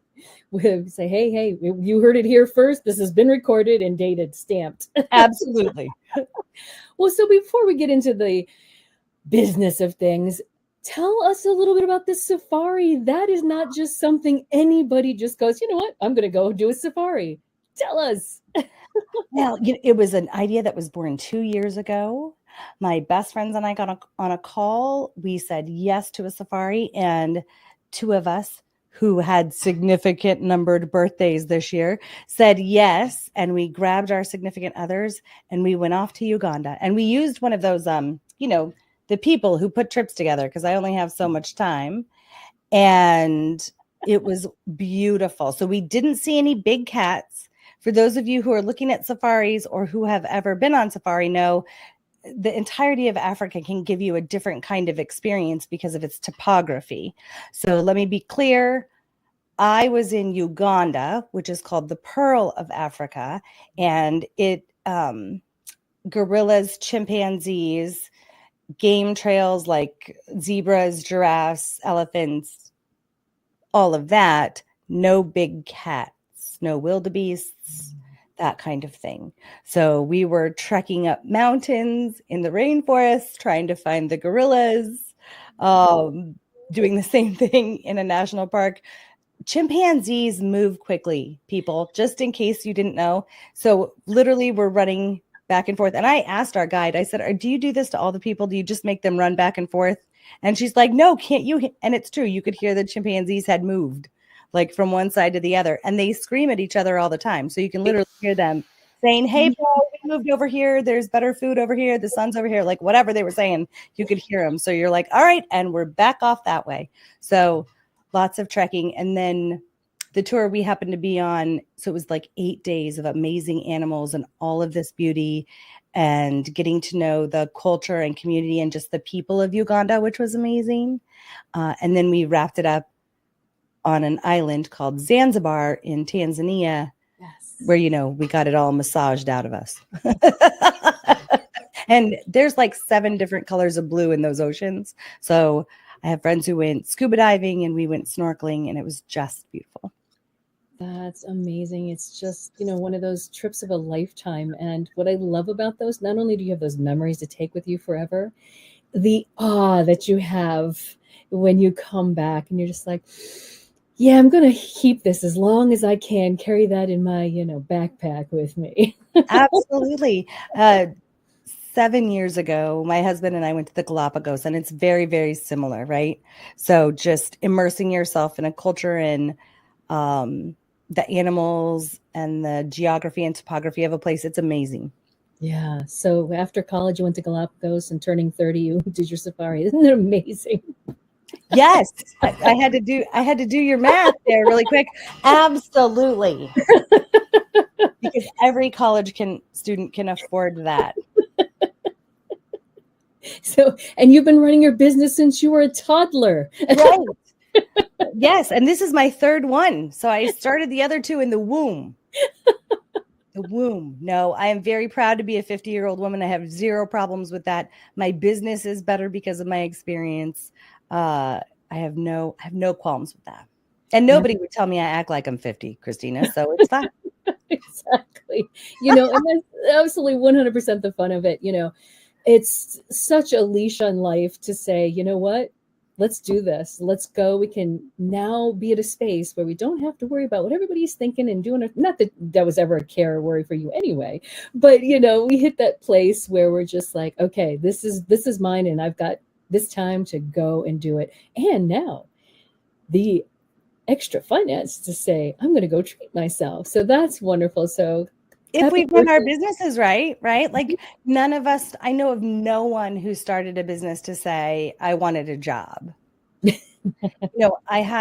was on a podcast where, I'm not going to name the podcast, but the guy really wanted my opinion on an argument that he had with Simon Sinek. And I said, by all means, tell me about your argument with Simon Sinek. I don't know. And he said, Simon Sinek says you have to discover your why, discover your passion and purpose, and then put that towards your business. And I'll be honest, I don't really agree with that. I think that, if you can do it, fantastic. But if you're 25 years old and you're starting a business, you may not have all of that fully fleshed out yet. You may be 50 and not fully have all that fleshed out yet. And I think that you can start a business without your passion and purpose being funneled through your business. You can start with just expertise and stuff you know how to do so that you can monetize it. At some point in time, there will be a space in place, especially if you're looking to be a micro business, no more than 10 employees, or even a solopreneur where your business can be bettered if your life comes together in a way where what you're putting forward is what you're passionate about, or you can link your purpose and passion to your expertise and what you deliver to your clients. Right. So, and if you do it right, then you get to go on vacation. Oh, yeah. And I think that's such an important part. And it's one of the things from the very, very first time that I talked to you is being smart about how you're doing things. And so for me, the 2 things that come, and I had this conversation with somebody just the other night, and I said, I can't do something that I think of as a job because that's my mindset. If I'm thinking that I'm working, then I don't want to get up and do it. That's part of my life. So what I'm doing, I love talking to people, whether it was through dancing or now through podcasting and conferencing and all the things I'm doing with that. But also the other thought will come back to me in a moment. It does, depending on where you are there are pieces of are companies that we run, especially when we're smaller businesses, that we still own, that we look at as a job, right? So maybe it's doing my books. Maybe it's reconciling my books. Maybe that I'm like, oh my gosh, I'm exhausted because I have to find every penny every month. Oh my God, I just don't want to do it. I'm exhausted by it. So those are the things that we work really hard to create a plan around so somebody else can do them. The goal is to create a place and space where we are working within our genius zone, your genius zone being the thing that you can do. And it's like breathing. You could almost never take a break from it. Yeah. Right. Like you with podcasting, like me with helping business owners become more monetizable, getting more money so that they can elevate, right? This is where our passion and purpose meet our expertise. It's amazing. Oh, absolutely. And it's fun because for me too, part of building my business has been around lifestyle, because what do I love to do? I like to sit on planes and take myself places. I like to sit on beaches and watch the waves while I have my computer in my I mean, maybe, right? I'll be honest. I can't do it. There's a balance I've never been able to do. I think I've been at a pool with a computer once because I really like my pool time to be my pool time. I really like my computer. Like, oh, I don't need to bring my computer to the pool. Like, that's just too much for me. So I work really hard so that I don't have to. Now, if I had to, I would, but I don't have to. Yeah. Well, and that's the fun of it. We have all different ways, and we have to, as you know, do what works best for us. And there's no right or, I tell my clients this all the time. I'll scream it from the top of my lungs. There is no right or wrong. I'm sure there are plenty of people who are happy to tell you what is right or wrong about your business. I am not one of them. It is your vision and your business. Am I going to dig in and find out what it is you really want and then tell you whether or not you're going to make money faster or slower? Yes. You're going to make money faster this way and slower this way. Fair to middling this way. Yeah. And then you get to decide what you want to do with this business. Yeah. So with Sales Uprising, you said now that is your third entrepreneurial journey? Yes, ma'am. So how did we get here? I think there's a song called The Long and Winding Road. No, nobody wants me to sing. So I will just say that the title of, at least that's a line in the song. So the first two businesses that I owned were absolutely what we would call expertise, not genius zone businesses. I had been in professional services and staffing. I was great at it. I loved it. And so I had a mentor, an early on mentor, come to me and say, hey, I'm starting my own business. I can't imagine doing it with anybody other than you. What do you say? And I'm like, oh, I know how to do that. Not start the business, but the job that I would have in my own business. And I said, sure. So for the first one, there was no difference to me between being a business owner and like doing the do. Mm-hmm. And that held us in really good stead. When you're in startup in a business, there's only so many things you need to concentrate on. And mostly it has to do with the sales function of your business. So that worked out really, really well. Ultimately, due to unforeseen circumstances of 2012, so the first time that I could remember a continuing resolution, right? Sequestration, something that we are currently feeling right now, a government shutdown. Those are the things that ended that business. And then we did it again with a different partner. I went with a different partner. I ended up growing that business to a $6 million run rate in under 3 years before we exited each other to start Sales Uprising. Wow. Yep, I've held a K1, a Schedule C for over a decade.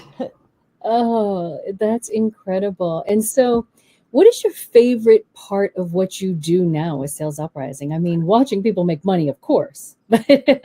Mostly. So it's a little bit right before that and in the middle of that and after that. And what it has to do with is the growth and empowerment that happens for my clients to get themselves there, if that makes any kind of sense. Mm-hmm. So every year we host the strategic business planning retreat. It's a 2-day business planning retreat, and it's just for your annual planning. This isn't like a vision workshop where you're envisioning what you want for your exit plan or an M&A down the road. It's just, what do you want in the next year, man? I mean, we try to keep it super simple. And even then, it's still 2 days, right? So what are your big rocks? What are we focusing on? And in that event every year is my favorite part of what I do in my business. And that is watching people choose to do a hard thing in the name of what they know is what they want, right? So just because we want a thing doesn't mean we have the capability or the skill set or the grit, determination, or habits to get there. Yeah. This is what every business owner faces, right? Just because I want this thing, do I have all of that? How do I get all of that? What order do I get it in? Does there need to be an order? There are a lot of questions, people. And so to see my clients come to the realization that, oh my gosh, I have such a big aha that this is how I can do this, and this is how I'm going to do this to move the needle forward for my business is fuel for me for days. Because at the end of the day, Christina, if I can, every single solopreneur or micro business that I support and that I can get to make the checks that they need to make is better for every single one of their households, for them, their households, their kids, therefore their communities, right? So I'm just a pebble. And that's my favorite part. Yeah. I it's just amazing. How does someone even bridge that conversation? I mean, is it nerve-wracking to be going, yeah, I'm revealing myself. And we may have even chatted about this on another podcast in the group, the opening of the kimono and saying, I really am not ready to talk to anybody about my finances because nobody's ever taught me. I've been doing all these things myself. How do we bridge that and kind of get over that piece of talking about finances with someone who will say, hey, it's okay, and we can level up? Here's my hack for that. I don't care about your finances. As your business coach, and now hear me out, people. Don't throw in the towel just yet. At the end of the day, I care about your revenue goals. So it's a slightly different take on kind of the same thing. Yeah. But when we first work together, we're going to talk about your goals. We're not going to talk about where we're losing money and if we're mismanaging money and have you looked at how much money you've made lately, because that's inconsequential to the bigger picture. So I want you to think about what you want, which is inclusive of what you need, right? The number one most used tool out of 70 different tools in my program is a worksheet that asks, that helps you understand where you are in terms of your, where you are in the life cycle of business. And so many people have believed that they've gotten out of startup until you ask that. So the two questions you ask, right? So this is how it works.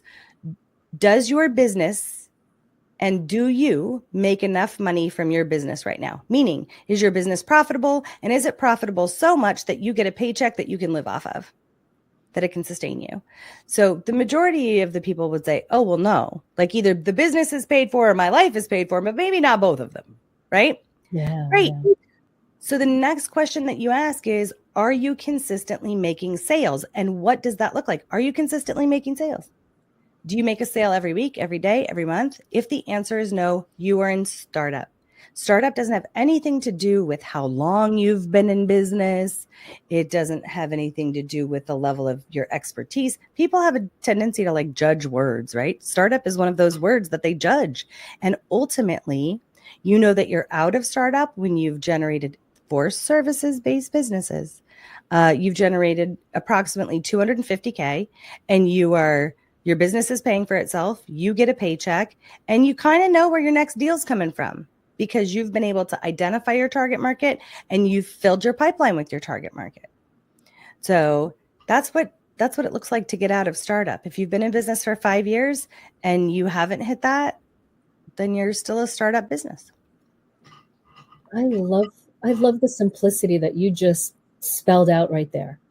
Really. And in looking, and just what you said, it's like, instead of looking at the micro, oh my goodness, worry, looking at the full picture of going, why did you even start this business? You started because, one, you were enjoying something, two, you could see yourself with financial freedom, and three, who knows what else. Right. Or time freedom, right? Like, I mean, come on, people. I know you have big, huge dreams for yourself, and maybe it's for your kids. Maybe it's for your kids' colleges. You know, one of the things that when I started business never occurred to me, but now I totally want for my business is the ability to have long-term health insurance. I take care of my seniors now, right? Yeah. I never knew how expensive that stuff was. Now I got to make sure it's in the plan. Yeah. It's, you know, just little things like that. In addition to an amazing experiential vacation every 5 years or so, you know. Which is fantastic. Absolutely. And it's so funny because I heard an entrepreneur say recently, and it made me laugh, said, I quit my 40-hour-a-week job to be working 120 for myself. And I would say that they're probably most likely in startup. So there's a reason, a season, or a lifetime in business too. And there are seasons in our business where that's a real thing.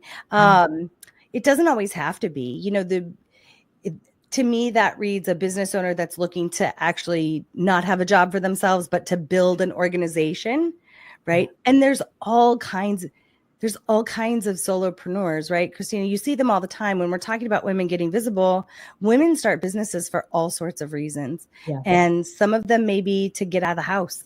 Some of them may be to reclaim their own power and passion that's actually outside of the house, right? Because they've been paying attention to the house for so long. So this isn't a judgment in regards to how much money you need to make in your business. Again, I'm not the one who's going to tell you you're wrong. It's yours. I'm going to tell you if you want it to look different, if you want more, there are paths to that, right? And that there are ways to make money faster and slower. And I've heard you say that before. Can you repeat it again? The reason, the season, and the lifetime.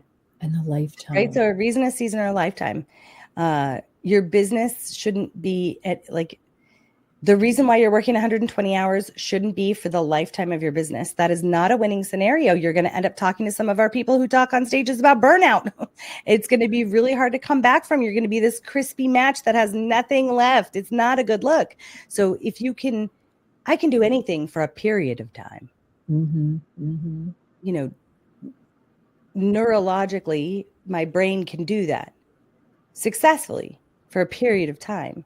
But after that, it's too much, right? So a season, a reason, or a lifetime. A season, a reason, a lifetime. Oh, I will hold on to that one. So what's next for Katie Nelson? Where are you going with your journey? That's so crazy that you asked me that. Although I don't know why I didn't think you wouldn't. Sales Uprising is still going forward. I will be coming out with a book at the beginning of 2026. I know, speaking of getting visible, oh yes, we're gonna, it's an amazing collaboration with some killer businesswomen that I am so proud to be a part of. We all bring our own expertise to the exact same topic. It's a book called Speak Your Way to Sales. I'm so excited about it.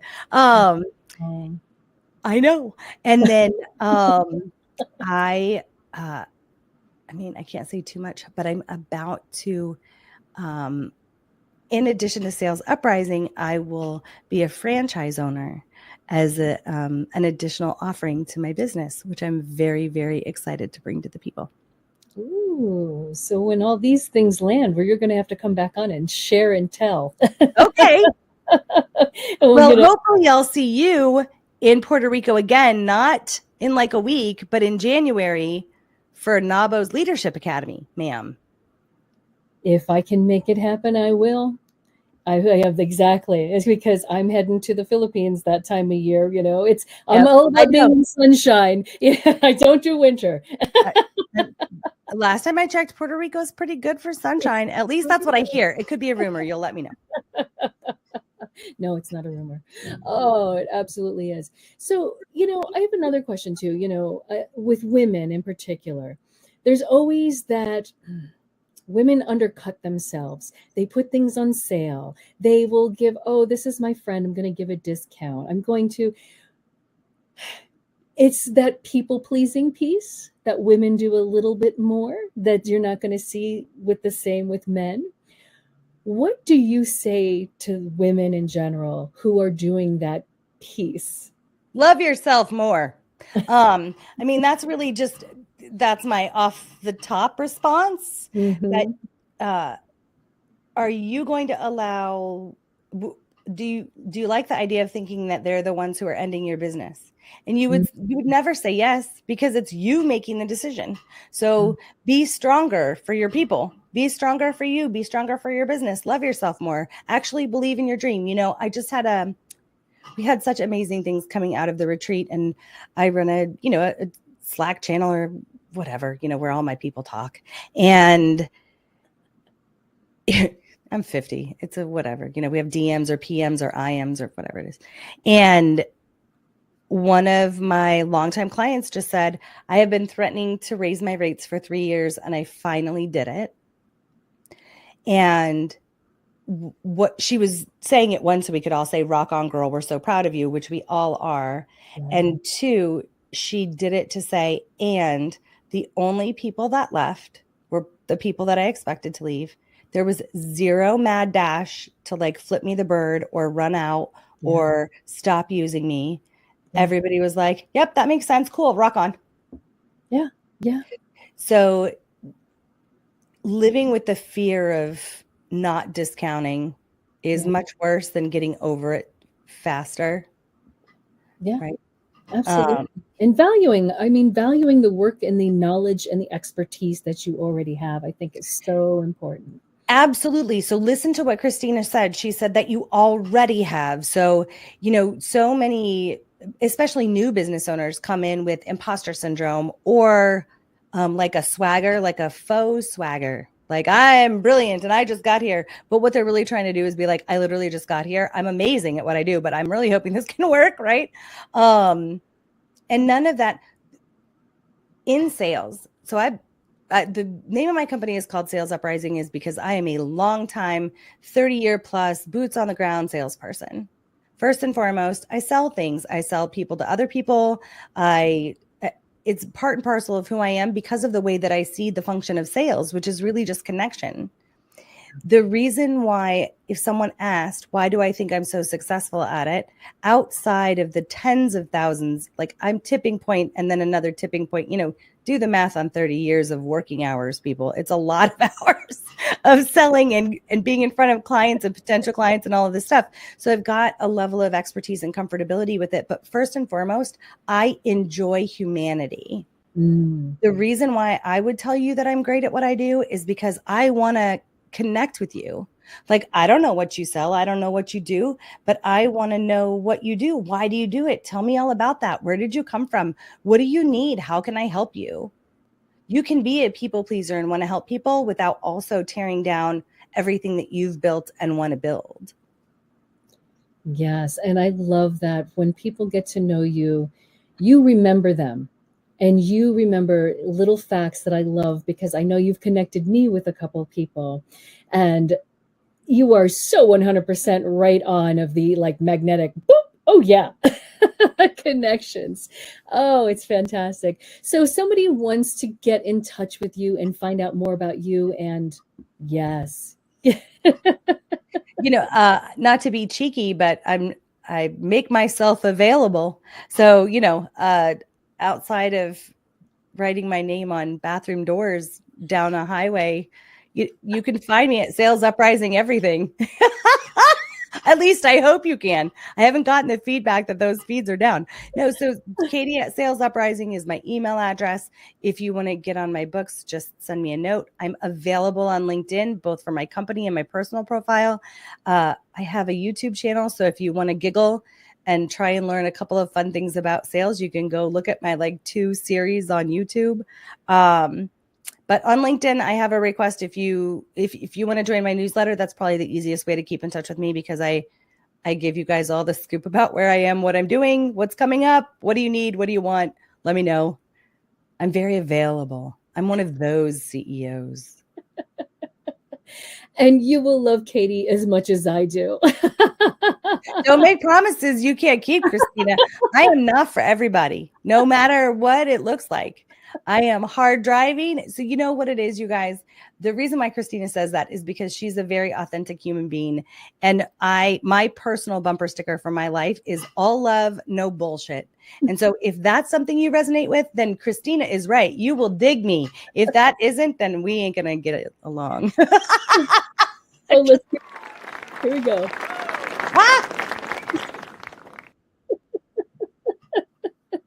All right. And that's a wrap for this edition of Women Getting Visible. Thank you, Katie, for joining me today. And you can find her next. Thanks so much.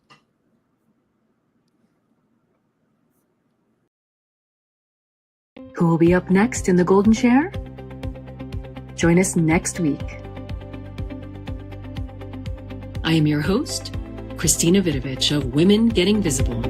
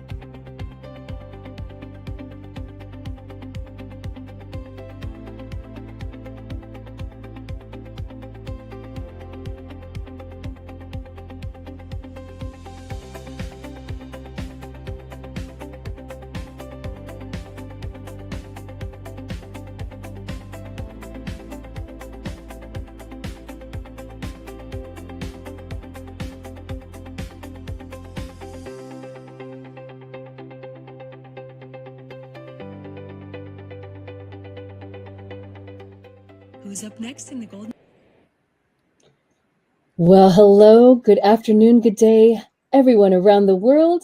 I'm Christina, and this is Women Getting Visible, and I have the amazing Mary Wilcox-Smith right here in the studio with me today, author, speaker, founder of the Micro-Step Method, parent coach. And I love the next piece is raising 4 daughters taught you more than anything you ever learned in a boardroom. Oh, I'm so excited to have you with me here today. Mary was also a speaker at the recent Women Getting Visible conference and talked a little bit about her parenting experience and the coaching that she offers to others. So, hello, Mary. Hello, Christina. So nice to be here. Oh, I'm so excited that you're here. So, I know I told a little hint about you and what you do, but tell us a little bit more. And where in the world can we find you today? Oh, well, I live just outside of DC in Northern Virginia. And I have 4 girls, as you just mentioned. The last one today started a full-time job. And so it was, we gave her the little thing, instead of saying first grade, it said first day of adulting. And I wrote a text in the family chat that said, that's a wrap, because that's the 4th one. Love it. That's amazing. Wow. Wow. Now that must be a complete experience. You know, it's invaluable raising children, period. But to raise 4 girls, and they were pretty close in age. Yeah, really close in age. Yeah, couldn't figure out where they're coming from. They were born within like 5 years. It's the soap. You were shooting soap, weren't you? Yeah, so they're very close. So they're 22 to 27-ish right now. Actually, they're probably 22 to 20. No, anyways, I'm not even going to go there. Oh my goodness. And so how did you get into parent coaching? So I think what ultimately happened when I first, actually, if I think back to when I went to college, I wanted to go into, psychology. I really sort of, that drew me and I was interested in it. But I remember, unfortunately, I was bored with the 101 courses. And then nobody really said, well, just stick with it. So I did, I ended up graduating with something just different that was a little bit more challenged for the lower levels. And so then I went through life and ran a skiing holiday company in Switzerland, which was very fun. And I went to school in France. I did all these really fun things. And I married a Canadian. And my first two girls are Argentine. We lived in Argentina. And I married a Canadian. And we ended up having these 4 girls. And my second one was born with pretty significant medical issues. So on top of it being hard because there were 4 girls, there was all of that, which added just a tremendous amount because she had quite significant medical issues. And on top of that, what happens to all of us, and I think my baggage was just particularly big, was we bring our own baggage to parenting. So what I found in the beginning years, it was great because, my idea of sort of just get things done and win at all costs and sort of have fun and do things well, that works for a while, but then they get to be the teens or tweens even, when they start to develop into themselves, and parenting is a completely different experience. And it just got very hard for me. And so when I started to see my own anxiety and perfectionism and even depression sort of showing up in different ways in them, it was just sort of a wake-up call. And so eventually I decided, once I learned everything, I decided I needed to help people understand what they can do to help kids, because anxiety and depression is an epidemic. It's so interesting. The whole concept of a parenting coach. I didn't know that even existed. And then I met you, and then I met 3 other women within a month who are all parenting coaches. Oh, that's so funny. Yeah. I mean, it's so interesting. Where does someone go to find a parenting coach? Yeah, it's a good question. I think what actually happens a lot of the time, I had a great call yesterday from someone, and he had a child, and I think he was torn whether he needed therapy or something else. But he saw me on, I think, Psychology Today, and I introduced it with a real scenario of how it's difficult.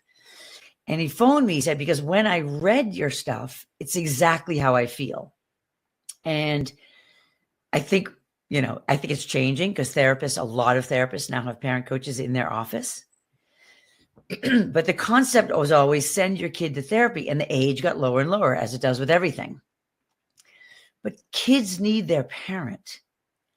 And so when you send them to therapy, the relationship that the therapist is building is the one that the kid needs with their parent. And then in their teen, great. Or if they have really, really difficult issues and it's too much for the parent, great. But in these younger ages, the parent is the change agent through the relationship with their child. And so I say to this person, and he was all on board, is when you change, we're going to see a change. And then we can decide, because this child's 13, if they also need therapy. So where do you find them? You look up parent coach, but people don't know to. Yeah. I mean, that's the bottom line. Yeah. And that's a beautiful story because the struggles of being a parent, the struggles that you go through, and then what do? We look at our own experience first and foremost, right? So what happens? Yeah. Yes. And what happens with me is your experience comes up in the teaching I give you, because we untangle what's going on. We figure out why it's happening. And it's like, oh, that's why I'm reacting like that. So you're right. But they don't come to it thinking I'm going to fix myself, because that's daunting for people.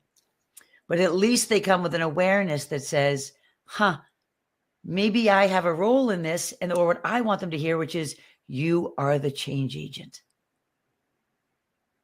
Wow. But that's hard for parents to hear, because it's a lot easier to outsource. Yeah. Send them to a tutor, send them to a therapist, I think. Yes, and it makes so much sense. I mean, my background actually is in psychology as well, and I love developmental psychology because there's so many elements of our childhood that come to rear their head at some point in our life, and then figuring out what do we do with that. And I mean, how many times have we heard the sentence, if it was good enough for me, if it was good enough for my parents, it's good enough for my kids. Yeah. But times have changed. Yeah. In so many ways. I mean, it's not the simplistic life of 3 channels on television.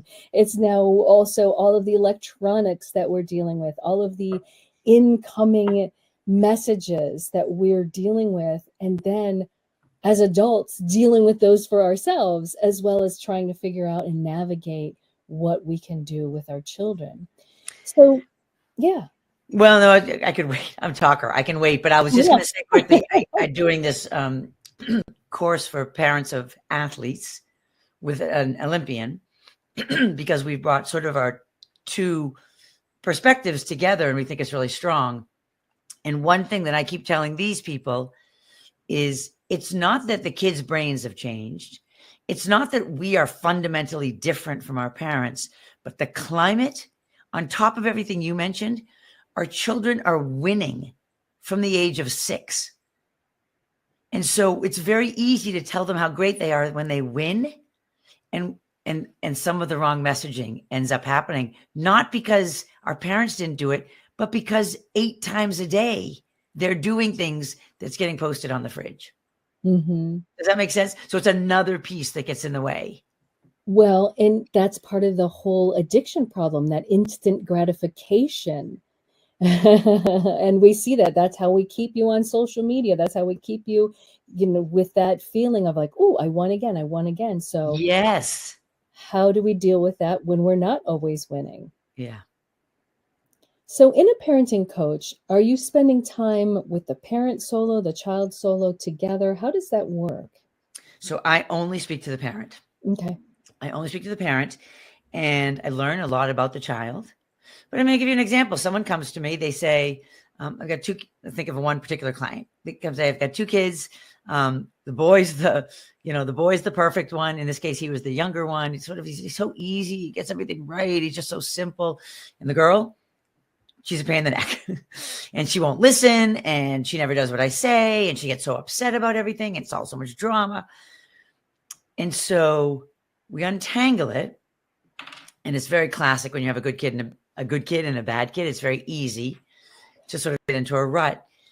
And with her, I changed how she was responding to this girl in a way. I use one of my favorite sort of micro steps from my book is sort of accepting is not agreeing, which is really just validating what the child was saying, even if she didn't agree at all. Like, yeah, getting out the door in the morning is no fun. Instead of, well, we got to get out the door, you got to get to school. So she stopped kind of fighting her against everything, which had happened because of the background and everything. And the kid obviously thought her brother was better, so she felt lesser than. Within 4 weeks, like she had like a 6-week package. On the 5th week, she was like, can we save the 6th one? Because she's completely turned around. That doesn't always happen. But if you have the parent that's able to implement and doesn't have a lot of triggers and trauma, and the situations, whatever, that we pick something that they can implement, it gives me chills each time. The child changes. Mm-hmm. The child starts doing their homework. The child stops back talking. It's incredible. Yeah. Now, here's a little more personal question for you. Because I think when we're doing work for other people, we always have that introspective piece. How much of your healing work for others has helped you heal through your own journey when you look at your upbringing and what kind of situation? Tell us a little bit about your upbringing. Yeah. So when I talk about my upbringing, I sort of say I had, I think of this time I went to some special retreat kind of thing.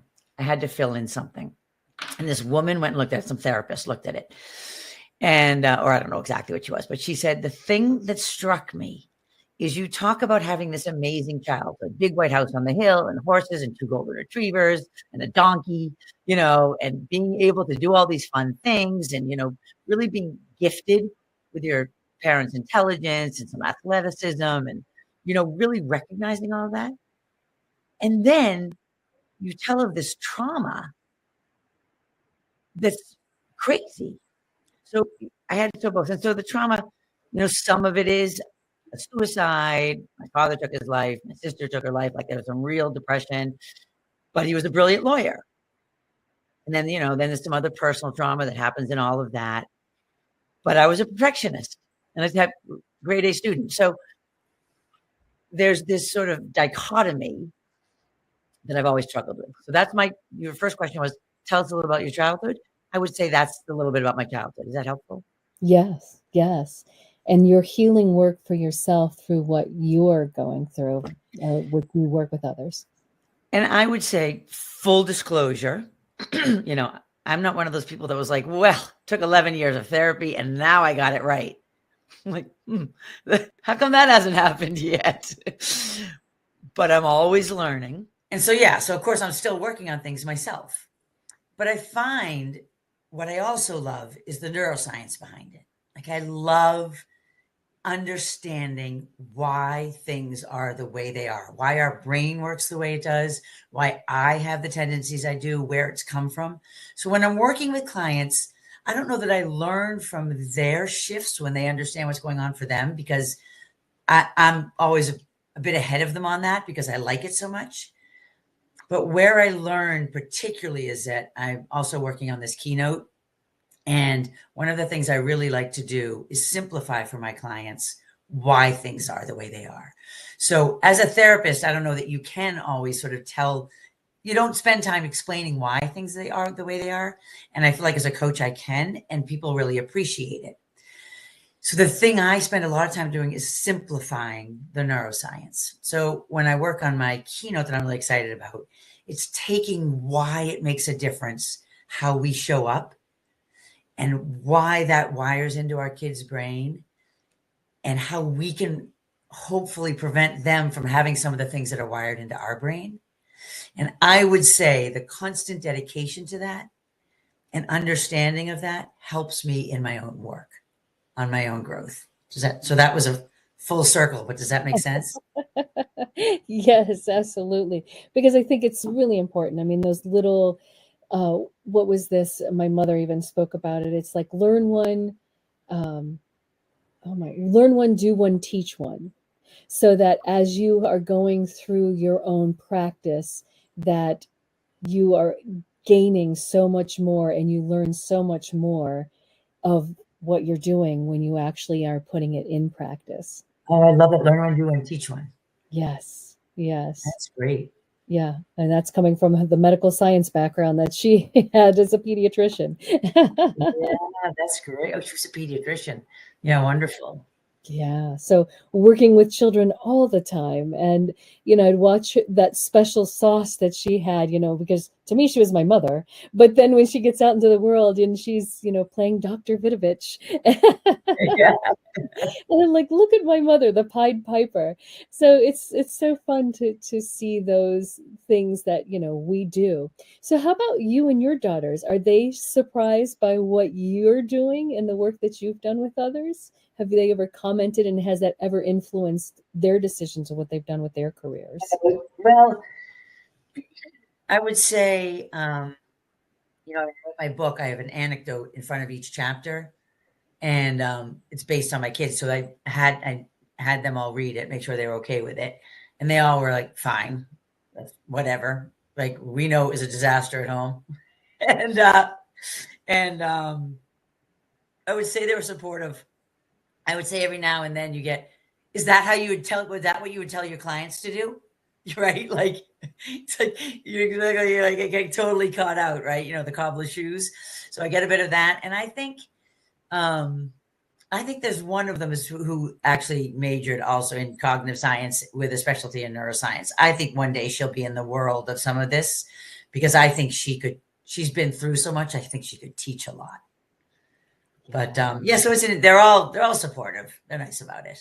That's incredible. So tell us a little bit more about your book, the title, and what is it about? So the book came about because I'm frenetic and I try to do everything, and I'm type A, and I'm going 100 miles an hour, and I had 4 girls and one with medical issues. And when I started learning, about just the whole developmental journey and comparing it to the neuroscience, I thought, wouldn't it be nice if I just had someone simplify that for me and tell me what to do? And so I had these things that I called microstep minutes. And I would give an example of what happened. And I would say, here's what we often do, what we revert to, and here's what we could do instead. And then here's the neuroscience behind it and why it's good for your connection and for their resilience, both of which drive better behavior and kids who thrive. So I ended up having I would write these and send them out as emails, and then I turned them into a book with like 40 of them. And I put them into chapters of our kids' needs, like boundaries and safety and connection and allowing them to struggle. And then I took an anecdote of mine and put it before each. And I named it the microstep method just because I just wanted to say to people, like, I'm not going to try to have you overhaul your parenting. You can make such a significant difference by just starting with something small. Pick the thing that bothers you the most. What's going wrong there? How can you change in that moment and start there? And that with the woman I talked about, that's what we did. We started with one thing. After 4 weeks, we had 4 different things, that would make a difference. And I now have sort of a conceptual model where I actually show that it's research back that these little moments done correctly add up, and you sort of have it's like they compound like interest. The difference you can make in the potential of your child is huge just by making a small step today. So the title of the name again is Microstep. The microstep method. I think I call it for the overwhelmed parent. There's the niche. And now, now my niche always changes, but basically we're all overwhelmed. So it fits all of us. Yeah. Oh my goodness. Well, I'm going to ask you my favorite question that I love to ask everybody. On your own personal visibility journey, so wherever you think you are and where you're going, and if 1 is not being very visible and 10 is being completely visible, where are you on your own visibility journey? Yeah, it's a really good question. So I think I would say, I think I would probably say 6. Like I'm more than 50%, just because I have friends and family, and I'm not afraid to put a video here and there. I don't have 1 million followers, but that wasn't necessarily my goal. But I do want to get on a big stage. Mm-hmm. I want to be doing my keynote on a big stage. So I feel like I am a little over half. I'm probably a little more than halfway to that. I have the tools now. I know how to do it. I spent a lot of time figuring out my message and simplifying it. So now it's a matter of putting it together. It's actually put together, but actually pushing the envelope on doing more speaking. So I've pulled back a little bit on some of the coaching, want to spend more time with that. And then that will boost my visibility, and it'll boost the impact I have. Because I think you said at the beginning, was it you that said, it's one thing to help a parent, but if I could have a room full of people walk away thinking, I could just make some small changes and it might make a really big difference in my child's mental health. Mm-hmm. I would feel like I've made a big step in my mission, which is really to reduce, I would say my mission is to reduce anxiety and depression among young teen and young adult girls, but I would say actually everybody. But that's beautiful. Well, you answered my next 2 questions. They're like, what's next for Mary and what's your legacy message? So you got to package it all into one. Boom. It's like you read my mind. Either that or I just talk too much. That too. And there's nothing wrong with that. Oh my goodness. So if somebody wants to find you out there, Mary, where can they find you? If you have a website, where can we find your book? I think the easiest way, so the book, if you know the title, you can look it up. It's on Amazon. Easiest way to find me is probably Mary Smith Parent Coach, like 4 really easy words. MarySmithParentCoach.com. Also MaryWilcoxSmith.com, but I don't know, either of those. And then, the easiest ways is I have some programs, I have coaching things, I do have a course. Get on my mail list. I send stuff out, just ideas, or reach out to me. There's plenty of ways to reach out to me. I'm on Facebook, I'm on Instagram, I'm on LinkedIn. I really do enjoy LinkedIn at the moment. Fantastic. So I'm out there, just go to my name, but reach out to me. I'm happy to talk to anybody. I love it. I love it. And it's so fun because your name, Mary Smith, Mary Wilcox Smith. Oh, wait. I'm married to John Smith. He's Dutch. So his real name is John Willem, but nobody in Canada can say John Willem, so they say John Smith. I'm Mary and John Smith. Oh my goodness, that is so funny. I love it. I love it. Or not. and getting more visible, getting out there and speaking on stages, sharing your wisdom. I applaud you because we need messages like yours. So thank you so much for sharing your time with us today here on Women Getting Visible. Christina, you do a great job making women visible. So I really, I'm honored to be here. And thank you very much for your time. Who will be up next in the Golden Chair? Join us next week. I am your host, Christina Vidovich of Women Getting Visible.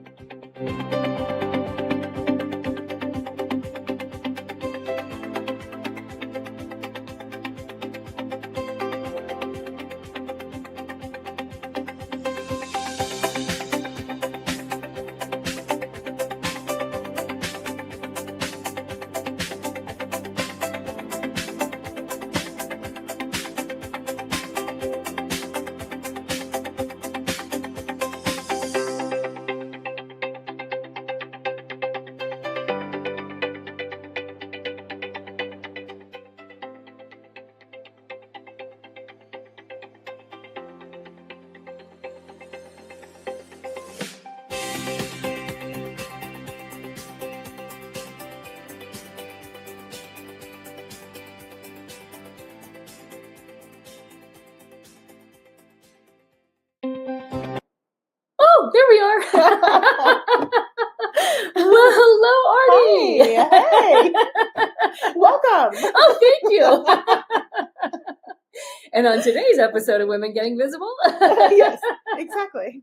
here we are. Oh my gosh. I am so excited to introduce you to the amazing Artie Blanco. Oh my gosh. Thank you, Christy. Oh my gosh. Oh my goodness. So we are in Washington, D.C. today. I'm so excited. She has invited me into her beautiful home with her beautiful artwork, and we have just been chatting all morning, and we are so excited to talk to you and have you join us today. But tell us a little bit about your journey, because we have been chatting about her life, her journey, how she got to Washington, D.C. with her Mexican heritage. And we've been sharing about, that piece of our lineage and what it's like to be, a first and second and whatever generational So and true. implant here as well for generations. So I'm so excited. So Me too. yeah. Yeah, no, it's Sure. amazing. Well, I'll just say this is my 4th tour. Yes, I call it my 4th tour of living in Washington, D.C. Oh my throughout gosh. my entire career. And so it's been great. I think the first time I moved here, But it was my first job for a member of Congress from Houston. And my father was so involved, and I'm going to talk about my father later, but I think that he was so involved in our community and in my school. And he became a precinct chair in Houston, Texas. So he still is involved in community efforts and holding people accountable for the community. Yes, And yes. he was like, Mija, the congressman's looking for a part-time staffer. I didn't get to go to the college I wanted to go to. He was a machinist. He didn't make a lot of money. So I thought, okay, I'll go to community college and then I'll figure out the resources later and go. And I started working for my congressman. And after a year, I was like, oh, I actually really like this. And an opportunity opened up in DC. So I was 21. I had to sell back my truck that I was so proud that I bought, a Ford Ranger, when I turned 21 by myself. It's very scary to go to those dealerships. Anyway, and it was just so amazing. I sold it back. I came here for a year, didn't have a car, but it was that experience that really got me. And so ever since then, I've been hooked for DC. I just thought I had left the final time 17 years ago, but no, I came back 2 years ago now. So 4th tour. And I love it because it's not only DC and Texas, right, where you Yes. grew up, Mhm. and you've lived around the United States. Yes, definitely. So let's start naming those places. Besides DC, and of course, if you're living in DC, sometimes you'll live in Virginia. I definitely did the Virginia thing as well as DC, the city proper. I lived in Denver. I lived in Louisville, Kentucky for about 4 months. I loved that. We can talk about bourbon later. And LA, Los Angeles, and Whittier. And I've been to different places for months at a time, like Pierce, South Dakota. Just different communities, different cities and states. And then I ended up buying my retirement home in Las Vegas, Nevada, which, as you can see, these are my photos of parts of Las Vegas that has taken my heart for sure. Even though I'm always a Texan, Texan will always be home, but home means Nevada now. So Yes, I will be back yes. in Las Vegas. Well, and if you look right up here, we were just chatting about Red Rock Canyon and how beautiful the canyon is. If you haven't been there, you need to go there. And when she Should. retires, we can go visit. Oh, totally. I will do tours for free. Let's do it. Oh my goodness, there's so many places to go hiking, looking, and finding is. that peace, especially when we're coming from all of the action that happens in DC, every day, 365 for Nonstop. years. I mean, it's not just, now, it's the past and it's the future of everything going on. Yeah. Now, here's a good question that I have for you, because I've met different people who've come to DC with their hopes and dreams of all the things that they could do and change when they get here, and then suddenly find like, oh, there's a lot of bureaucracy that Yes. happens. So in your experience, it seems like you've been able to find pathways to keep following your dream. Yes. So what has that been like? And what would you tell someone who is saying, you know what, I think I need to be in DC. I want to create change that I can bring home back to my community. Yes. It's been amazing. I think I learned very early what, we all have power, and it is about, but I didn't know that, right? When I started my career, many of us probably didn't really know the power that we could wield as leaders. But quickly within that first 6 months of my first job in the congressman's office, I realized I didn't know about any of these programs. I had no idea what a page was, or internships or fellowships. None of that. I felt I didn't have the information. Yeah. And when I realized that, I thought, oh my gosh, there's so much that's out there that I created. I just thought, I don't want that to happen to anybody else. Yeah. So when I went back home, I ended up working for the congressman for over 4 years. But it was about services. Mm-hmm. It is about how are we getting information to the community so that they can wield their power. And I learned that early because I didn't get to go to the college I wanted to go to. My father was a machinist. He couldn't afford it. No one told me about FAFSA. No one told, I didn't know anything about taking out loans for college. So I just thought I'll deal with it. I find out all this information about how you can actually prepare your whole 4 years in high school. And this is in the early 90s. So it was a while ago, but not that while ago. And I realized, so when I came back to Houston, I created a program. I said, you know what? I don't want this to happen. And we started going to every single high school in the district. And it literally was, here are scholarships. Here's a calendar you can follow, a timeline to prepare if college is your thing. And I just felt like that's what I was going to give back. But I thought, I took it to the congressmen and the directors, and they were like, this is a good idea. Sure. Tried it out in a couple. They were still doing it after I left the congressman's office. Someone was still going to every high school and doing sessions. And that's the legacy that we realize we can create as leaders in our community and the work that we do, and not to be afraid to just do it. Yeah. That's how I've led my entire career. I want to go back to Texas because I want to work a redistricting session. Who knew that we would still be dealing with it? But that's not even the point. The point is I knew the different things that I wanted to experience in my life, and I learned it by the experience I was actually taking in. I didn't know from 10 years before. I didn't know 5 years before. Sometimes I made a decision in 2 years. I think this is what I want to do. And it's okay to do that. We don't have to think in 5-year increments or 10-year increments. That's so much pressure. Like, I don't want it that much pressure. I put enough pressure on myself. Don't we all? Don't we? And I mean, it's just, we were just talking about, like, when we decide to fly or go on a trip, I just sometimes don't book my stuff until a week out because you just don't know what's going to happen. You don't know. So anyhow, that's how I've kind of set out my career. I just made a decision and said, okay, some of it was the flow, which opportunities come for a reason. And I do truly believe that, there is a path for all of us. And sometimes it's a path that we're going to just choose and decide. But sometimes the path is already written. We just need to follow along. So. I love that. And it's interesting because I think about talking about high school and that period of life.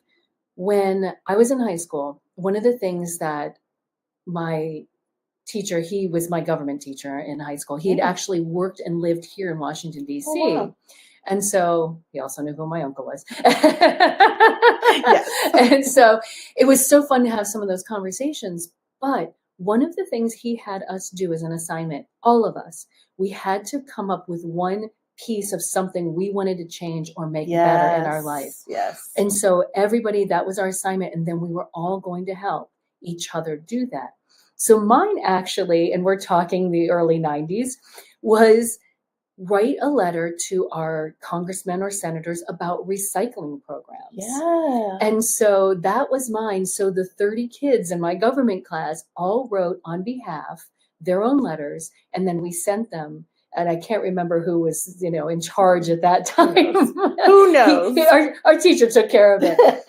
And within 2 years, we had a recycling program because here we were as students saying, hey, this is a small thing. What can you do? And how can we bring this back? And maybe, you as the senator, you as the congressman can go and tell our governor, hey, and then move that on. And, it's so commonplace now to have recycling, but at that time it was a big thing of like, how do we make things happen? I mean, all the plastic that was coming in. And that's the thing.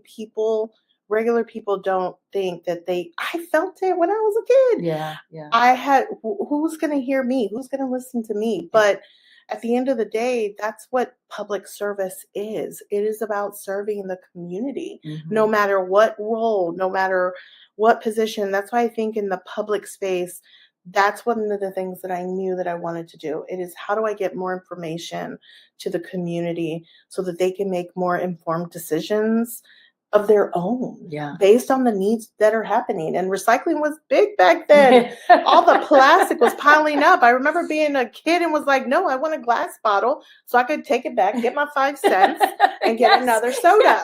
I don't know.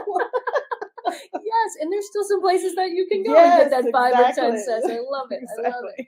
And it's so interesting because going from, a town, like I have and like you have, and then going into federal. Yeah. That's a big leap, because a lot of times, I think it can be intimidating, but even so, I think we can create those small movements in any level, from our local counties, cities. Yes. But you are absolutely, someone who's like, you know what? You can do it on a bigger level. And that's one of the things that I love about what you've done, is you have continued to stride forward for your causes and what you believe in.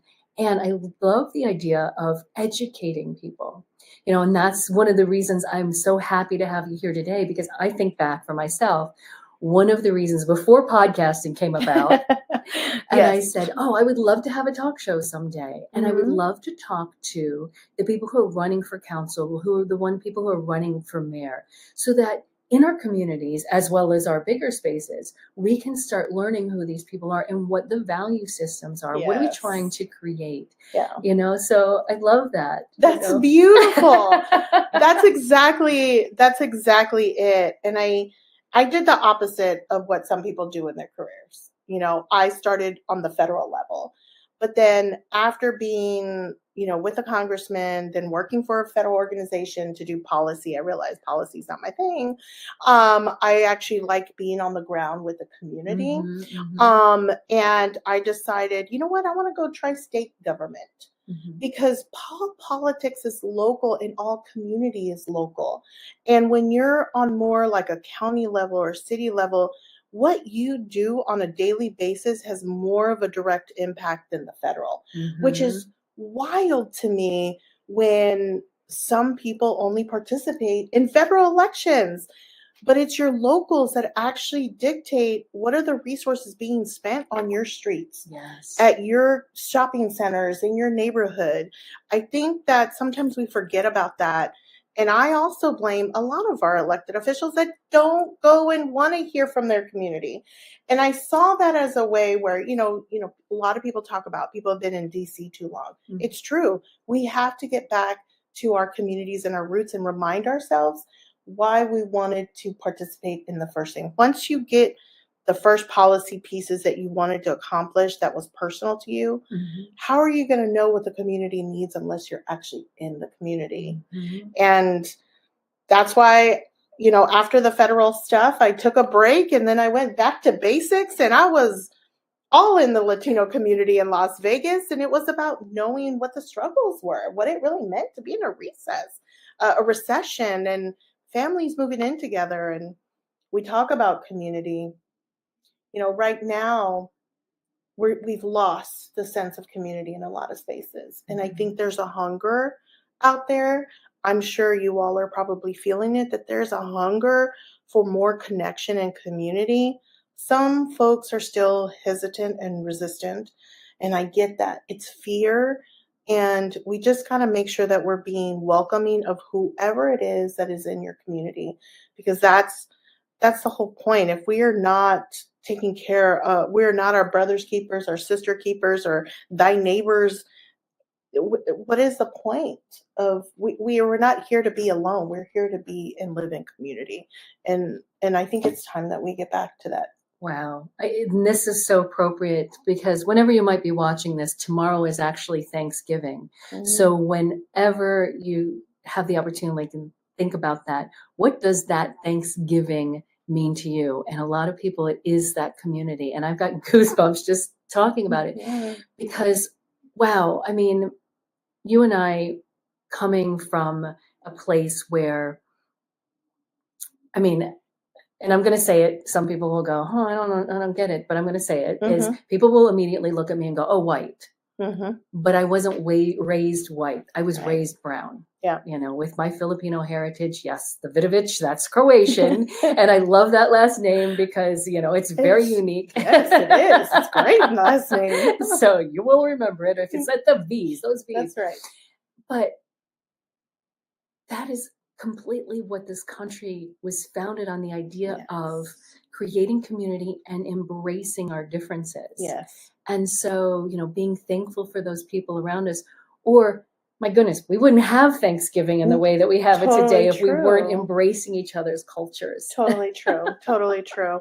And it's changed. I mean, we look at what what was the framework and the purpose of that by the leaders of that time. And everyone has made mistakes. If we're talking about it, I just want to talk about it, because one of my experiences in my career that I feel so blessed about was being able to build a relationship with community leaders in Pierre, South Dakota, outside of Pierre at Crow Creek, Lower Brule, Native reservations. And it was very personal. It felt like this is just like my community, except worse. And not worse, just more devastating. And how we forget about the first people that were here, and that there is a lot about the land, right? The land, but that's why the division that is out there, that's what kills me the most. We all know that this land belonged to others that were here before, but at the same time, at that time, during the first time, they still tried to negotiate, come together. And we just got to get back to that. And I'm not saying it like I don't say it every day, but we just need to acknowledge it and be like, okay, we can do better. I personally can do better, because that's all we can control is what I personally can do. What my family, inner family, maybe not your extended family, but I'm just being honest. I have them too, but that's okay, because we're still connected in a way that we can hope for a future, and just to acknowledge it. But that was the goal, was to create a different community. Yes. And of course, a lot of terrible things happened after that time, and a lot of terrible things are still happening today, which are so heartbreaking that any of that is happening today. And I, again, that's another episode that we can go that's into. A total other episode. Hardships, government failures. It exists. We all make mistakes. But to see the Native communities continue to thrive has actually been a positive. Not all, but many, many, many. And they are continuing to still struggle to thrive. Just like any community, actually. Just like any community. Yeah, absolutely. And it's just so fascinating, the opportunities, like you said, it's like we can start making those changes little by little, and it comes from all of us. And why things like this, these conversations are so important, because you're not alone. You start to realize there's other people out there. There are people who are advocating for you that you don't even know. So, someone out there. And so when you start to take those steps forward and say, you know what? Wow, if she did it, I can do it too. Yes. Yeah. That's totally true. We all have that power, no matter where you're at, whether you're in a big city. I one of the places I forgot to name was San Angelo, Texas. I lived in San Angelo, Texas for about 6 months, and that's West Texas, if you've never heard of it. It was really interesting. It was the first time being in a real rural community, and also to see they have also the same hardships as we do in the cities, in the big cities, because there are always communities that are on the fringe that don't have as access to programs. So it really is everywhere. We have more in common than we have differences. Yes. And I think that's the key thing that we always need to just focus on, and give grace to people. Give grace. I love that. I mean, that says it all right there. So in your current work, what is it that you are working with and helping people to do now? So part of my upbringing, and I said I was going to talk about my father. So my father was born and raised in Matamoros, Mexico, right across the border. And he came to the country young and looking for work. He ended up working as a machinist at Bowen Tools. And I made a decision that I was going to live with my father, because, we all knew that I need more discipline in my life. I loved my mother, but she had remarried, all the things. And I was like, I need a father figure in my life that is there constant. And so we made a decision. And within that first year, he had an accident on the job. And it was the first year we were living with him, and he put us in private school for that 1 year. But he was on his machine and it pulled his arm and he lost his right hand here. I was 13, 14 years old. My brother's 3 years younger than me. He was a single father raising us two together, single home income. And I always say this, and this is part of my story and the structure and why I'm in the labor movement is, sorry, I'm getting emotional, but, you know, my father's union contract did not let him fail me and my brother the way that the machine failed him. And because of that union contract, not only did they have to pay for his medical services, he was able to also get a small settlement because once it pulled him in, he couldn't reach the off button. And the company had made a decision that they only need one person and the nearest person was 30 feet away, right? So couldn't save his hand.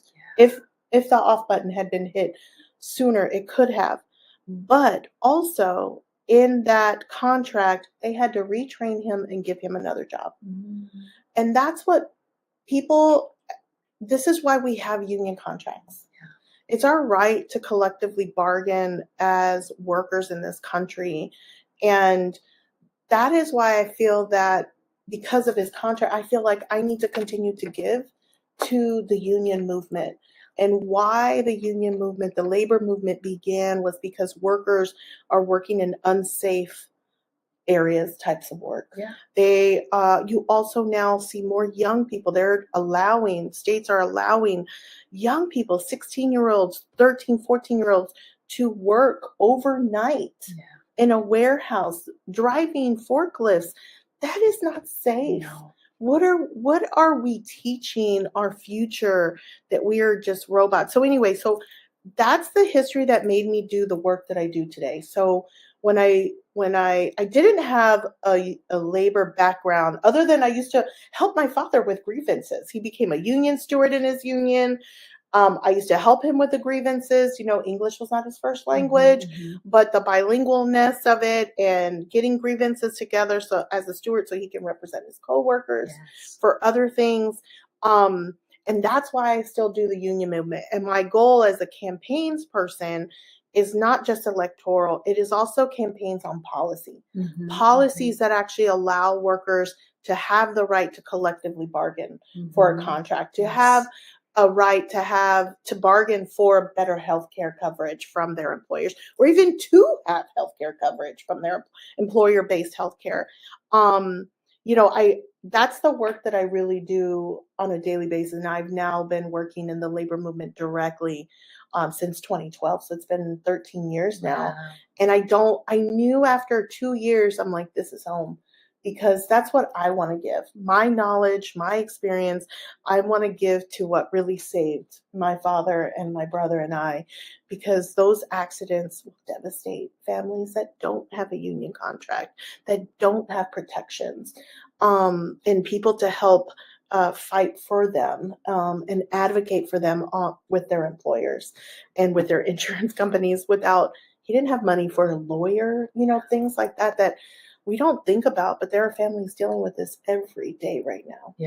Yeah. And it's so interesting because unless you've grown up in a union family, you don't always know all the benefits that you're getting from being in a union and all the things that you're being taken care of. And I love it because, again, this is those opportunities for us to educate other people out there of what is it really like? Because if not, we're talking what life was like 100 years ago. Yes, exactly. And you have 12-year-olds, to your point, talking about the forklifts of 16-year-olds, but we are talking about 12-year-olds doing these jobs that should not be happening, that are awful. And just as you mentioned, the health care and what if something happens, you have a family to take care of. It's really something that I would recommend anybody who's listening or watching, take a minute and just learn a little bit about it if you don't know about it, with an open mind and understanding of our history. Because if we don't know our history, it repeats itself. It totally repeats itself. Even when we know it sometimes. Yes, it's true. It's so true. It's so true.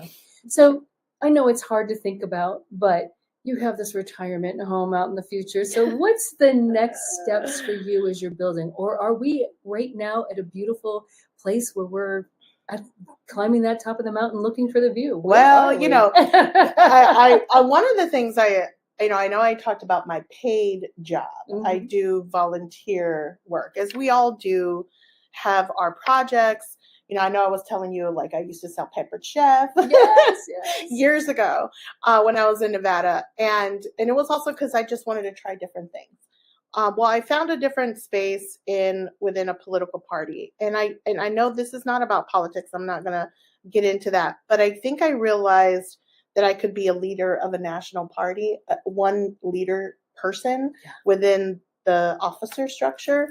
And I think I want to make sure that we are not just thinking about ourselves, and it's not just about power. Yeah.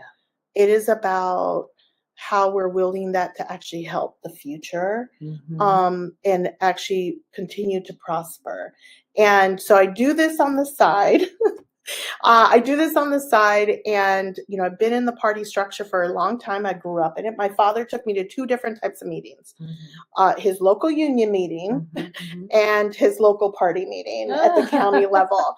And so we would do that. Those are the two that, in fact, the office is still a union hall, CLC office. I go to it now. I'm like, I used to come when I was a kid to this office. But I think, for me, the future is, what else am I going to continue to do? I want to continue to advocate for more unions. I want to continue to advocate to workers that want to create a union within their workspace. How can we empower them to do that? They have their own power, but we need to educate them and inform them on how they can proceed in that effort. And I think I do want to do something with the party that I grew up with, that I remember what it was when I was younger. And we need to get back to that authentic constituent services that I feel a lot of elected officials just are not doing.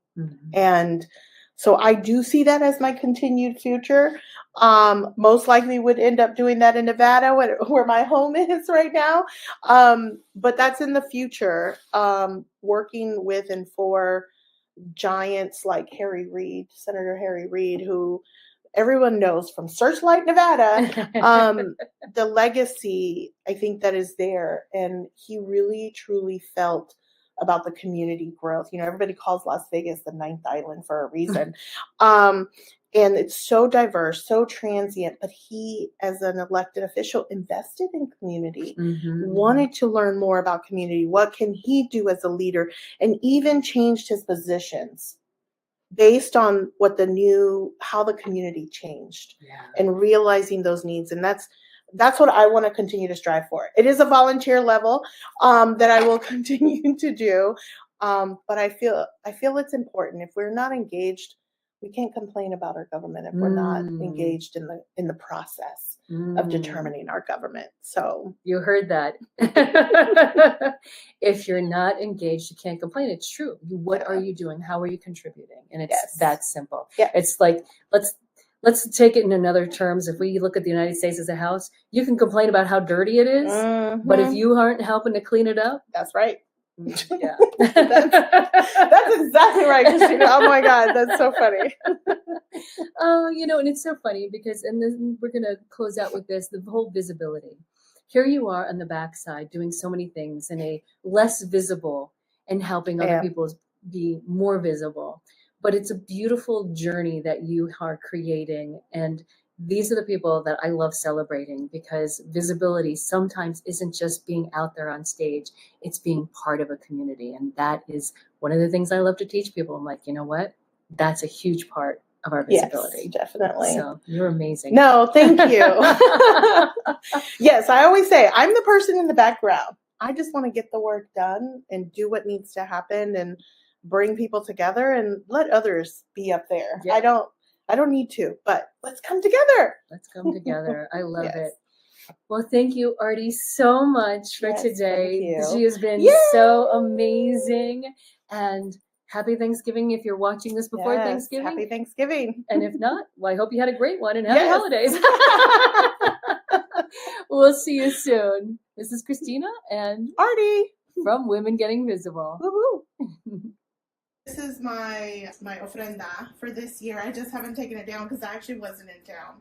on Halloween that entire weekend. This is the Montalvo side of the family, which is my mother's side, and then this is the Blanco side, which is like my father's side. So he is one of 10. This is my abuelita here, and this was a family reunion that we wanted to start having so that we could get the family together. So far, we've lost 4 of the 10. My tia Carmela was first, and then my tio Melchor, and then my tia Alma and my tia Rosa was just last year, and that was really hard for us. Or actually, yeah, it was last year. And so anyway, so yeah, just different things I've collected.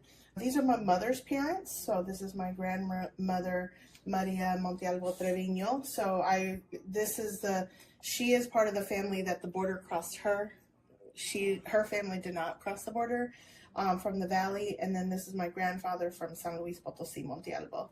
And then these are my great-grandparents. I decided that my grandmother, my grandfather had this photo. So this is his parents here, and then this is my grandfather's, my dad's father, grandparents, my dad's grandparents there. And you can see a little bit of the German when it was starting to really be diluted in the family, but on the Blanco side. So yeah, so from Mexico. So yeah, so that's what I put in. Who will be up next in the Golden Chair? Join us next week. I am your host, Christina Vidovich of Women Getting Visible.